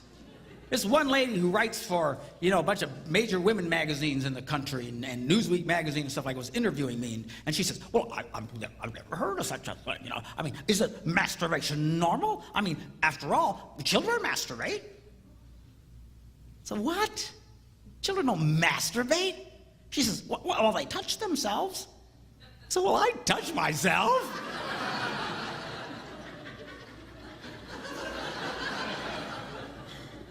And besides, is this our standard, children? I said, my grandkids will eat their own poop if I let them.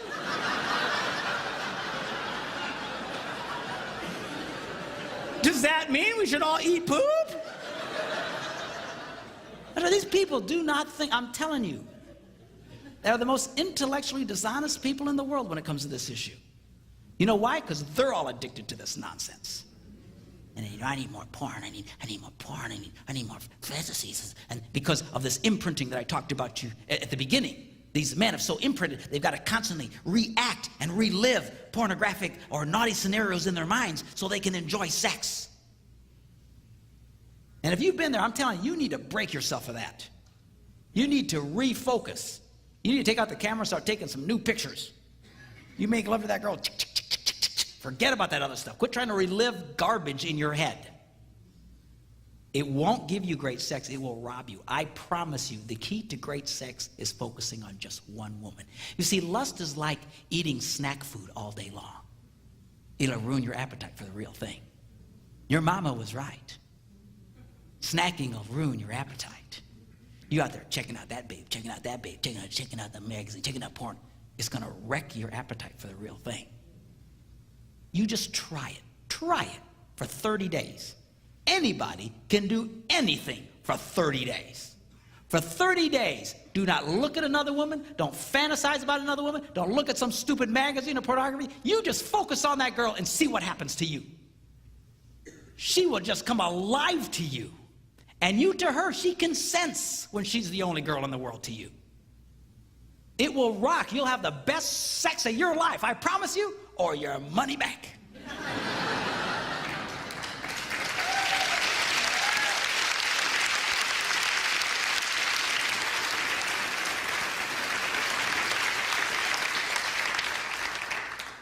Let's get this right.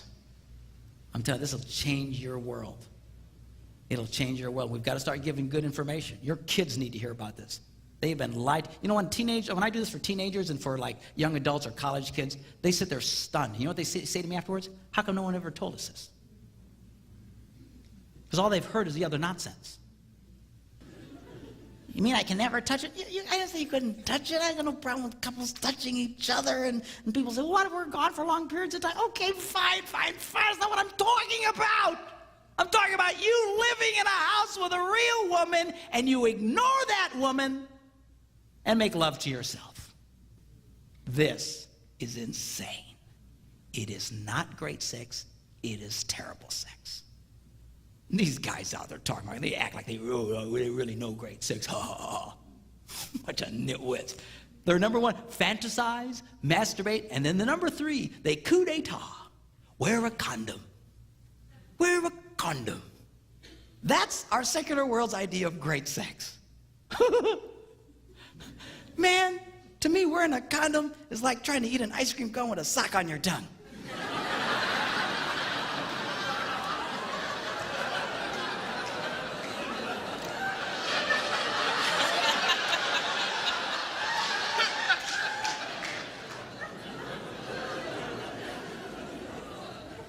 Man, if you want to practice birth control, use something else than a condom, man, don't you?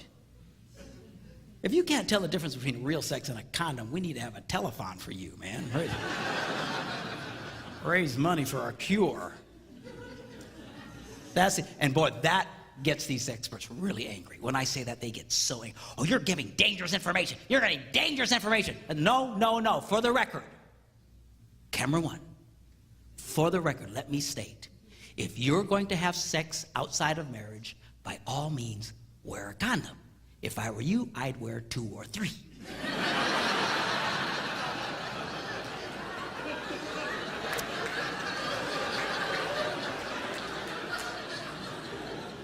Kind of like double bagging at the grocery store.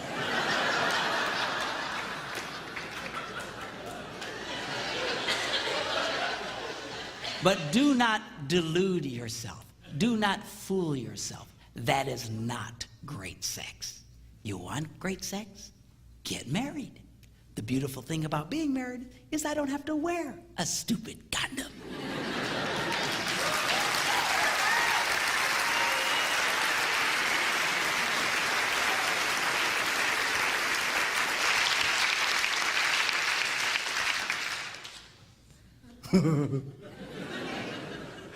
I know I'm freaking some of you out, but I don't care. I'm on a mission, man. Let's get this stuff right.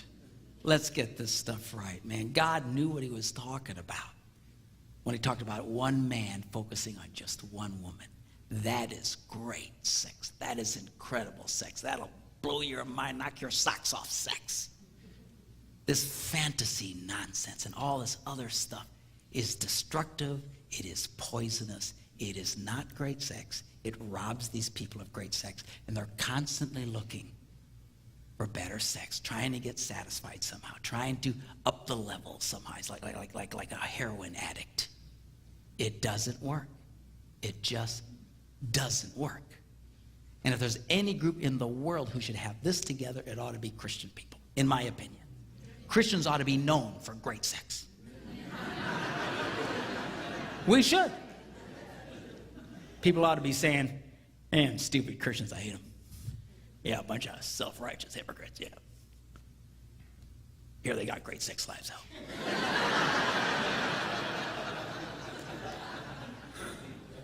Really? What time do you suppose our services are?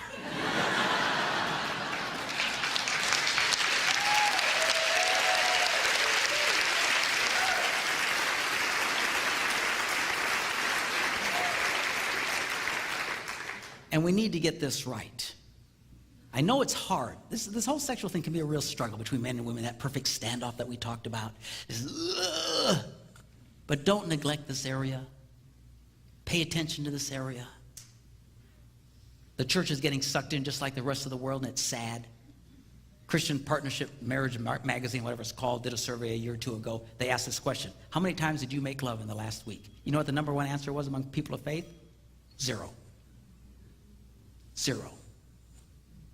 And we wonder why we're having the problems that we're having. You know, men struggle with sexual temptation like you have no idea. And men cry out, God, what's your answer for my sex drive? What's your answer for... You know what God's answer for your sex drive is? Have sex. I like this answer.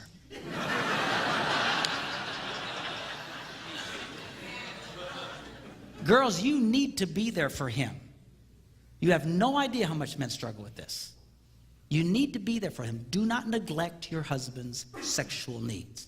I know it's okay to put the conditions, all that kind of stuff, everything I talked about, but bottom line, fundamentally, you cannot ignore this area. I hear women complain bitterly. Oh, I wish the men in our church were more involved. I wish the men in our church would get more excited, and they just praise the Lord more. I got bad news for you girls. It's really hard for a sexually frustrated man to praise the Lord.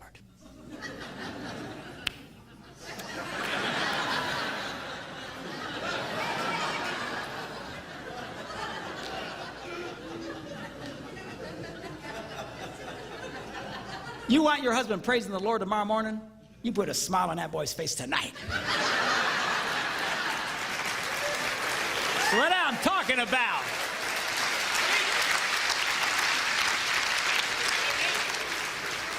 He'll walk into this place going, hallelujah, somebody sing a song, let's get going. Ha ha, bingo. All right, do y'all still love me? All right.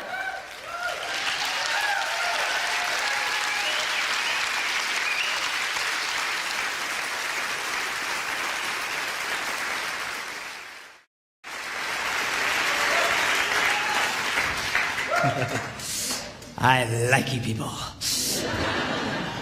All right, final session.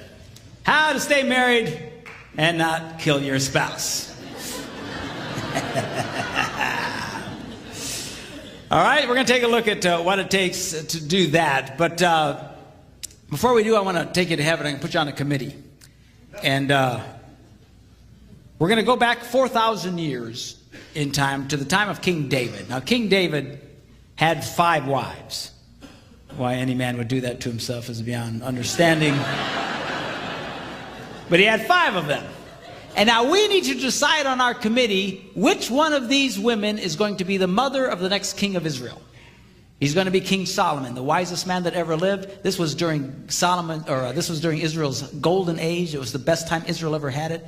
It was glorious. You talk about a run on the stock market. I mean, prosperity, no wars. It was fantastic because this king was so incredible. Who is going to be the mama of this king and then become the great-great-great-grandmother of the Lord Jesus Christ himself? Kind of an important decision, right? Now, ladies, you would think wife number 1, right? She should have dibs. She was there first. But we know it wasn't her because David got mad at her and quit having sex with her, which is easy to do if you have 4 more in the wings.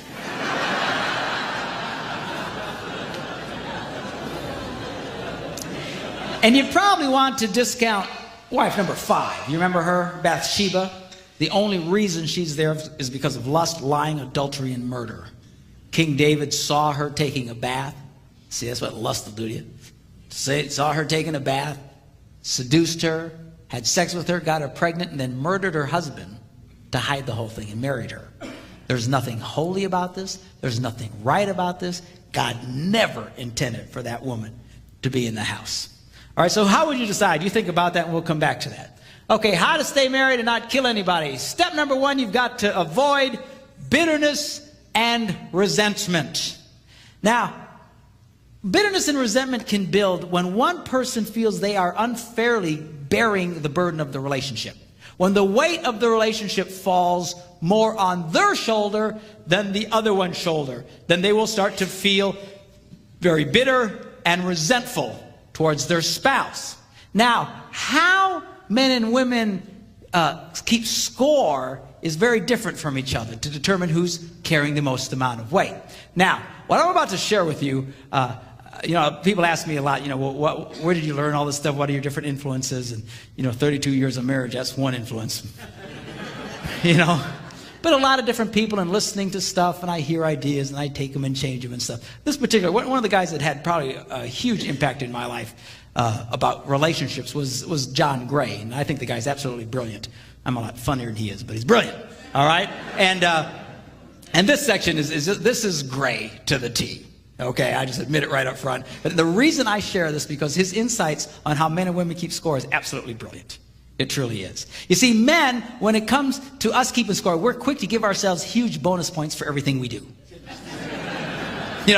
We crawl out of bed when we'd rather stay in, and just for that, we give ourselves 500 points. And then we go to work, and we put up with all the stuff at work, and we earn the paycheck, and we give ourselves, 2,000 points for that. And we come home without chasing other women, and we give ourselves huge points for that, So we walk in the door, it's like 4,500, And that's why a lot of men have no problem sitting on the couch and now contributing nothing.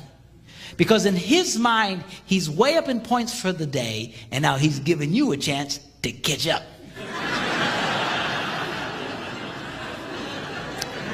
Now, I didn't say it was right. Don't get mad at me. I'm just saying this is the way his brain ticks. And a lot of guys will actually start feeling very bitter towards their wives if they feel their wives are trying to make them do stuff. Because in his male psyche, he's way up in points for the day. He shouldn't have to do anything else. Now, the problem here is that women keep score a little differently.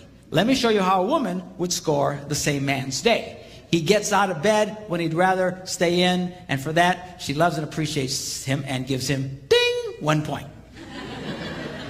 And then he goes to work, and he earns a big paycheck, and does all this stuff, and she goes, I love that, and she goes, ding, 1 point.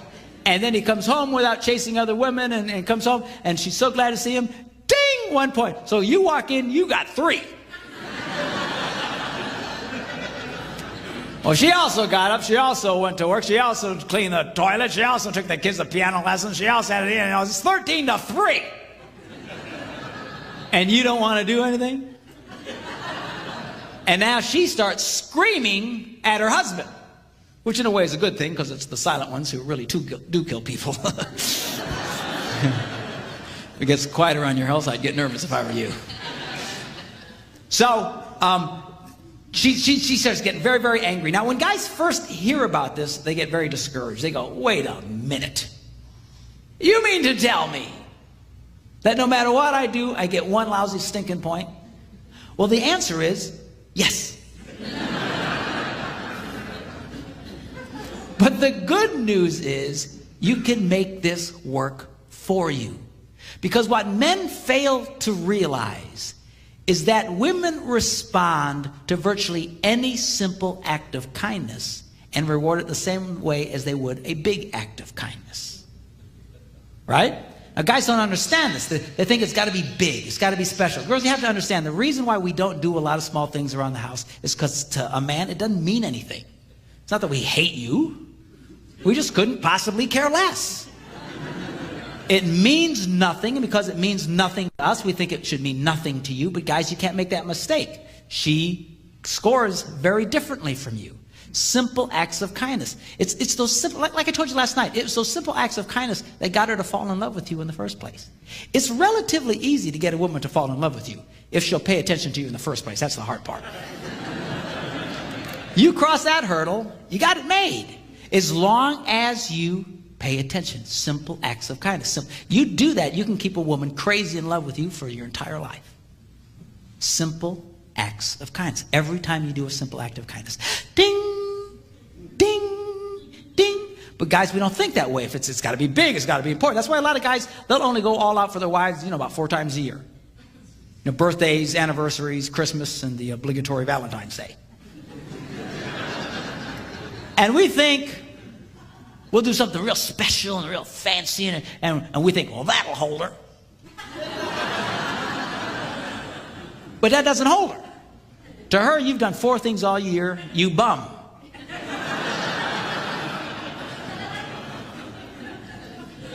Now, guys, again, they get discouraged. Oh, for crying out. You mean, oh, I can't believe. But listen, you can make this work for you. This is great. I'm about to show you how you can succeed with a woman while doing virtually nothing. All right? I thought I'd get an applause out of that, but I don't know. I don't like the sound of this. Now, here's an example. You get up in the morning, your wife's brushing her teeth, you're standing next to the bed. Make the bed. It takes 120 seconds of your life. It's nothing. She'll walk into the room and go, oh, you made the bed. Ding!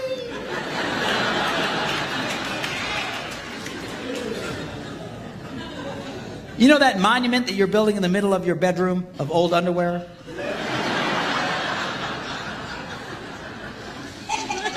Pick it up. Throw it in the hamper. She'll walk in. He picked up his underwear. Ding! When you're done eating dinner, instead of just slugging off in front of the TV like Jabba the Hutt, clear off the table. It's 60, 90 seconds of your life. It's nothing. She'll go, he cleared off the table. Ding! And now you're scoring. Ding! But see, guys don't get that. Gray uses this great analogy. He says, if you bring a woman a rose, she'll go, ah! Ding! And then men, we think, wait a minute. 1 rose, 1 point? A dozen roses, 12 points. So we run out and we spend, 80, 90 bucks for a dozen long stem roses, and we bring them to her, and she goes, ah, thank you! Ding!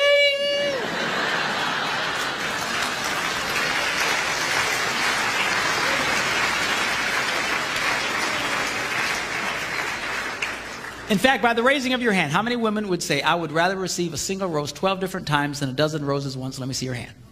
So a guy looks at that and goes, that's so inefficient.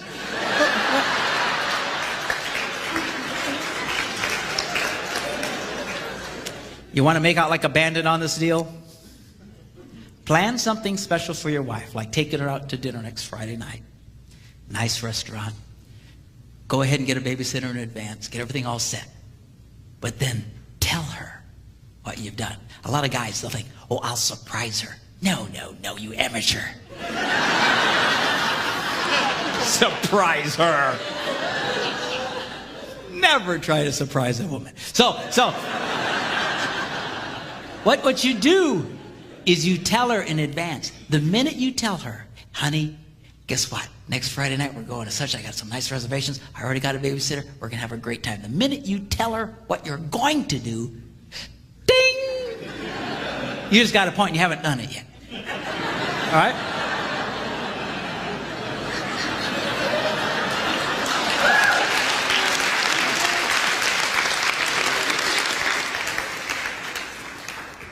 Then, because she's a woman, she's going to tell all the other women in her life about what you've planned.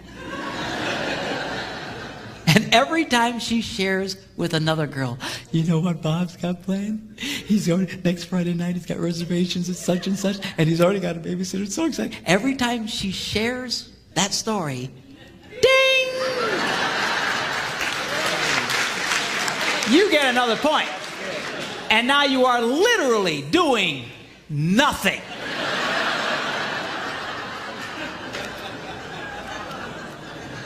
And the beauty of that system is every time you're earning a point, the husband of the other wife, that poor slob, is losing one. So it's kind of like a double coupon thing going for you. You really want to make out like a bandit? Engage your wife in meaningful conversation. Now, to a lot of women, meaningful conversation means she talks, you shut up and listen. But you can't just drift off into your nothing box. You have to let her know that you're hearing her. Every time you acknowledge that you've heard her, ding! So she'll go, la la la la la la la la la la. You go, you don't say. Ding! La la la loop-de-loop-de-loop-de-doo. You mean loop-de-doo? Ding!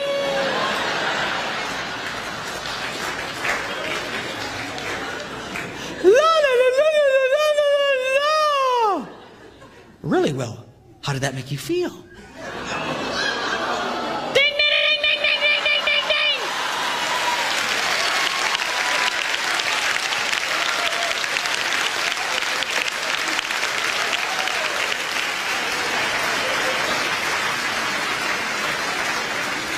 And you're doing nothing.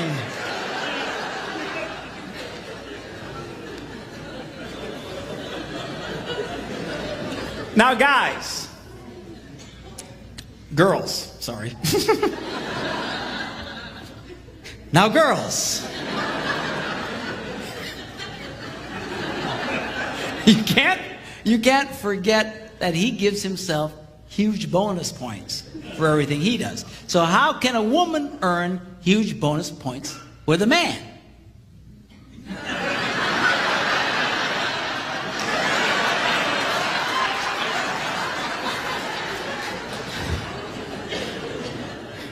So, sex is a great way to earn great bonus points with a man. But there's another way. And that is when you believe in him. Every man wants his wife to believe in him. Now that sounds like a simple thing to do, especially to you young girls who haven't been married very long. But that's because you haven't heard the incredible, stupid ideas he's going to come up with yet.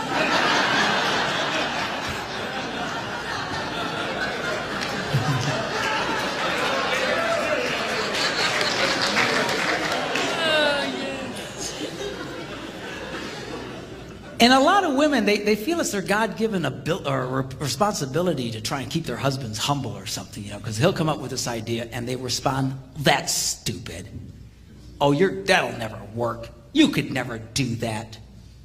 And they don't realize when you talk to a man like that, you are doing incredible damage to him and to your relationship with him. Men, if you have not figured this out yet, men have very, very fragile egos. We just do. We might look like tough guys on the outside, but we're girly men on the inside because we can't handle that kind of, you know, rejection and all that kind of stuff and criticism. Most men don't handle very well. And when women treat their husbands that way, when he tries to share his dreams with you and you dismiss them as stupid and ignorant and he can't do that, that's very, very, very damaging. Now, that's not to say you can't challenge his ideas. You know, keep him from destroying himself and the family. That's okay. But you need to be his number one fan. Because I'll tell you what happens. When you do that, you know what he learns? I cannot share my dreams with this woman. And men will stop telling their wives their dreams. If your husband never tells you his dreams, you guys might need to have a serious talk. And the reason he's not telling you is probably because you have given that kind of reactions to him.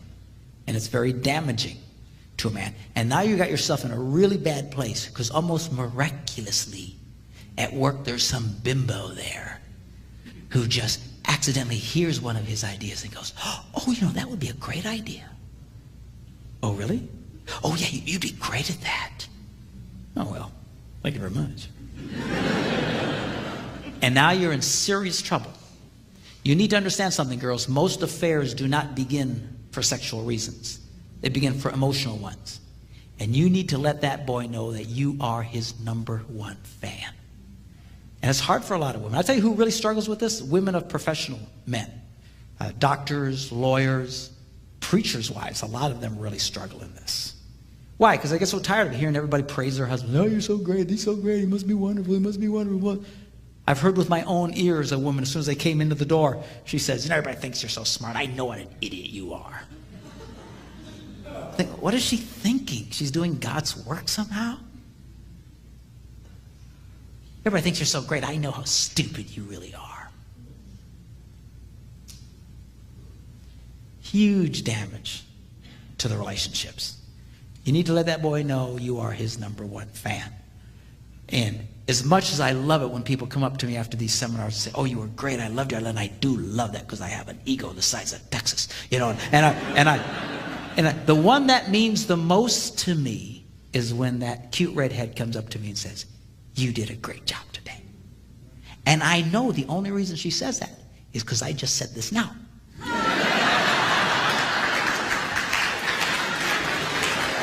And I don't care. All right, so be careful with the scores. Now what do you do? What do you do if the scores get so unbalanced and everything gets so out of whack? Well, then you got to do #2. You need to learn how to keep the reset button handy. Now, when my son Philip was a little boy, I used to be a video game addict. And I loved to play video games. And I would play for hours. And I had the latest, greatest, whatever, boxes and stuff like that. And he would come up to me and say, Dad, can I play with you? Can I play too? And I'd say, sure. So I'd give him a controller, and I took the cord and ran it back, but I wouldn't plug it in. He was a little boy. He didn't know. Oh, that's terrible. What would you think about that? It is going to be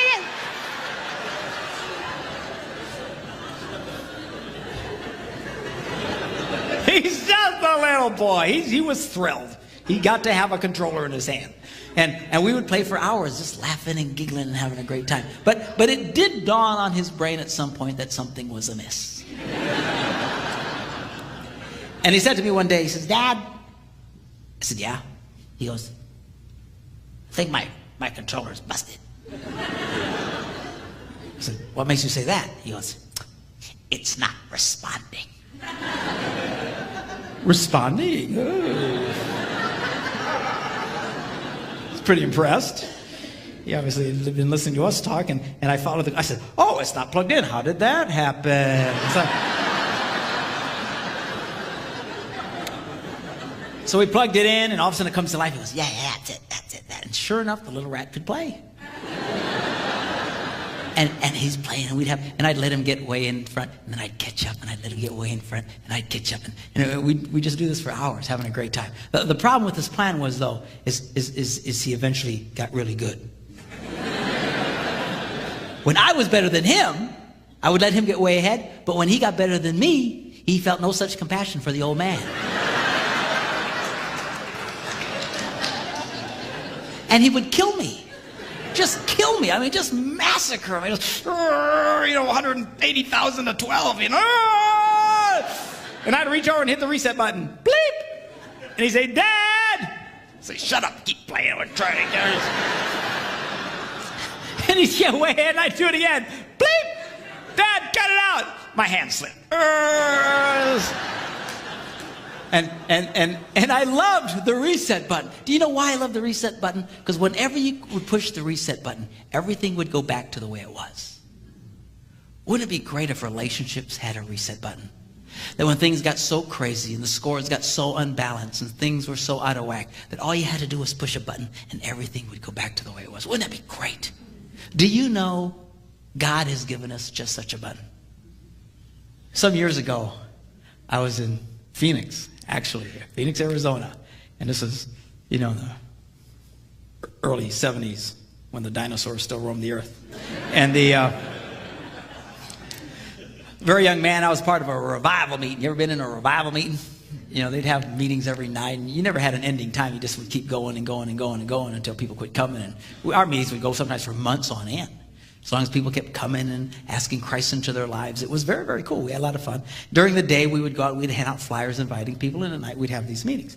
Well, my favorite place to go in downtown Phoenix was in front of the downtown porno shop, because it was hilarious to hand somebody a flyer about Jesus on his way into a porno shop, because it would just freak him out. You know, he'd go, oh, thanks, and he'd go, all of a sudden he'd go, oh, wait a minute, this isn't J.C. Penney's? What am I doing here?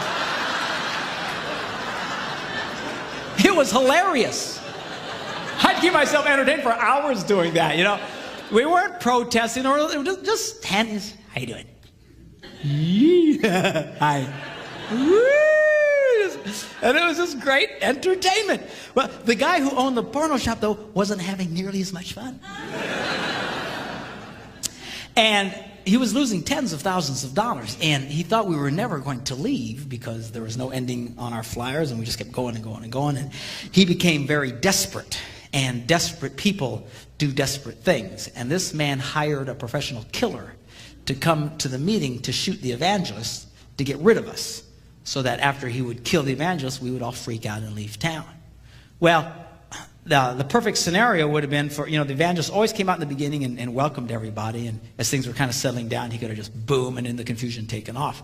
But this particular night, I'll never forget it, the evangelist calls us over and says, hey, you guys, he says, I don't feel so good. He says, something's wrong. He says, can you start without me? And we said, well, yeah, sure. So we start without him. So, which is really kind of a drag if you're a killer. Because, you know, revival meetings don't exactly go with your mojo. You know, you're trying to get the nerve up to shoot somebody, and now you're stuck in a revival meeting. Well, now he's got to play along, right? He's got to fake it. So he's singing along, la la la la la la la la la la blah blah blah blah. And you know, we start singing the song. Give me that old time religion. Give me that old time religion. Give me that old time religion. It's good enough for me. And we're swinging it. All of a sudden we stop and say, now, hold on a minute. We're going to sing this next verse. And this verse goes, makes me love everybody. And when we sing makes me love everybody, I want everybody over here to come over here and hug everybody over here. And everybody over here to stand up and go hug everybody. I want you to hug as many people as you can. So we start singing. Now this professional killer is being accosted by all kinds of people. They're all hugging on him. Hey, man, good to see you. God bless you. Hey, praise the Lord. Man, everyone's hugging on him. He's getting more hugged than he's been hugged since he was a baby, I'm sure. His mama probably never hugged him, you know. And he's like, he's got to fake it, right? He's got to hug everybody. And then we all sat down, and then people got up and started sharing testimonies. You remember testimony services? You know, people get up and talk about how God had changed their lives. And we had some pretty dramatic stories of people who were drug addicts, or, you know, whatever their deal was, and how when they asked Christ into their lives, how God totally changed their lives around it. And they got tears running down their cheeks while smiling at the same time. You know, kind of like the weather in Phoenix. And sunny yet raining. I don't understand. But you know, it was so powerful, and he's just listening to all these people. Then finally, the evangelist comes out. And by this time, the guy is frozen. He cannot act. He's in a state of shock. And this evangelist starts preaching what all evangelists preach. You know, the fact that God loves us. He loved us so much, he sent Jesus to take our punishment. Jesus took what he did not deserve, so we could get what we do not deserve, which is forgiveness. And when he got to the end, he did one of these Billy Graham things where he said, if you want to ask Christ in your life, I want you to walk down to the aisle, and we're going to pray for you. About 150 people stood up and came down to the front. And in the midst of this group of people came this professional killer. And when he got up there, he fell on his knees. And he started crying. He says, I can't do it. I can't do it. I just can't do it.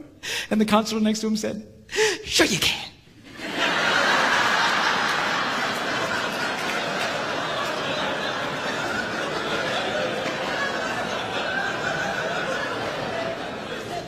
You can do it. I want you to know, God wants you to do it. And he's going, no, you don't understand. You don't understand. And he pulls out the loaded weapon and hands it to him.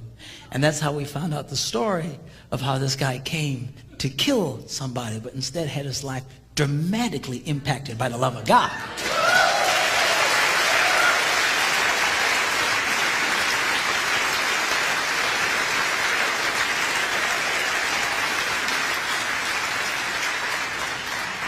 Now, you may not hire a professional killer, at least I hope you don't. But the truth is, when somebody hurts us, we want them to pay. So our version of making them pay is we get bitter and unforgiving. I'm not going to forgive you. The problem is the only one it hurts is the person who doesn't want to forgive. Unforgiveness is like taking poison hoping the other guy will die.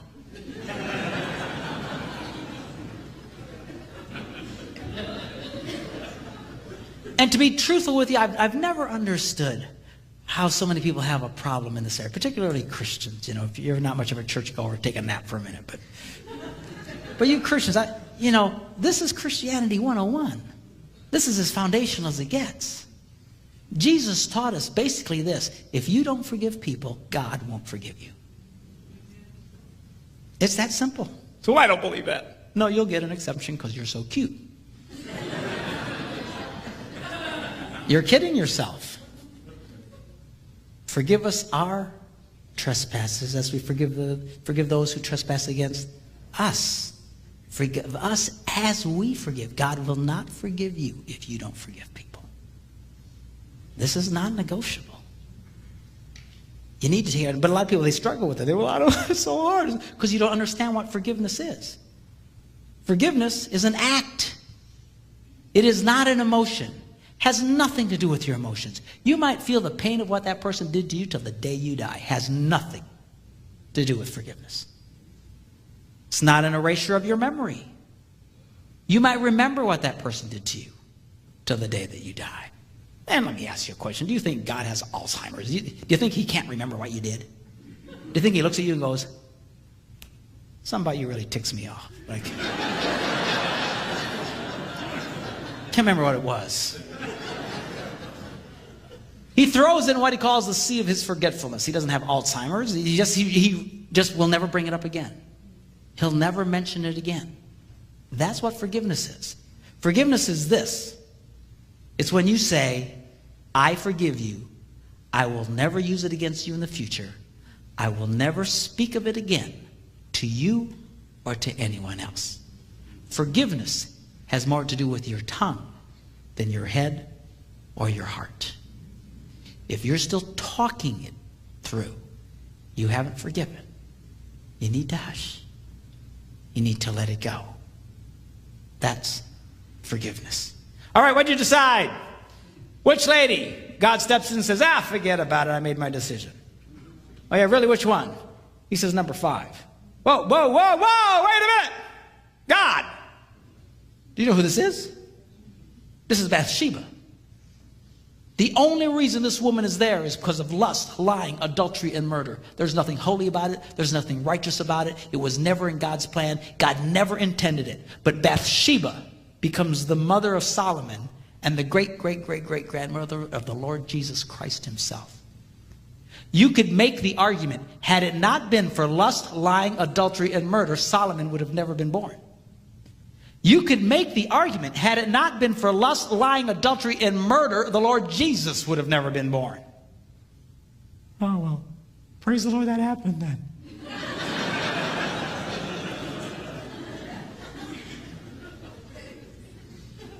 See, you're not making any sense.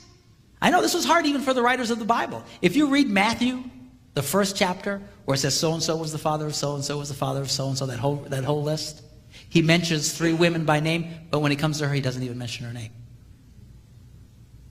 If you read it, it'll say, the wife of Uriah. Uriah was the man David killed to get her.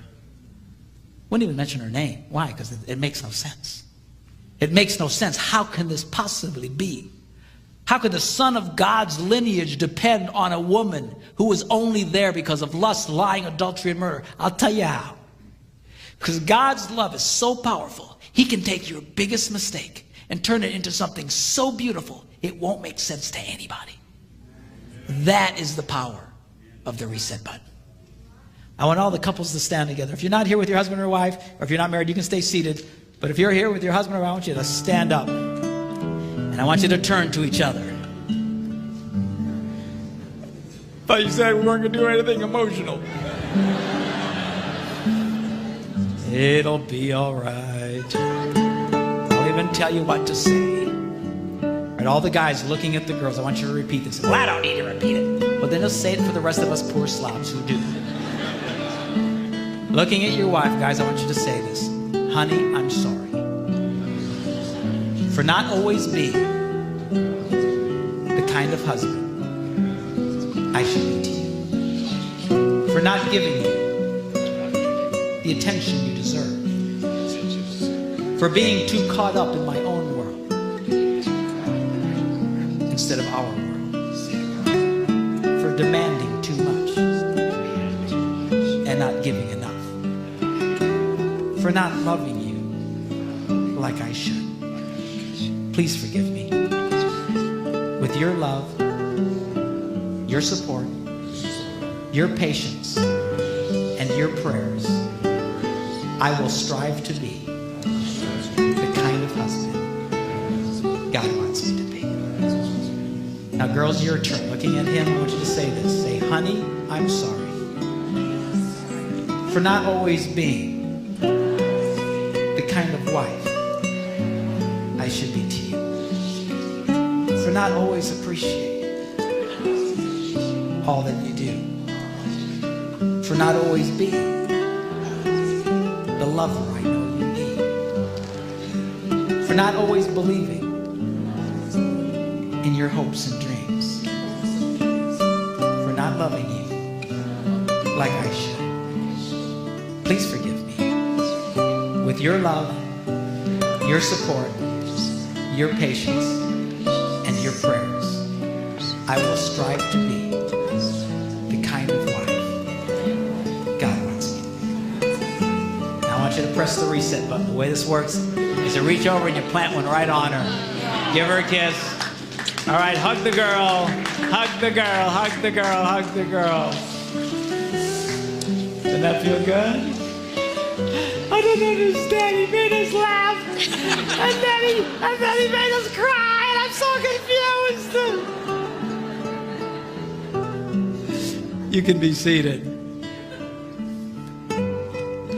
I want to thank you guys for being here with us this weekend and sharing this moment with us. And we believe that millions of people's lives are going to be impacted by the information that we share this weekend as this thing is broadcast on television around the world and on DVDs and stuff like that. There's some powerful information that we've shared this weekend that a whole lot of people need to hear. Just basic, simple stuff that can transform lives. You have been wonderful. You have tolerated our making you move here, there, and the other, and through all the sessions and stuff. You have been wonderful. I so appreciate you. God bless all of you. Thank you so much. Bye.